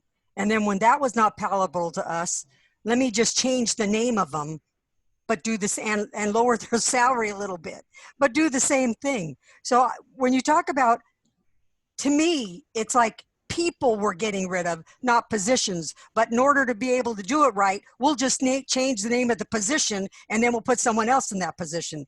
That's what I'm having a hard time with. It doesn't. Well, is it transparent? So let me ask. I'm sorry. Let me ask for a clarification from Dr. Martinez. My understanding, and I haven't looked at it this week yet, but is in total there are fewer positions in the reorganization. Isn't that correct? Yes, absolutely. Yeah. Like I said, a lot of clerical. Well, some clerical, but not all. I mean, I don't know. I didn't say all. Yeah. Yeah. And I think there's 2. Yeah. Those positions were administrative confidentials, part of the management group. They were classified management, yes. So people, we can describe them as clerical, but they were classified managers in those positions. Right. And so there were some changes. Okay. Any other questions or comments? Okay, I would entertain a motion here on this item. Is there a motion? Okay, I'm on. All right, I'll move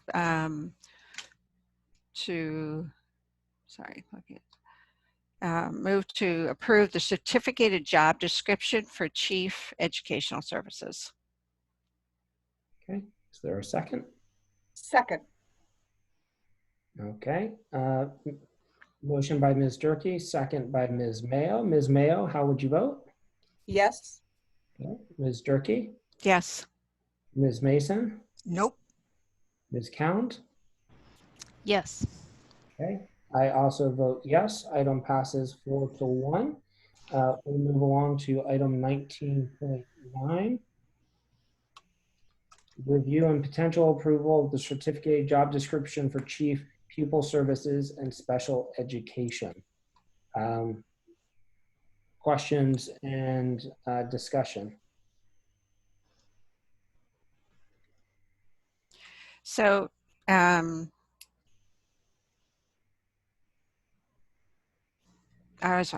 time I made a mistake, I was on a whole different agenda. So I was checking myself here. So the attachment says assistant soup, right? Or was that fixed? Just for somehow we still have the wrong title, but it is the correct document. Right. Okay. And I think the other thing, I guess I'll just say, someone contacted me about the fiscal impact statement, and I honestly just remembered it now on this one. But so I may have said the same thing before. So just for the public to be clear, it's last time these positions actually showed the additional cost, by position, pay increase basically. And so this one actually, there's still an increase from what's in place right now. And so we're not showing that, the same way we did last time. But so just to publicly say, there is hopefully people are following this discussion, but there is an additional cost by position, I guess if we're just, which I just realized, if we're saying from the executive director to this position, but maybe we're not saying that. Well, and again, it's which particular data points do we look at? From the executive director position to a chief position, there would be a net anticipated increase, all things being equal. But given if we have individuals, depending on where they are on the executive director job, right, okay, where we hire for, that's why we put it as part of the entire package. We're still realizing even more anticipated savings by structure than we did having them be assistant superintendent positions. Okay. The exact determination, of course, is dependent upon who we hire and their actual placement. So that's the distinction. The position is placed a little higher than an executive director position, but still lower than the assistant soups would have. Right. Okay, but just because it was brought to my attention by someone in the public, I wanted to mention it. So just for clarification. Other questions or comments? So for this one, I do appreciate that the feedback of the CAC was included in thinking about the fact that we are our own SELFA and including the word special education in the title. I guess the one thing that I'm wondering at this point is, if we didn't create this position, what would happen if we were to delay this one? So we would continue to have the two sections, right? There would be special ed and pupil services. What would be the risk of not doing this one particularly at this moment? So I don't know if there's necessarily inherent risk, but again, by design, what we're trying to do is make sure and coordinate all of our services with more efficiency to meet the needs of all of our students. We know that there are students who are, the terms comorbidity exist as special education students, exist as foster students, exist as homeless students. There's oftentimes a similar scope where students fit into different pockets.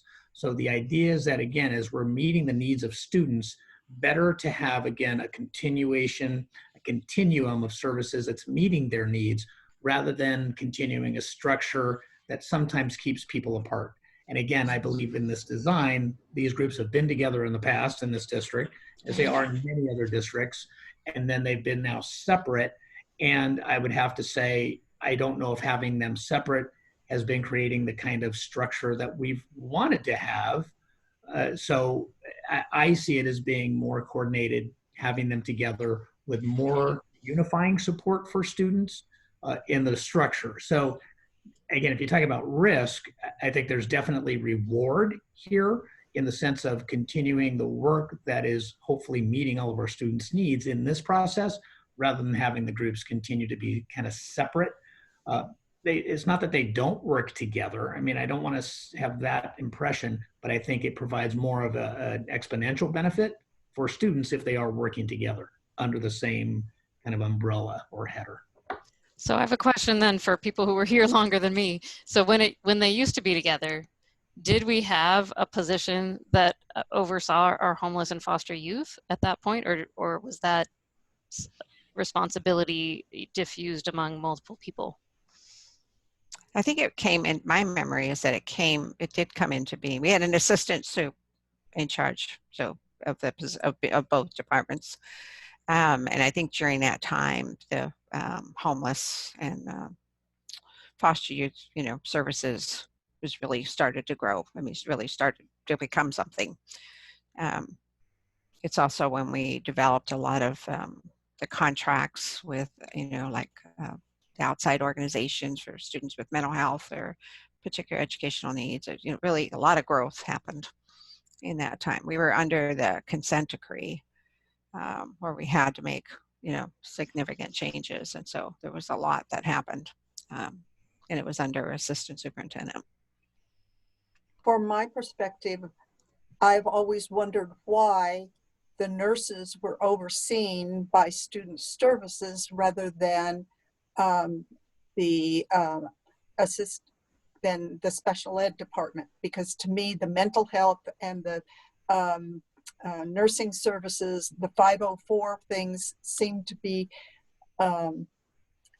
more suited to be overseen by someone who has a degree in medicine.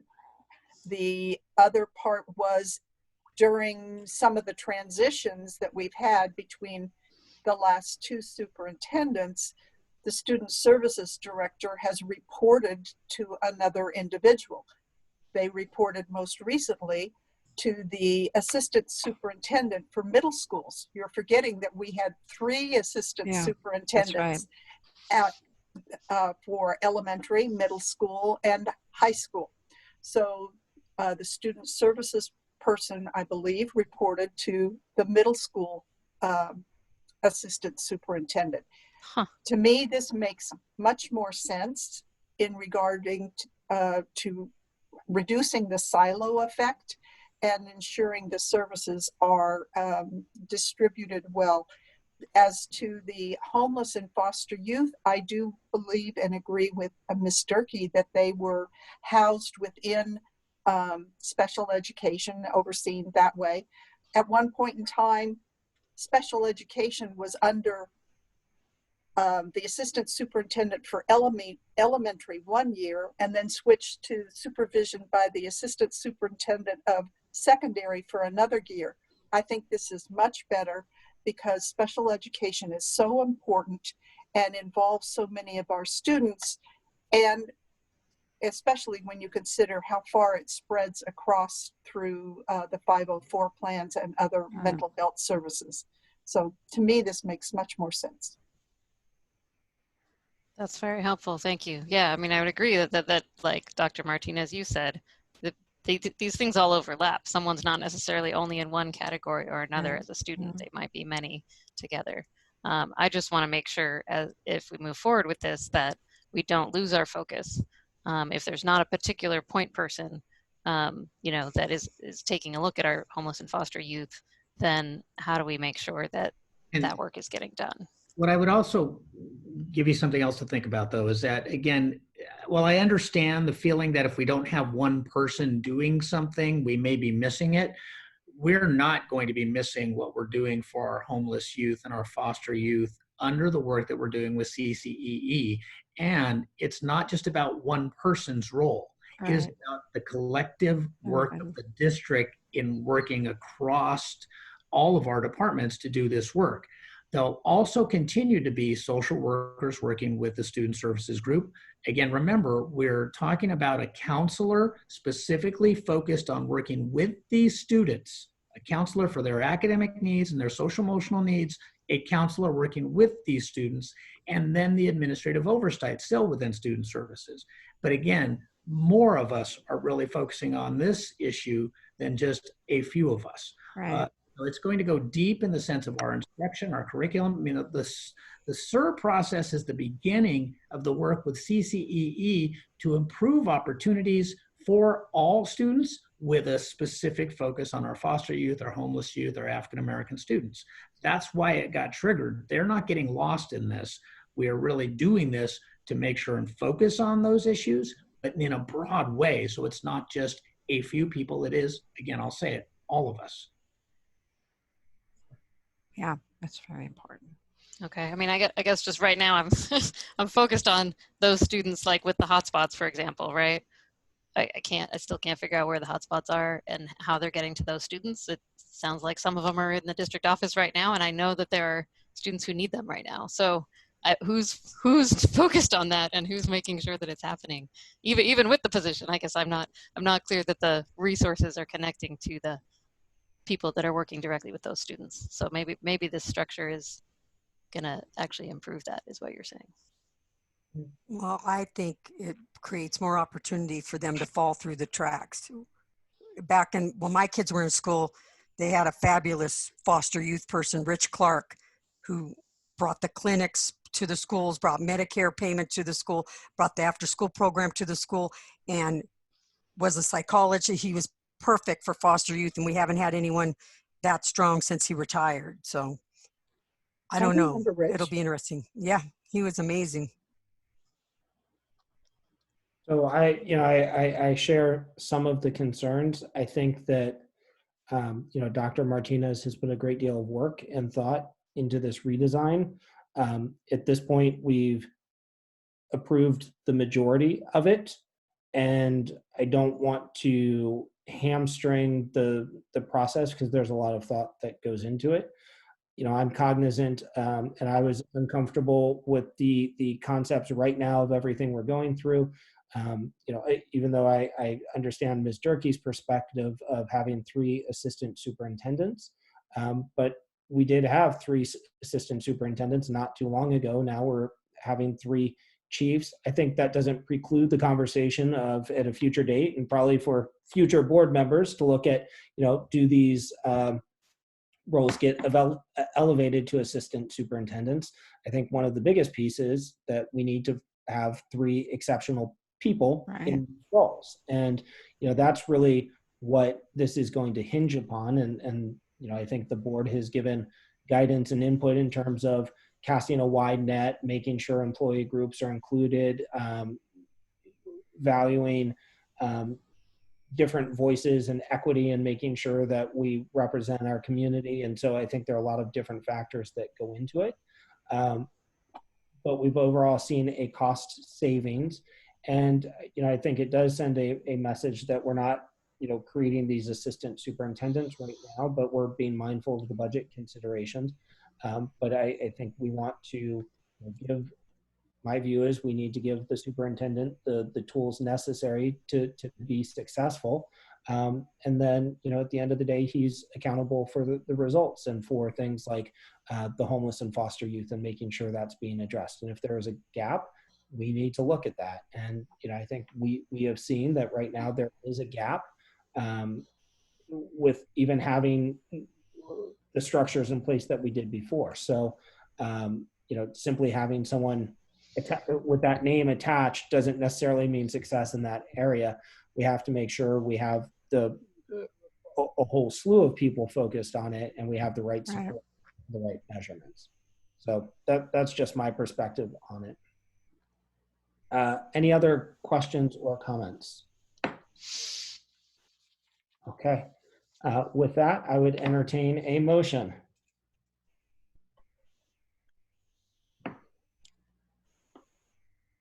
Everyone wants to stay until 1:30 apparently. So I'll move the board approve the certificated job description for Chief Pupil Services and Special Education. I'll second. Motion by Ms. Mayo, second by Ms. Durkee. Ms. Durkee, how do you vote? Yes. Ms. Mayo, how do you vote? Yes. Ms. Count, how do you vote? Yes. Ms. Mason? Nope. I also vote, Say nope. I also vote yes. Motion passes, 4 yeses, 1 nope. And with that, on to item 19.10. And thank you, everyone. I appreciate the conversation. Yes. And Board President, Yes, sir. on 19.10, I think I was remiss, and we had pulled that one as well. There was the wrong job description, and we thought it better to not have that one on for discussion and try and have a late change. So we did bring that one back. Okay. And just, I'll make a quick note to the public, you know, early on, Dr. Martinez and I were meeting prior and sitting down and walking through the agenda, and we've been trying to do that virtually, and there are some challenges, and you know, we're certainly trying to tighten up the agenda process, and so and also we've had a lot of communication on a lot of major issues today, especially, and so may have missed some of those notifications, but so thank you for bearing with us on that. So we move along to item 19.11, review and potential award of bid 1862 hardscape improvements at Meadow Homes Elementary School. Do we have, is there any information, Dr. Martinez, to share on this one? Use of Measure C funds? Yeah, nothing separate than what's in the board summary statement. That again, these are the hardscape improvements as identified. We have bid totals using Measure C, as you said. So we're just looking for approval. Okay. Mr. President, I move that we approve bid number 1862, hardscape improvements at Meadow Homes Elementary School. It'd be great to get this done. Second. Okay, motion by Ms. Cowan, second by Ms. Mayo. Ms. Mayo, how do you vote? Yes. Ms. Cowan? Yes. Ms. Durkee? Yes. Ms. Mason? Yes. I also vote yes. Item passes 5-0. With that, we move to 19.12. Review and potential approval of Kupka. I'm giving it a shot there. At least that's how I'm pronouncing it. Bid 1851, new accessible parking and bleacher access at Mount Diablo High School. I miss Mr. Ferrante referring to the flag. I'll throw it in for, you know, the flagship of the district, Mount Diablo High School. That was John Parker. Oh, sorry, Mr. Parker. Yes. I miss him as well. So Question or a motion? I move that the board approve the Coupa bid 1851 for new accessible parking and bleacher access at Mount Diablo High School. I'll second that. Oh, go ahead, Deborah. Okay, I heard a motion by Ms. Mayo, second by Ms. Mason, and the voting goes to Ms. Count. Ms. Count, how do you? Yes, enthusiastically. All right. Ms. Mason? Yes. Ms. Mayo? Yes. Ms. Durkee? Yes. I also vote yes. Passes 5-0. We're moving right along here on to 19.3. Review and potential award of bid 1863 hardscape improvements at various sites 2020. Any questions on this? The schools are listed in here, but any other questions on that? Otherwise, I'd make a motion to approve award of bid number 1863 for hardscape improvements at various sites 2020 to DRT grading and paving. All right. Second. Okay, motion by Ms. Mason, second by Ms. Mayo. Ms. Mayo, how do you vote? Yes. Ms. Mason? Yes. Ms. Durkee? Yes. Ms. Hound? Yes. I also vote yes. Item passes 5-0. We move to 19.14. Review and potential award of bid 1864. Painting summer 2020 package at Shadelands, Sunrise Elementary, Monty Gardens, and Sun Terrace Elementary School. Do we have a motion? Mr. President, I move that we approve the award of bid number 1864 Painting Summer 2020 Package 1 to Athens Painting and Commercial Coatings Incorporated. I'll second that. Right, motion by Ms. Durkee, second by Ms. Mason. Ms. Mason, how do you vote? Yes. Ms. Durkee? Yes. Ms. Mayo? Yes. Ms. Cound? Yes. I also vote yes. Item passes 5-0. We move along to 19.15. Mr. President, I move we approve bid number 1865, Painting Summer 2020 Package 2 at Mount Diablo Elementary School, Pine Hollow Middle School, and Fair Oaks Elementary School. All right. Do we have a second? Second. All right. I feel like we're progressing through the Civil War. Motion by Ms. Cound, second by Ms. Mayo. Ms. Mayo, how do you vote? Yes. Okay, Ms. Cound? Yes. Ms. Durkee? Yes. Ms. Mason? Yes. I also vote yes. Item passes 5-0. With that, we move along to reconstruction. 1916, review and potential award of bid 1866, Painting Summer 2020 Package at Bancroft Elementary, Gregory Gardens, and Valley View Middle School. Do I have a motion? I move to approve the award of bid number 1866, Painting Summer 2020 Package 3 to Athens Painting and Commercial Coatings. Okay. Second. Ms. Mason, second by Ms. Cound. Ms. Cound, how do you vote? Yes. Ms. Mason? Yes. Ms. Mayo? Yes. Ms. Durkee? Yes. 5-0, I'm voting yes as well. Let's keep moving along here. 19.17, review and potential award of bid 1850, Missouri Compromise, I believe. Tennis courts at Mount Diablo High School and Ignacio Valley High School. Do we have a motion?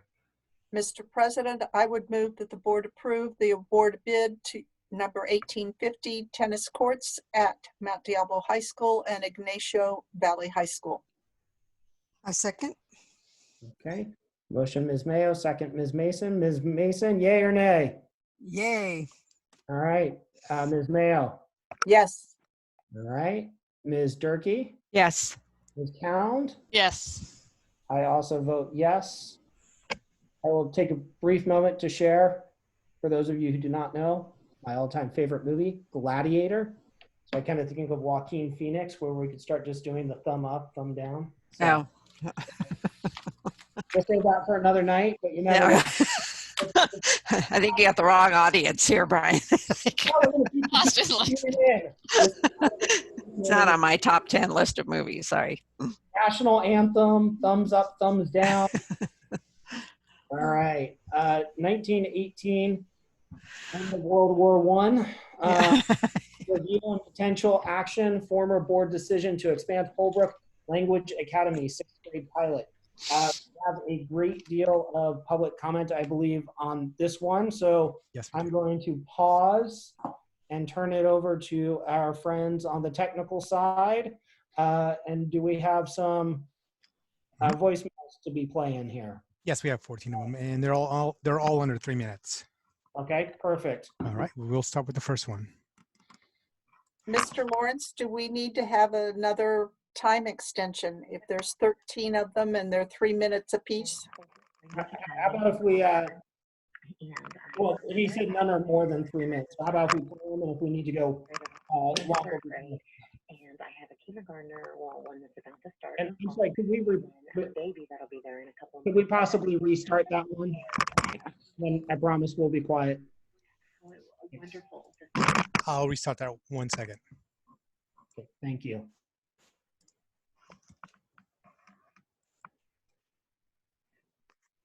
Hi, my name is Elizabeth Ventura.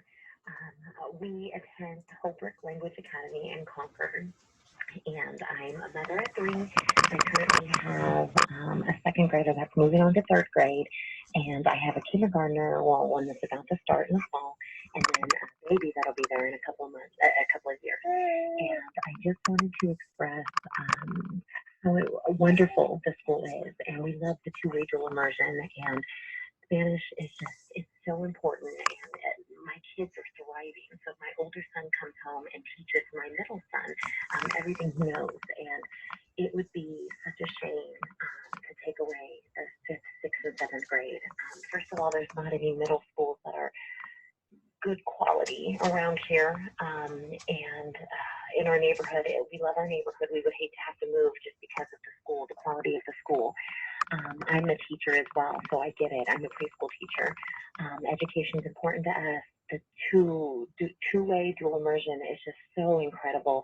The teachers are fantastic. They go out of their way to really teach the kids. We don't speak Spanish at home, so this is the only way that my son is getting to learn a second language, and he's thriving. He absolutely loves it. He comes home and teaches us, and he knows more than my husband and I do. And it would just be a shame, an absolute shame to take that away from the kids. The kids deserve it. They love it, and it would be a shame to take that away or to change it. If they get to stay there for elementary and middle, it would be an amazing, amazing thing.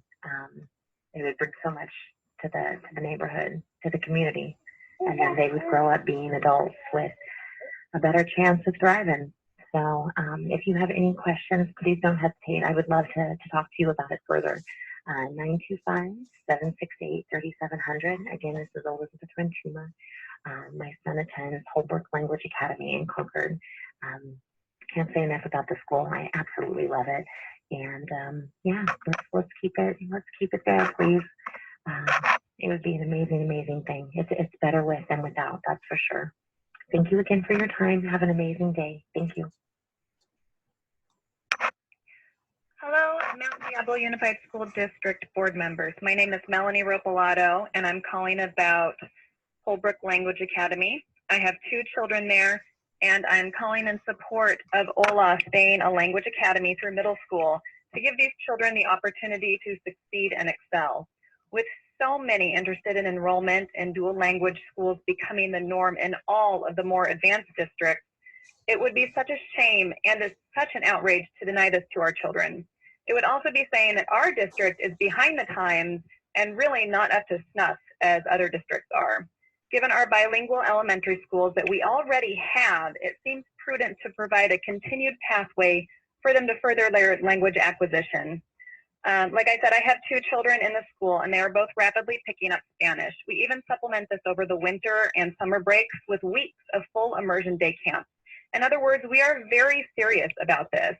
I myself volunteer with the school and have been on our PFC board for over 3 years now. In the future job world, job seekers that do not speak another language will eventually be left behind. I can tell you how beneficial it would have been for me to have stuck with Spanish after high school, as I had to use interpreter services to speak with my patients when I worked at Contra Costa County Regional Medical Center. This is a grand opportunity for our children to have better and to be more prepared for life after graduation. Please do not take this away from them. I can tell you that if my children do not end up continuing at OLA for middle school, we will very likely put them in private school. I believe that many of their peers' parents will also follow suit, as many of the people at our school have other options and have resources. I'm afraid that the district will suffer from these losses of these wonderful kids and these very involved families. Please consider letting us retain our middle school for dual language. It will only serve the children and the district in the end. Thank you for your time. Bye. Hi, my name is Desiree Aguilar, and I'm calling in support for the two-way dual immersion program to continue at Holbrook Language Academy for grades 6, 7, and 8. I sent the following email to all 5 of the board members, and it received only a very just a response of receipt from Linda Mail. Everyone else did not acknowledge my email. The following email was sent to all of them. It says, "What is the most memorable childhood experience you had as an elementary school child? My name is Desiree Aguilar, and my 8-year-old son attends Holbrook Language Academy. He's a 2nd grader. As a matter of fact, his kindergarten class was the very first class that participated in the two-way dual immersion program. This program has enriched his life incredibly, and I urge you to vote to continue dual immersion education at Holbrook Language Academy. If you vote to do away with the 6th, 7th, and 8th grade two-way dual immersion, it would destroy the years of work and dedication these children have put into embracing the learning of the Spanish language. Do you speak another language? Do you speak Spanish? How many times have you wished you spoke Spanish living in California? I urge you to please vote to keep this school as a complete two-way dual immersion school, because as a part of this community, it is something to be very proud of. When are we going to stop making the children pay for cups with their education? Your position is to advocate for what is best for the school district. Please advocate for our children and the enrichment of their education. Your position is to represent constituents like myself and listen to the concerns and needs of our community.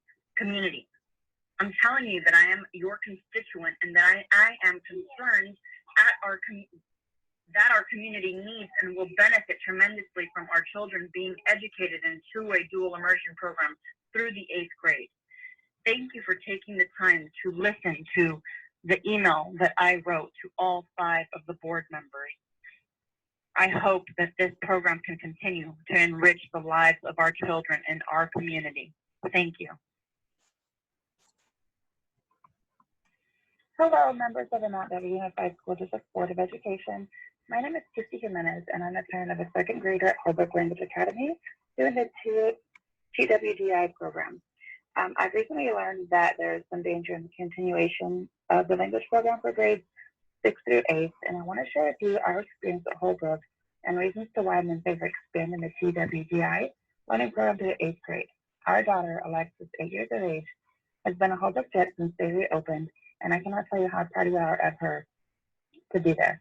She's a great student who loves to be a part of this amazing program, where she is now bilingual and is able to share what she learns to our youngest son, who is 2 years of age, and hopefully will become a future Jet.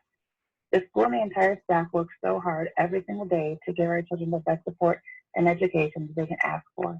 In fact, because of this great program that Holbrook has to offer, we are constantly sharing the news with other parents so they too can help enroll their children in Holbrook.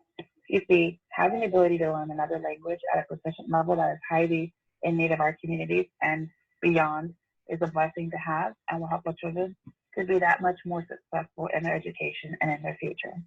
In my own opinion, as a parent of 2 of the children attending high school and 1 off to college, and 2 stepchildren who are currently attending other elementary schools in the Bay Area, Holbrook Language Academy is a prime example that language is not learned in just a couple of years or 5 to be fully fluent. As parents of 2 minor children who will be learning and benefiting from this model, we hope and trust and rely on you that the extension to 8th grade be approved. We hear that many parents will be moving out of the area and enroll their children into private schooling if such expansion is not approved. We do not want to leave the area or enroll our children in private schooling, but we will be left with no choice if such expansion is not approved.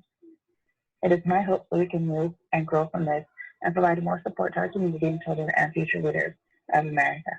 Thank you in advance for your time. Warmest regards, Christy Jimenez, mother and proud parent of Alexis, 2nd grader at Holbrook Language Academy. Hello, my name is Shannon Thomas. I'm calling because I have heard that the board has decided not to read any of our emails regarding the two-way dual immersion program at Holbrook Language Academy. I'm very distressed about this because I have 2, soon to be 3 students attending the school, and the fact that they're thinking of removing the 6th through 8th grade two-way dual immersion program is just really upsetting, because it's such an important life skill, communication between people, and it's so important to keep that going so they don't lose it. It's upsetting that money is getting in the way of my children's education. So I would appreciate very much if you would keep the two-way dual immersion 6th through 8th grade happening, because it's really important to so many children. Thank you. Hi, my name is Evelyn Rogers, and I'm a neighbor of Holbrook Elementary School. I'm also a grandparent of one of the students. I would like to express my concerns regarding you guys' decision to possibly cancel the 6th, 7th, and 8th grade. I think that Holbrook has done an amazing job bringing up our community and the community feeling that we get from parents and neighbors participating in the activities at Holbrook has done nothing but improve the neighborhood. I think it'd be a disaster to rescind the decision that's already been made, and I'm hoping that you guys consider continuing with the 6th, 7th, and 8th grade as voted on 3-1. I'd also like to know why the number listed is a Utah number. I find this a little disconcerting. Hopefully you guys make the right decision. Thank you. Again, my name is Evelyn Rogers. Hi, this message is for the Mount Diablo School Board in regard to the meeting tonight and the vote on the addition of 6th, 7th, and 8th grade at Holbrook Language Academy. I am a parent to a current first grader and a future kindergartner for next year. My daughter is in the TWDI program and is thriving. She never spoke Spanish prior to starting at Holbrook and picked it up very quickly. And because of her teacher, she is progressing well. I did not speak Spanish because my grandparents on my father's side forbade him from speaking the language for fear of discrimination. I took 8 years of Spanish studying in high school, and it was very difficult to try and learn the language at that age and maintain it. Studies have shown how much easier it is for children to learn at a young age. In addition, the way to maintain knowledge is through continuous use. We were very excited to learn that Holbrook was adding 6th grade this year and eventually 7th and 8th. This ensured that our children would continue their Spanish education. Another reason that I was happy that Holbrook would add junior high is because of how happy we have been with the school as a whole. The school has been very supportive of the community, and the parent involvement has been amazing. We are at Holbrook because we transferred in. Our daughter got into Monty Gardens as we were living in the United States at the time of enrollment. However, we chose Holbrook for the language education and the diversity. Our children are adopted, and it is important for us that our children are in a school that values and celebrates diversity. We hope you will see how important keeping the junior high at Holbrook is for our children. Thank you for your time. Nay Satula. Hello, I'm a parent at Holbrook Language Academy in Concord. This message is for the board. I understand there's a meeting tonight, and so I wanted to read my email that I just sent. Hello, I have a first grade student at Holbrook Language Academy. I am concerned and disappointed to learn that our planned K-8 model may be cut due to the budget. This program has been very successful and beneficial for our students. My son is enjoying learning Spanish, but I am certain he will not be fluent by the 5th grade. I feel that the additional 3 years are necessary for the students to truly achieve fluency. If I am faced with no viable option for my child to continue his dual language education beyond 5th grade in our current program, I will be forced to seek an alternative, likely outside of MDUSD. I understand that I'm not the only parent that shares this same view. MDUSD has already faced so many budget cuts for important programs. I cannot fathom now losing this beneficial, successful program as well. Our students are putting so much effort into learning a new language. It would be a disservice to them, and I truly hope the board carefully considers continuing the program at Holbrook for our students to attend through 8th grade. Please feel free to contact me with any questions or comments at this email or at 925-663408. Thank you for your time and careful consideration. Jennifer Silvestri. Good day, school board members. My name is Angie Fiqueira. My daughter Daniela is the current first grader at Holbrook Language Academy. Thank you in advance for allowing this platform to voice the importance for the continuation of Holbrook Language Academy and expanding grades 6th through 8th. Learning a second language helps expand a student's education, experience, and knowledge. My daughter has been a student at Holbrook since kindergarten, and she has grasped both languages, English and Spanish, with no difficulty. She has shown excitement on learning new concepts on both languages due to the excellent teachings at Holbrook Language Academy. Continuation of learning a dual language will help students be prepared in the real world. Any interruption of this academic agenda will create a disadvantage to all students. An opportunity to become a fluent dual language speaker and writer will be taken away due to an important decision of funding. Please reconsider this decision. Allow the academic program to be extended to the 8th grade level. Allow the continuation of the dual language education. Don't allow a gap to grow of what could have been a successful story in a student's turned adult's life. Please commit yourself in supporting this great program. Thank you for your time. Bye-bye. Dear MDUSD leadership, my name is Jason Simone and I'm a parent of a child attending Holbrook Language Academy. Today you vote on extending or terminating the 6th grade TWDI pilot program at Holbrook Language Academy. My family would like to voice our passionate support for the continuation of this program, and we hope that we can count on your support as well. We deeply believe in the values of dual language instruction and that the district has built something special by establishing this program. Immersion programs provide a real and measurable benefit to student outcomes. It is not an exaggeration to say that we moved to this area in order to join this program, and we live close to Holbrook because we are committed to sending all of our growing family to this school through all of elementary and middle school grades. Regarding the budget, we know that these are unprecedented times for California and for this school district. It may seem difficult to support something that you could consider a special program, or when considering the class sizes of the current set of 6th grade students. However, I think it would be a mistake to expect this program to remain small or inefficient. Since the district has implemented TWDI, it has been continuously growing, most recently with the introduction of the Holbrook Magnet School. We've seen the incredible demand firsthand as a family that had a very tough time even gaining admission in the lottery. Finally, if and when Holbrook succeeds in integrating its curriculum for both K through 5th and 6th through 8th grades, it will obviously be a more efficient use of funds to host all of these grades on one campus and with one staff rather than having separate schools. Thank you to the board, MDUSD staff, and all of our Holbrook faculty and families for building such a promising program. Our family hopes that we can count on you to continue it. Best wishes, Jason, Adriana, Eliana, and Amalia Fanoni.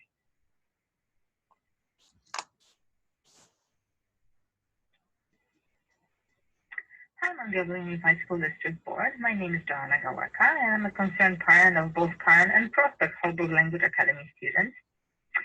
Here are 2 points I would like to add to discussion regarding allowing Holbrook Language Academy to remain, or rather become, a kindergarten to 8th grade two-way dual immersion program. 1. The overall benefits of bilingualism have been thoroughly researched and are widely published in scientific peer-reviewed journals. See PubMed for references. There are multiple. 2. Having this opportunity is vital. The neighborhood in its current state has outgrown schooling capacities and was in a deep need of a local school. Creating a magnet school system was an excellent idea, highly supported by the neighbors and all the community. 3. Creating a continuation to two-way dual immersion program past elementary level is essential for its success. Holbrook Language Academy has built an excellent knowledge base, and it would be an unconscionable waste to throw away all the effort and dedication that has been spent so far. 4. Previous Mount Diablo Unified School District promises and plans for Holbrook Language Academy and the two-way dual immersion program as a kindergarten through high school have encouraged people to move to this neighborhood and resulted in strong, supportive community. And reneging those commitments would cause complete lack of trust towards Mount Diablo Unified School District going forward. 5. Continuing two-way dual immersion program in separate locations currently available would result in forced commute, adding to already congested traffic situation in the county. Thank you very much for your attention. I appreciate the opportunity to voice out our concerns regarding revisiting the approval for K-8 status of Holbrook Language Academy. My best regards, and have a good and productive meeting today. Hello, my name is Erin Timms, and I'm calling in support of extending Holbrook Language Academy to a K through 8th program. Thank you in advance for considering the comments I'm about to make. First and foremost, I would like to remind you that two-way dual immersion is an established, successful educational approach, and that middle school is an important part of the successful education outcome. Since our two-way dual immersion students are not guaranteed a transfer to Foothill, like our counterparts at Monty Gardens are to Sequoia, most of the students will lose their language skill and the benefit of this unique education approach after 5th grade. Please consider this and allow students to continue at Holbrook. Next, I would like to address Dr. Martinez's comments about the size of the current 6th grade class. There are 12 students and it was a pilot program. By nature, it should be small. However, it was a great way to kick things off. The school community has embraced the middle school students, and we're figuring out more and more ways to give them leadership roles. As we grow and learn, the environment will get better and better each year. Based on current transfer requests, we're set up for enrollment to at least double this year and will only grow from there. Please don't make the mistake of interpreting the size of the pilot as a lack of interest in the program. We are interested and we are committed. To discontinue this program without giving it a chance to really get going would be short-sighted. I've also heard concerns about the campus not being designed as a middle school, and I want it to be known that as a parent of a two-way dual immersion learner, I will opt for two-way dual immersion at the expense of some other things that may currently be offered at other middle schools. I feel that the continuation of this education approach is the most significant benefit that my child could be offered. That being said, as an active community member, that should be the short-term solution. In the long term, please tell us what is missing. We have resources, we have a passion, and we're willing and able to seek private donors to make this a star campus. Our goal is not just to check the box for a two-way dual immersion middle school, but to make this the best two-way dual immersion middle school. Finally, I understand that as a board, you need to make some tough decisions, but I firmly believe that the district's declining enrollment issue can at least partially be attributed to poor school performance. Therefore, I propose that investing in education programs that are in high demand and have shown success will only help Mount Diablo in the long run. Currently, at the elementary level, Holbrook cannot create enough two-way dual immersion classes to meet the full demand. In a few short years, this will be true for 6th, 7th, and 8th grade at Holbrook as well. So I ask the board members to please use your vote to allow the successful program to grow. Thank you again for your time. Hi there, my name is Jesse DeBoer. I am calling to voice my opinion regarding what potentially could be being decided on soon with regard to Holbrook Language Academy. It seemed like the superintendent was at least considering terminating the extended class growth of Holbrook, where they were going to add the grade levels all the way up to 8th grade. And that's concerning for a few reasons for me. I think that Holbrook is such an amazing school, and it's I've got 4 kids in the Mount Diablo School District, 2 of which are at Holbrook, and the third of which hope to get going in there just as soon as possible. My first grader has been there since the beginning, and he's in the dual immersion program, and he's doing fantastic. It's such a great culture at that school, and everybody is excited about them continuing to grow into be a middle school, which I thought that the district was on schedule to do. The board had voted in 2012 for the master plan to include a feeder for the dual language immersion program and to go up through middle school and into high school. And Holbrook was kind of queued up for that.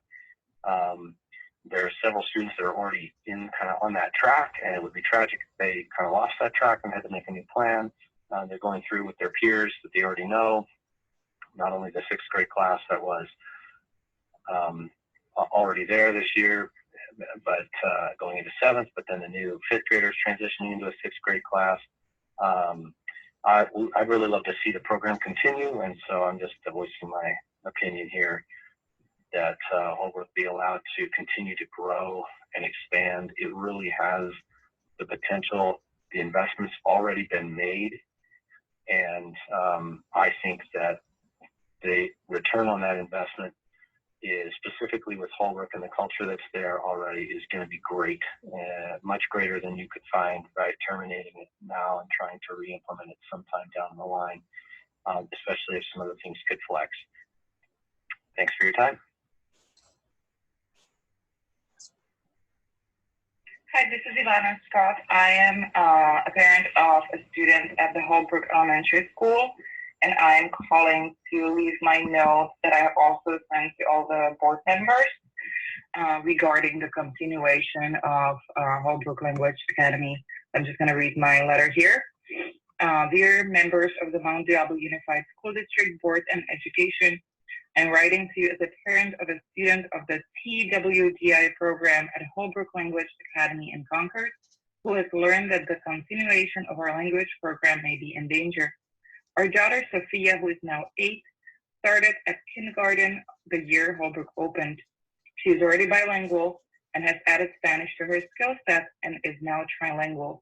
She's an excellent student who continuously delivers above her grade level.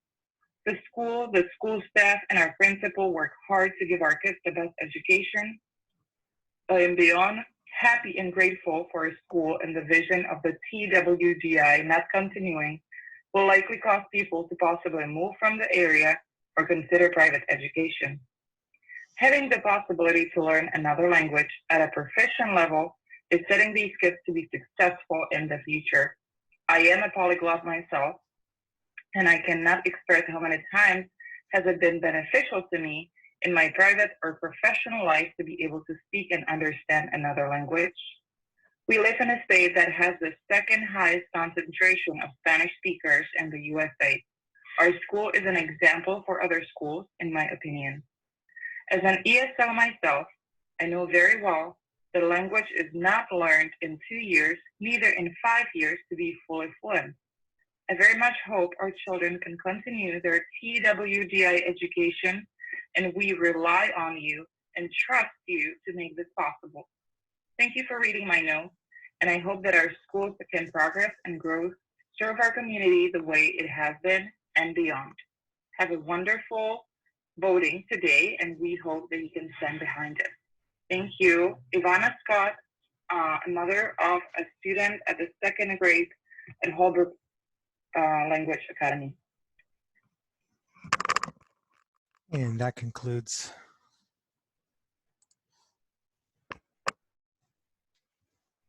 And that concludes. Okay, great. Thank you for that. I do want to just address, there was one speaker who said that the board was not reading emails or something to that effect. I'm not quite sure what that where that information came from, but that's certainly not true. We do have the email address for board comments, which go to myself and Vice President Mason, and then those are all compiled by staff. The ones that come in before 5 or 6 o'clock are all forwarded to the board members. That's when we go into closed session, so they have an opportunity to see them then, and then they're all attached to the public record. So we do make sure that every email is presented to the board. So if they're done in that manner, as well as obviously with the voicemails. So with that, Dr. Martinez, do we have a presentation and information on this item? So really just wanted to give a little bit of background and context. Again, we thank you to all the speakers that called in and gave information. One of the things that we wanted to make sure and speak about is that the review tonight was really going back to the board's actions in August, confirming August of 2019 that we were going to have this pilot program. So as I was kind of coming into the district, the board was deciding, yes, we want to have this. And you know, for a lot of different variations, some people have talked about the design of two-way dual immersion going back to 2012. That is accurate. This board has been moving in that process. We do have an English language master plan that speaks to dual language programs and dual immersion programs. And as I understand it, and I've learned even more about, again, the decision to have the Holbrook program, there were some concerns that if without a program designed to meet the needs of students who were in essence promoting out of our 5th grade programs, where would the students go and what type of program would we have? Now, again, an option was that they would potentially go to one of the middle schools.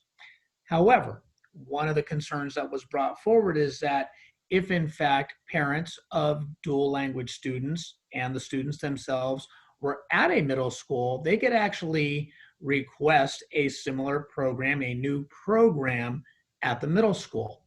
And my understanding now is that after speaking to, of course, our director of EL, our assistant director of EL, our elementary assistant SUPs, such as it was, that type of development of a program at the middle school could have even been more costly, more of a difficulty in acquiring credentialed teachers to provide the service.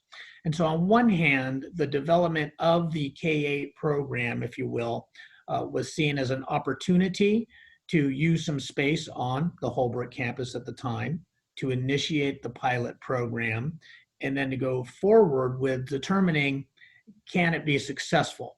Knowing that students who entered the Holbrook program were actually coming from the district other schools. There are 7 different other programs within the district. So students were having that opportunity. Now, mind you, some would say that the late finalized decision, however that was done, added to the limited number of students who then stuck with the program. And we do have a smaller number in that 6th grade program. And what we were trying to avoid, quite frankly, was starting these conversations. And the board recalls in January, we brought this item as a conversation and the presentation was there to start that process. We had every intent to be able to bring back the item in March so that we could give clarity to the public, to the students, people in the program, if we were going to be continuing the pilot program at Holbrook, continuing with a new 6th grade class, and continuing with the 7th grade class. Well, again, I won't make excuses other than we've had the pandemic and we were feeling like we wanted to get this issue back because we have individuals. We have at the current time 24 students who are still interested in being at Holbrook for that 6th grade class next year, should we continue. And we believe that the current students who are in that 6th grade class want to continue in 7th grade at Holbrook. Now, some of the speakers actually spoke to this, and I have to be thoughtful about this as well. Even though it's a smaller number of students, there was that initial commitment to the pilot program to start this program, and now we have still an expanding need. The students at Holbrook themselves aren't necessarily at a point where they're matriculating directly into this program, but that wasn't the only reason why it was started. So in part of my understanding about the process, it was to meet a broader district need, not simply the structure for the Holbrook students. So at this point in time, what we know is that we do have an obligation to meet and have a program for our students. Many of the things that your speakers actually spoke about, it being really a nice shining star as our two-way dual immersion programs in the district, as a magnet classroom, as a school that's on the rise. This school is on the rise. And so part of our design now is, do we continue the pilot program into next year, affirming for parents of the students that were now interested in going there in 6th grade, that it's still a viable program. We want them to be there as we expand this out. Some have asked about the cost. Well, there's not much in the way of additional cost for this program. And in fact, again, if we did not have this program, we could be pressed into more expensive programs at a different site because we would not have this option made available to these students and to the parents who are wanting this program. So we've done a lot of thinking about this, and again, based under conversations with the folks who are directly involved, it would be our recommendation to continue this program into next year for the 6th grade students that we anticipate. And again, at this point, it would be 24, potentially up to 30. Quite frankly, there's some other students who are have it as a second choice, but if it is an affirmed program, they may dive into the program, and maintaining the 7th grade program for those other students. And I know we've gone kind of round and round on this issue, but I see it as being one of those, keeping this opportunity alive for those students, for our parents, even at a time with some budget limitations entering to us because of the commitments that we've made. So that's where we are as a district right now. I would like to apologize to any parents that felt we weren't answering their letters. I know I read them all, but I didn't answer because to me, it was never a question that we would continue the pilot and then pick up 7th grade, because I think once we've made the commitment to do this, then we do it and we do it right. And it seems to be working quite well. So I'm fully in support. Ready for me. Ms. Durkee? Yeah, let me just start. I'm hoping that anyone who listens to this listens carefully, because in my view, this has been a very complicated / messy process. And I think some of the, bits of pieces of information people grab onto is a result of that complexity.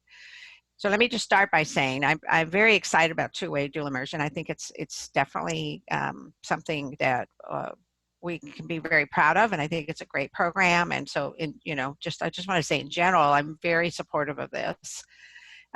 What I think, and I can't speak for all the board members, but I felt like there was several of us that had sort of the same response. My frustration back when the result was that we approved a pilot, in my mind, what made the most sense is to allow Holbrook to evolve to middle school organically. So as those children went through, kindergarten, 1st grade, and then we're ready to move on to 6th grade would have been the most rational time to then do an expansion to middle school.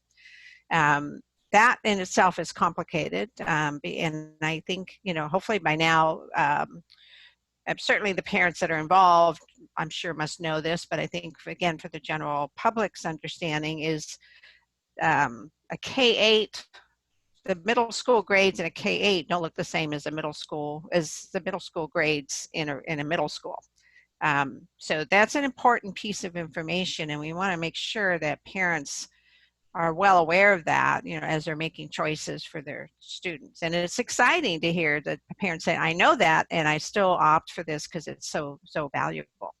So maybe I'm being a little defensive for the board, but I just felt like, yes, the EL plan talked about K-8. I don't feel like any of us thought we were, saying, approving a K-8 in that moment of time. It was like on the horizon. And again, I just assumed with Holbrook, we wait till the kids got there and then they would move on. But what happened, and I want to give us credit for this, is, obviously there was a misunderstanding with some of the staff, and it was just recruitment. It was like, well, let's do it now. And so this recruitment effort went out there, and then all of a sudden we're along the process in terms of people making decisions about where their child's going to go to school. And we find out I think at one point it was 16 students or some number of students who were already planning to go to Holbrook, who, were not from other parts of our district, who are interested in coming out of other programs, maybe dual language programs. And so, those families are already planning this, and then it was kind of a last minute, oh, maybe we need to take this to the board, came to us, and it felt like a kind of a done deal. And we were all, I can't say again all, but I know I was like, I had no idea this was being planned for again, I would figure we'd wait till those kids got there. But I was very concerned about these families that were already kind of queued up for this experience. And then we'd be saying, sorry, it's our mistake, we're not going to do it. So that's how it became a pilot. It really was just to give ourselves another year, give everybody another year to look at the model, see how it worked, and make some hard decisions about, are there going to be enough students? to fill out classes. So I have a stupid question. I'm sorry. From reading, I did read the emails as well, and some of them were a little contradictory. Am I understanding that we now have a 5th grade class at Holbrook, the finishing up this year? We don't, okay, so some of the emails were confusing. I went back and tried to calculate myself when it started and whatever. So we're still not up to 5th grade yet. What are we at, 4th or 3rd or? Do you know? Does anybody know? I was just looking at it. Did it actually start in 14-15 school year or 15-16? It was 15-16, I think, right? I don't know, since no 16 must have been. Wait a minute, let me think about that. Time has lost all meaning in the last 2 months. I'm not quite. The last 20 minutes, right? Yeah. I think it was fall 2017, Joanne. 2017. So we had a kindergarten. Sorry. Yeah, I think it had to been sick. I remember I was running for school board when it opened. It opened in August, right? And I became a school board member in that December. So that was 2016, right? Yeah, 4 years. Yeah. So 2016, 17 would have been the first opening. So those would be kindergartners, 1st grade, 2nd grade, 3rd grade. Yeah. So they're really. Right. So I still struggle with that. I mean, it's already happened. And so again, it's like, well, how do we fix, we've already got students involved and excited. And even more so now. So I think I just want everybody to understand that in case, there's sense any hesitancy. It's like, this just never should have happened this way, frankly, because I think the priority is for those families in the Holbrook community who've chosen this school, and certainly can be an option for other families throughout the district. But the whole idea was to create this community school. And so. Can I ask a question on that? Sure. Finish? I'm not in charge. But I think what I was hearing was that at the same time we had two-way dual immersion at Bancroft, right? And that they are ready to go into middle school. So yes, that's what's been filling this program. Is so between the two schools. Oftentimes, that's my next question. I'm thank you. I wanted to get clarified on the Holbrook community's children. And so the other issue then, we made it a pilot, and so then that presumes something is being explored during that pilot year that comes back to the board. And I understand, what Dr. Martinez just said is, the pandemic. We did get a report that said, we did research on how great these programs are and that kind of stuff. But I guess I want to know now so Dr. Martinez, you did provide, you said 24 to 30 maybe interested in the 6th grade class. And then we currently have 14 that are in 6th grade that would go on to 7th grade. Correct. So those 24 to 30 are from throughout Mount Diablo Unified, I presume, or do we know how many are coming from Bancroft? That's, I think, an important, just to get a sense of what percentage ongoing are those parents going to choose to have their children go to Holbrook once they hit 6th grade. Right. I didn't have the specific breakdown. I apologize, from Bancroft. I just got the number 24 who have put in as their first choice, but there was another set of about 6 students who put it as their second choice. That's why they could go up to 30. If they know it's a viable choice, they could easily decide, I do want to be there, but they were kind of hedging their bets if for some reason we did not continue the program at Holbrook. But we don't know how many of any of these are Bancroft students. That would be interesting to find out. But so, I mean, that's a long-winded, I'm sorry at this late hour to be so, but I just felt it's important to have the full picture. I still regret that this recruitment and launching of the middle school happened before the Holbrook students themselves were ready to go into middle school. That would have made a lot more sense to me. But we didn't, so here we are. So I do think it's an important program to support. It doesn't sound like it's, cost prohibitive by any means. I guess I would just hope that we are really encouraging people to come to Holbrook I don't know the impact it has on, do we know anything about any impact on, there's maybe, well, I guess I'm answering my question, that wouldn't be yet on El Dorado, which is the school that, you know, the feeder school that Holbrook students would go to as a middle school. And so maybe that impact hasn't been felt yet, you know.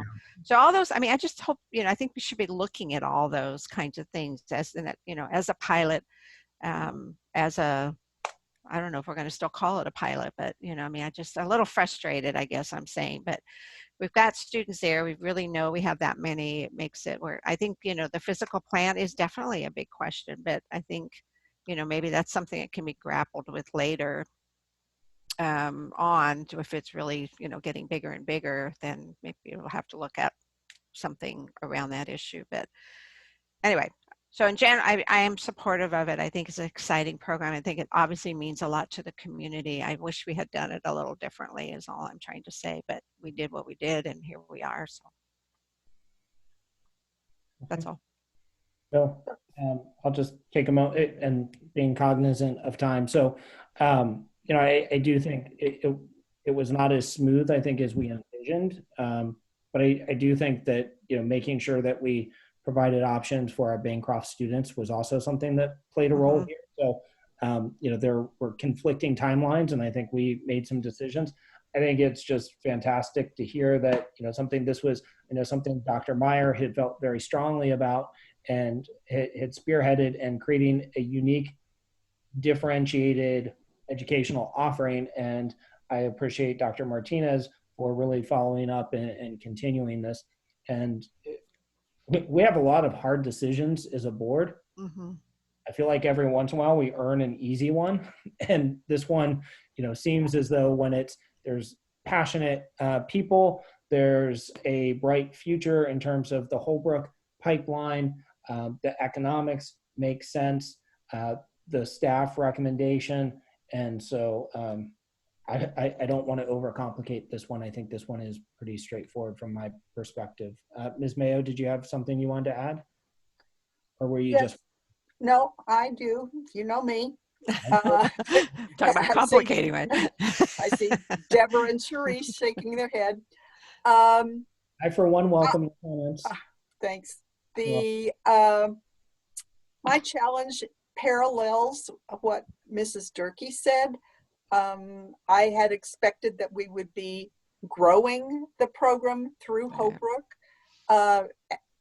and recognizing what Mrs. Durkee just said, do we have a 4th grade class and a 5th grade class at Holbrook now?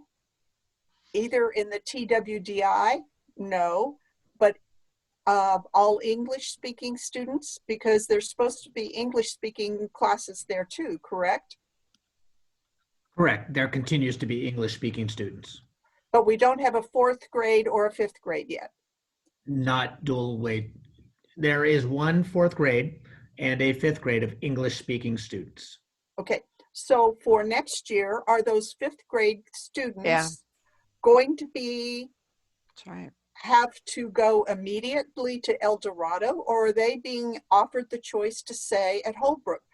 So are we accommodating all the students, or are we treating one part of the Holbrook community different than the other? So that was one of my concerns.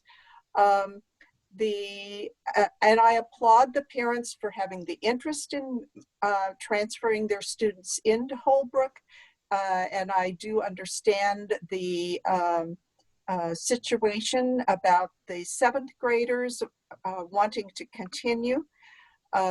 There is a situation that's different there. Perhaps, you know, the 2 classes, the 6th and 7th grade, can be split, so it's a balance for each of the teachers. I don't know, so that it's not just 30 students for one teacher and 12 or 15 students for the other teacher. So there may be some accommodations that can be worked out there. The other thing that I'm still concerned about is we received an email indicating that Medea had filed a demand to bargain with the district regarding the expansion of Holbrook as a dual K-8 immersion school. So I don't know what the status of that is. Did we determine that we don't have to bargain regarding that, or is that something that we do have to bargain? And then I received an off-the-wall email that also said something about a lawsuit if we don't do the same thing at Foothill for students in the Walnut Creek area. So can anyone address that piece of information that I received? So on the two options that you, or the two issues that you've just raised, one is, yes, there is a demand to bargain. Yes, we have entered into conversations with Medea about what that looks like. Again, under the process of working in negotiations, we will continue in working in that vein. As someone said a little earlier, the 6th, 7th, and 8th grade of a TK or K through 8th grade elementary program is a different model than having a middle school on an elementary campus. That's not what this is about. So there's some conversation pieces that are occurring with Medea under that structure, but that is a negotiated process. The second issue is, again, you mentioned, would we have to do something different at a middle school? Part of that goes back into if we have an option available for students that have that need, we are, at least that becomes our option of choice for parents who have that need. While parents potentially could file something saying we demand or we want, if we have a viable option, we're in good stead with saying this is the way we're responding to that. If we have no option, if we don't keep this program and we say you need to go to the middle school and we have no option that provides this, we'd be in a less structured position of strength, and we'd be more obligated to create something new. Okay. So I still, ask, what are we going to do for the English speaking only? Good question. I mean, I think the focus has been primarily on the two-way dual immersion programs, not necessarily looking at it for the entire population of Holbrook. And so that's a new question that I don't think has been grappled with over time. Because will we have space by the time those third graders get to 6th grade to even consider that option? And I thought our first loyalty was to the Holbrook community, but perhaps that's not the issue anymore. I will, and yes, I do support it, but at the same time, my heart breaks because we eliminated 4th grade music. And, there are other things that we cut that I feel are, important throughout the district. Yes, maybe this is only one more teacher at this point in time, but we have made reductions in other areas that affect the rest of the district as well. I just realized I have one more question or I guess comment is I'm surprised, I guess, that was the other thing, is that we only have 24, maybe 30 interested in 6th grade there, when this, to your point, Brian, that this was also designed to address Bancroft. I would think if that were the case, why we would have a wait list or something. So that's the part that's a little confusing to me, when we look at that. I think part of that, again, we have to own as a district, because when we put it out there again that it was a pilot, that, as I understand, it's kind of limited some people saying, well, I don't know if it's really as a program that I want to be there. And there wasn't the ability for us earlier to come in and affirm it and say, oh yes, we're going to do this. I think that would have changed the numbers of individuals who were saying, I want to be there. So there was some concern because we're late in the game to confirm that program is viable and open. Okay, thank you. Other questions and comments? I think the two-way dual immersion is, as Dr. Martinez said, a shining star of our district. We need to support it. There's great demand for it. I think that's only growing. It attracts people to our district and to our Concord schools. We've heard nothing but positive. So I think at this time, even though we're talking about budget cuts, that when we have a program that's working well, that attracts people into our district, we need to support it however we can. So I would hope that before this time next year, we don't end up with behind the 8 ball again, discussing it after the transfer process has already happened and people have already chosen this school. If we can discuss it earlier in the year and make sure that everything's on track, hear the data, hear the outcome of the discussion with the teachers, so that we can have a much smoother process, then I think this can go forward. But I'm fully supportive at this time. Brian and I will call you guys and remind you. No worries. Put it on our calendars. We'll start writing you letters. Time, Joanne. So I just have a question. What is the decision we're making tonight? Are we voting on K-8 or are we just voting on 6th and 7th grade at this point? I was going to make a motion that we continue the 6th grade pilot and add 7th grade at this time. Yeah, I think that was the action. That would be doable. I'll second. Okay. Ms. Count, how do you vote? Yes. Ms. Mason? Yes. Ms. Durkee? Yes. Ms. Mayo? Yes. I also vote yes. Item passes 5-0. And I think the points are well taken, that certainly more review, and I do think that the numbers would go up if there was more certainty, providing a path. And pilots need to end one way or another. Either you move them forward, or end them. And I think there is support for moving this forward, but there needs to be a clear path and some permanency attached to it. So with that, we move to item 19.9, charter school facilities and Clayton Valley Charter. Dr. Martinez, I turn it over to you and staff. Great, thank you. Again, so we're looking at this particular item is under Prop 39. It's a presentation regarding the information regarding Clayton Valley Charter. And I'm going to look to Dr. Gonzalez, who's been working with Cesar Alvarado. I'm not sure if we lost Cesar or if he's still there, or if Lisa, if you're discussing this item. Sure. Actually, what we've been doing on both of these is we've really been working a lot with John Ye, who's one of our attorneys who does work with charter schools. And you'll remember that this presentation originally came forward for the rocket ship facility.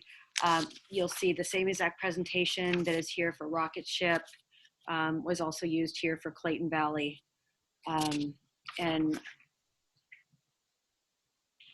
happy to answer any other questions that you might have. This just goes to respond to the requirement for Prop 39 facilities. Questions or discussion? I think the one just point of clarification, I think, is that this is talking about like how much they've paid to date for which years, and then which years we're talking about for this offer. So the title says final offer 2021 on the outside label, but then yes, it's 2021. Is that correct? It is, except this solely has to do with the facility use. It doesn't have to do with our ongoing litigation at all. So maybe I'm not understanding you. Except that there's Exhibit E that talks about facility fee. Right. That's, I think, that was my question as well. It actually has a dollar amount. Facility and that's where it use. says 1920. Yeah. Oh, I'm sorry. It says based on 1920 adopted budget. So it's actually for 2021, this whole thing. Is that, Correct. am I understanding that right? Okay. Correct. So it's really about the facility use. So the motion would be to approve the final offer of facilities at Clayton Valley Charter School for 2020-21, correct? That is correct. Okay. But what is the reference to the dollar amount that Ms. Count is talking about? So that is actually a facilities fees that is attached to the offer for facilities use. And this is based on the formula that was implemented by the judge.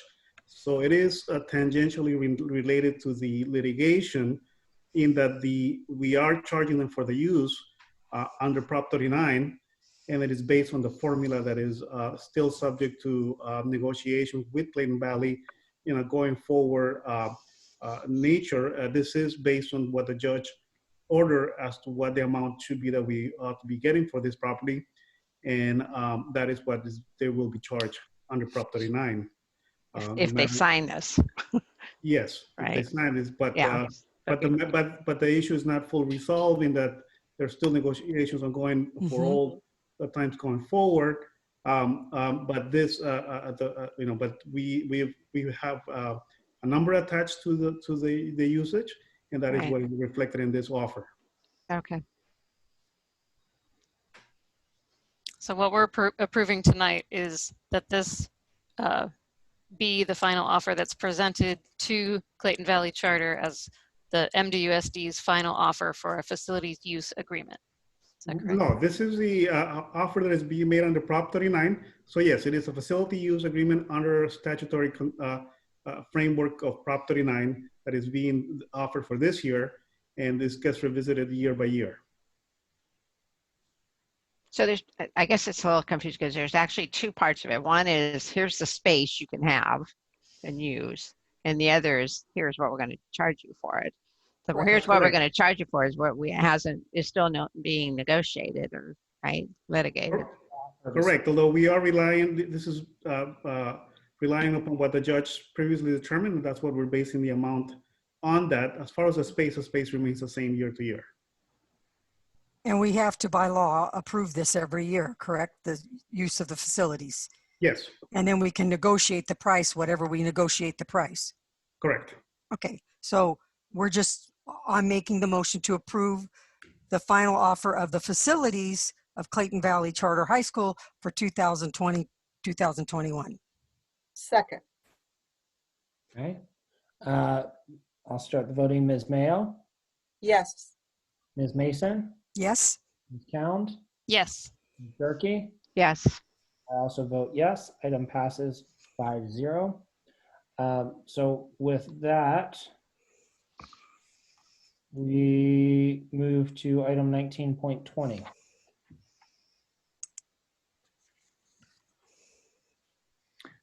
Review and potential approval of Illuminate contract. And we have a couple of attachments. And then do we have context, Dr. Martinez or Dr. Gonzalez? Yeah, I'm going to have Dr. Gonzalez go ahead and give a short review of this item. So in a nutshell, this item is coming forward because we currently have a data management system called IO. A data management system, as you're going to see in this presentation, is really what houses all of our data. And the IO system is no longer going to be supported. So as we often see with technology companies, certain things that get bought up, and we've known for a couple of years that this program or this system was going to sunset. And so we started at the beginning of this calendar year, taking a look at a number of different options, put out a request for proposals. And right now with us, we have Shannon Ortland. I'll go ahead and have Shannon introduce herself and walk through this presentation. And she may be joined, I believe, by others, if they're still awake. Mystery guest. All right. Shannon, who needs an introduction? Hello. Mario, I just got a message that she's in the waiting room. If you could readmit her, please. Looks like you did. We're waiting on Shannon here.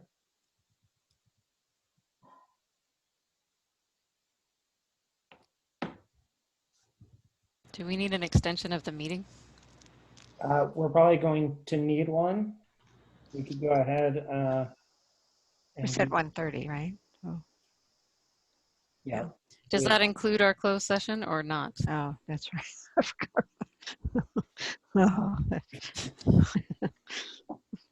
Okay, can you hear me? We can. Okay, I don't know why my picture's not showing up. It's my camera's on, but I'm nowhere to be seen. Just go for it, Shannon. Okay, perfect. All right, Lisa, I missed your intro, so I will just kind of go with at the beginning. So tonight's information presentation is really focused around the data management system and specifically the selection process. So next slide, Austin. So first of all, when we're talking about data management systems, we really need to be really specific about what it is. In education, it really is a software tool that provides a more efficient way to ingest or upload, store, organize, and manage data that is created and collected by our LEA. Why do we need it? Of course, we need to make data-driven educational decisions that not only inform, engage, but also create opportunities for our students. All right, Austin, next slide. So as you're aware, we are working with two different agencies. The first being the CCEE, the California Center for Educational Excellence, and the other one is the Digital Advisors. And we put this language in here to really stress the importance when we were working with them. They have highlighted the need for a data management system as well. I won't read all the language, but if you kind of focus your eyes to the red highlighted language, a necessary element to continuous improvement is the ability to have easy to use data to support classroom/school instructional decisions. And then with the digital advisors, they state that the robust data management systems are critical to the success of all districts to measure student achievement with diagnostic, formative, and summative assessments. And these are used to design instruction, measure progress, and evaluate programs and measurable equitable outcomes. Okay, Austin, next slide, please. So just to review the steps in the selection process, the request that went up as advertised was, I believe, was submitted in early February, late January, early February. And due to the current situation, we extended the March deadline to April. So the 4 RFPs that were submitted were opened on April 7th, 2020. An internal team reviewed and scored each vendor. Of the 4, 2 RFPs met all of the criteria, and those 2 vendors were then invited to provide a virtual demonstration for our committee on May 1st. This was a separate committee made up of several different members, and there's a slide on that in a little bit.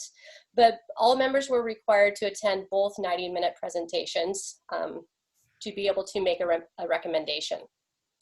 There was a common tool that was used to evaluate these vendors. And then there's also a meeting held after to clarify any questions or concerns that participants had. And at the end of that time, members completed a survey form recommending a system that would be the best fit for our district. Okay, Austin, next slide. So who was involved? You can see a screenshot of a few of us on the right, but basically it was a team of 25 district staff. Among the staff were principals, teachers, teachers on special assignments, district administrators from instruction, technology, and the business department. And the next slide basically gives you detail of all administrators and teachers that were listed, so you can read those names on your own. And just to be clear on the process, there was a form that was sent out in early February over 3 weeks in a Monday memo for anybody at any level to participate in this process.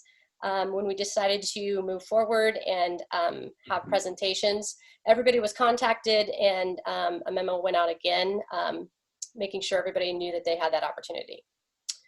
So next slide, Austin. So the criteria for selection, the following areas were rated and scored individually. So we looked at the student academic assessment, as well as the background data that it could hold, the reporting and the analysis of the data.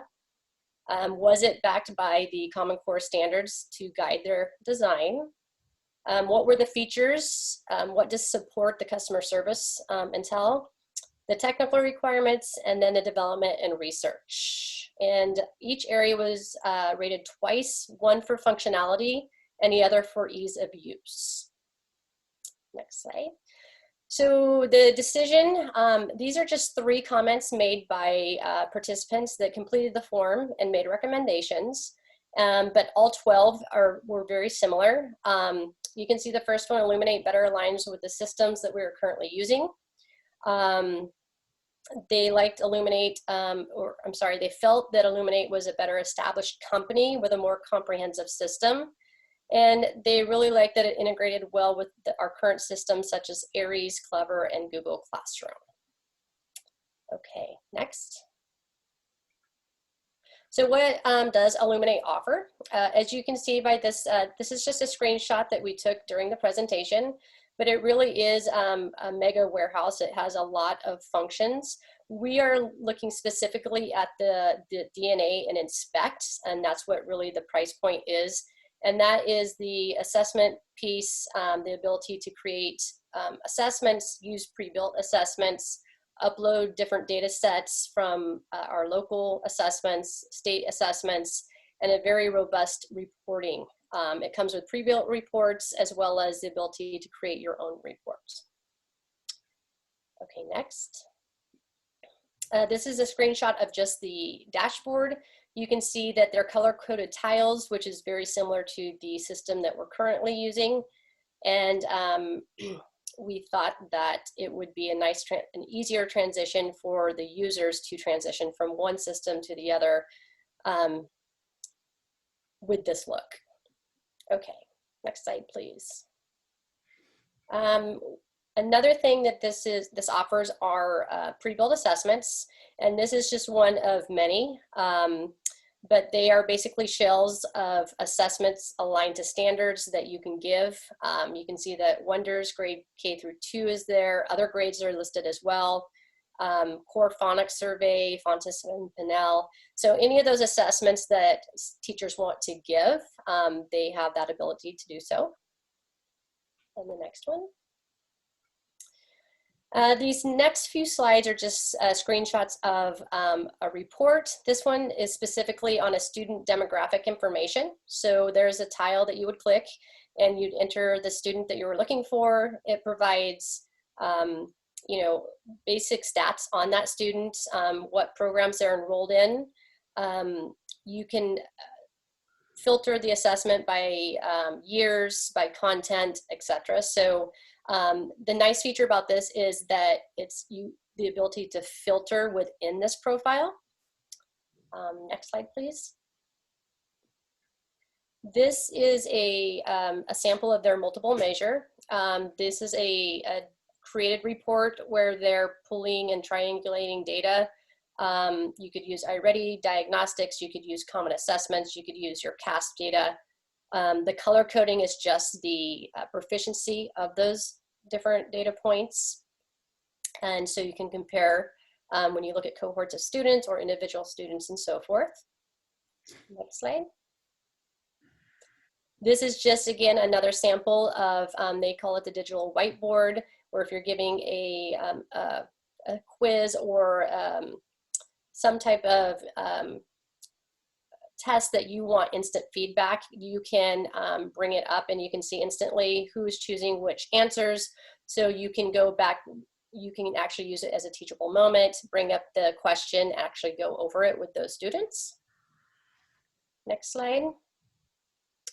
And this is very hard to read, and I apologize it's so small, but it's really the back end of building your front end report. So the one feature that's nice over here is the advanced filter, where you can do a lot of different things on the back end to create the report that you want to see. On the next slide. And this is the last report, where it just shows you that you can select different years of different data sets. You can compare cohorts of students as they go through the system, or you can add science, add ELA, whatever you would like to look at. Next slide. And the implementation process is always the key to a success of a software. We know that. The first step would be a data integration, which Our current contract ends June 30th, and so we would need something or start the transition fairly soon. With this specific software, the one nice thing is that they're actually owned by the same company. So the data transition or integration would be relatively easy. The training would be a combination of train the trainers, on-site training, virtual consultations, and this we're hoping to begin in late May. And then we would try to phase in the trainings, with phase 1 being a training of the district and site administrators, and this would take place hopefully in late May, early June. Phase 2 would train groups of people like department chairs, counselors in either late May or early August. And then phase 3 is the continuous training of all other users, and that would be provided for when we come back to school, when we know what that looks like. Okay, next slide. And this is the program cost for year 1, year 2, and year 3. Our current system, which is IO, is about $182,000 per year. And so it's very comparable. And then the second and third year numbers would be adjusted based on those enrollments. So with that, I'd be happy to answer any questions or concerns. So I had a question, which is just, so looking at the price and the first year includes the training, but by year 3, the license price increases 33% from year 1. It goes from $375 to $5. And then the access to key data, that goes up 50%. It goes up from $1.50 to $2.25 per pupil. Is that, are we getting heavily discounted software in year 1, and that's going to be, okay. We are getting a discount in year 1, a pretty substantial one. And that is why you see the big differences. And is year 3, is that what the base price is, and we're getting discounted software in year 1 and year 2? Lisa, are you on? Yeah, okay. Yes, and I'm not muted. That is my understanding of the way that it was broken down. Yes. Okay. And I didn't see it in here. I may have missed it. Is what happens in year 3 or after year 3? Is it just subject to renegotiation, or do we have like a any sort of price guarantee after year 3? There is no price guarantee after year 3. Okay. So to follow up on Brian's question, if I may, was the other company similar in fee? My recollection is they were actually higher. I would say that there were 4 bids that came in, 2 that were not valid, 1 that was about double the price of this one every single year. Another one that had that basically didn't make it through the first round, that the first year was significantly higher. So it was about $250,000 the first year, and then lower in years 2 and 3. I did have some other questions, Brian. Okay, please. So does this company work with a lot of clients in California, or are they primarily in California, or are they across the rest of the United States? They are primarily in California, but they do work, they're actually all over the US, but all the schools, with the exception of 1, all the districts in the Bay Area use this company. In Northern California and Southern California, in the Midwest. IO started out as a company on the East Coast. So with that program software phasing out, they are transitioning a lot of users into Illuminate as well on the East Coast. Okay. I believe they're located in Folsom, correct? No, that was the other one. Okay. These guys are in Riverside, I believe. That's it. Okay. So I noticed on the evaluating team that you had, the 25 people, I believe it was, I didn't notice individuals that work very closely with special ed students. was there input from special ed staff regarding this particular software? Or perhaps it's not important? No, of course it's important. There wasn't per se identified special ed teacher, but all teachers work with our special ed students, and they were the voices for, and they did come up and they had some very good questions about the accommodations and supports that this system could offer for students that needed those. Thank you. Will this system be used by the elementary school level and high school level for report cards? No. No. No. That's a separate system then. They will be used, we'll be putting the report cards in Aries. The secondary already uses Aries, and we're moving the elementary into that system as well. Will they be able to transfer information from this to yes, use for the report cards? Not per se for the report cards, but we can download the current report cards in IO and save them into a file. So when that system goes away, we will have access to, per se, the report cards, but we can't upload them as a PDF into Aries right now. It just can't handle that type of file. Well, I understood that the teachers could use this system for real-time test situation. Will they be able to transfer the information from the tests that they do on an ongoing basis to the report cards? Absolutely. This pushes into the Aries gradebook with just a click. Okay, great. And then my other question had to do with the legal evaluation by CSAR, because there's a lot of disclaimers and identity language in there that's all caps and was concerning for me. So I just wanted some advice or guidance whether the district was adequately protected in that section of the contract. So there he is.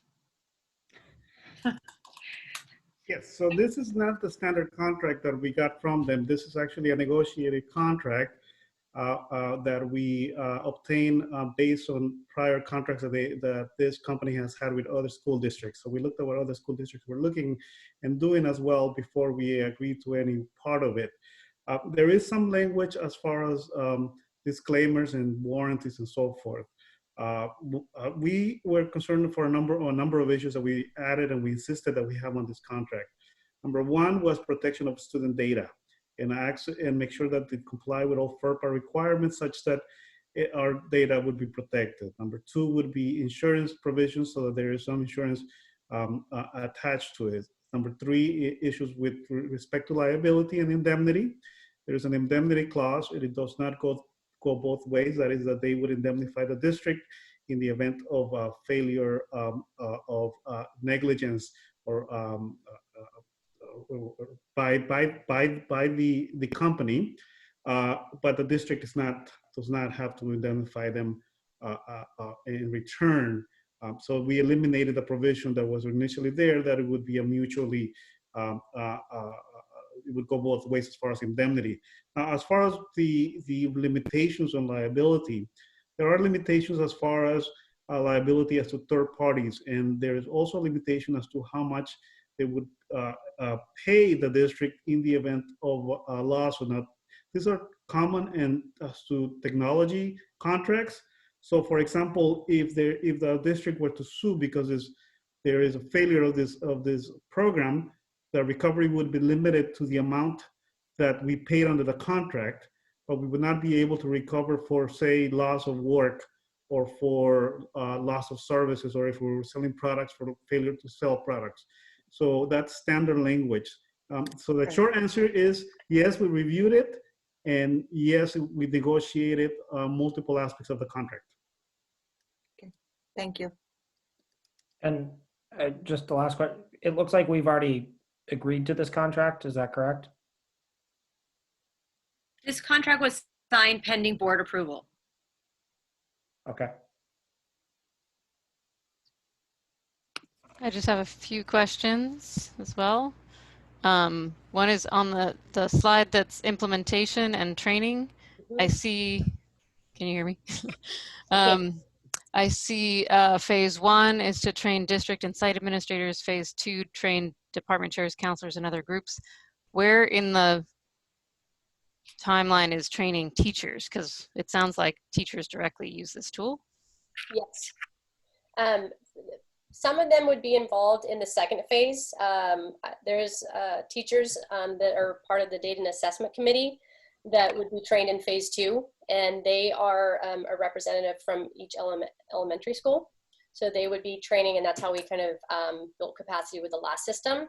And then in phase 3, so they'd be there to support the teachers at the sites. But then in phase 3, then we would provide everybody could have access to the training, but at least we'd have some of the power users that use it in a very, in-depth way, the knowledge base and the training before they left for summer.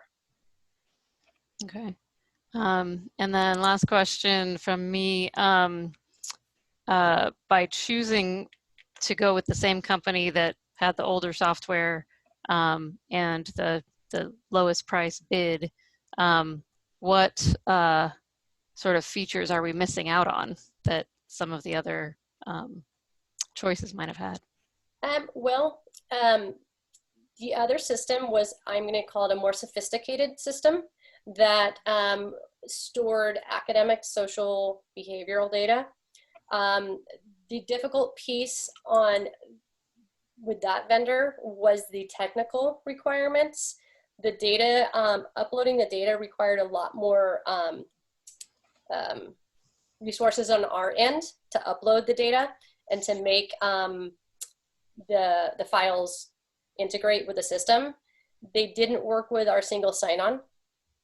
So there was a couple of glitches. The nice thing about this specific vendor is it has the same capabilities, but you can add different components. Of course, you have to buy them, but when your system is ready to start looking at that data, then you can add that other component and train as you go while the system grows, if that makes sense. Okay, so by single sign-on, you mean Clever, or you mean our Google logins? Our single sign-on, but the nice thing about Elluminate as well is they do, you can work directly in Google Classroom with Elluminate. Great. Yeah. Thank you. Mm-hmm. Other questions, or can we call the question? All right. Who would like to make a motion?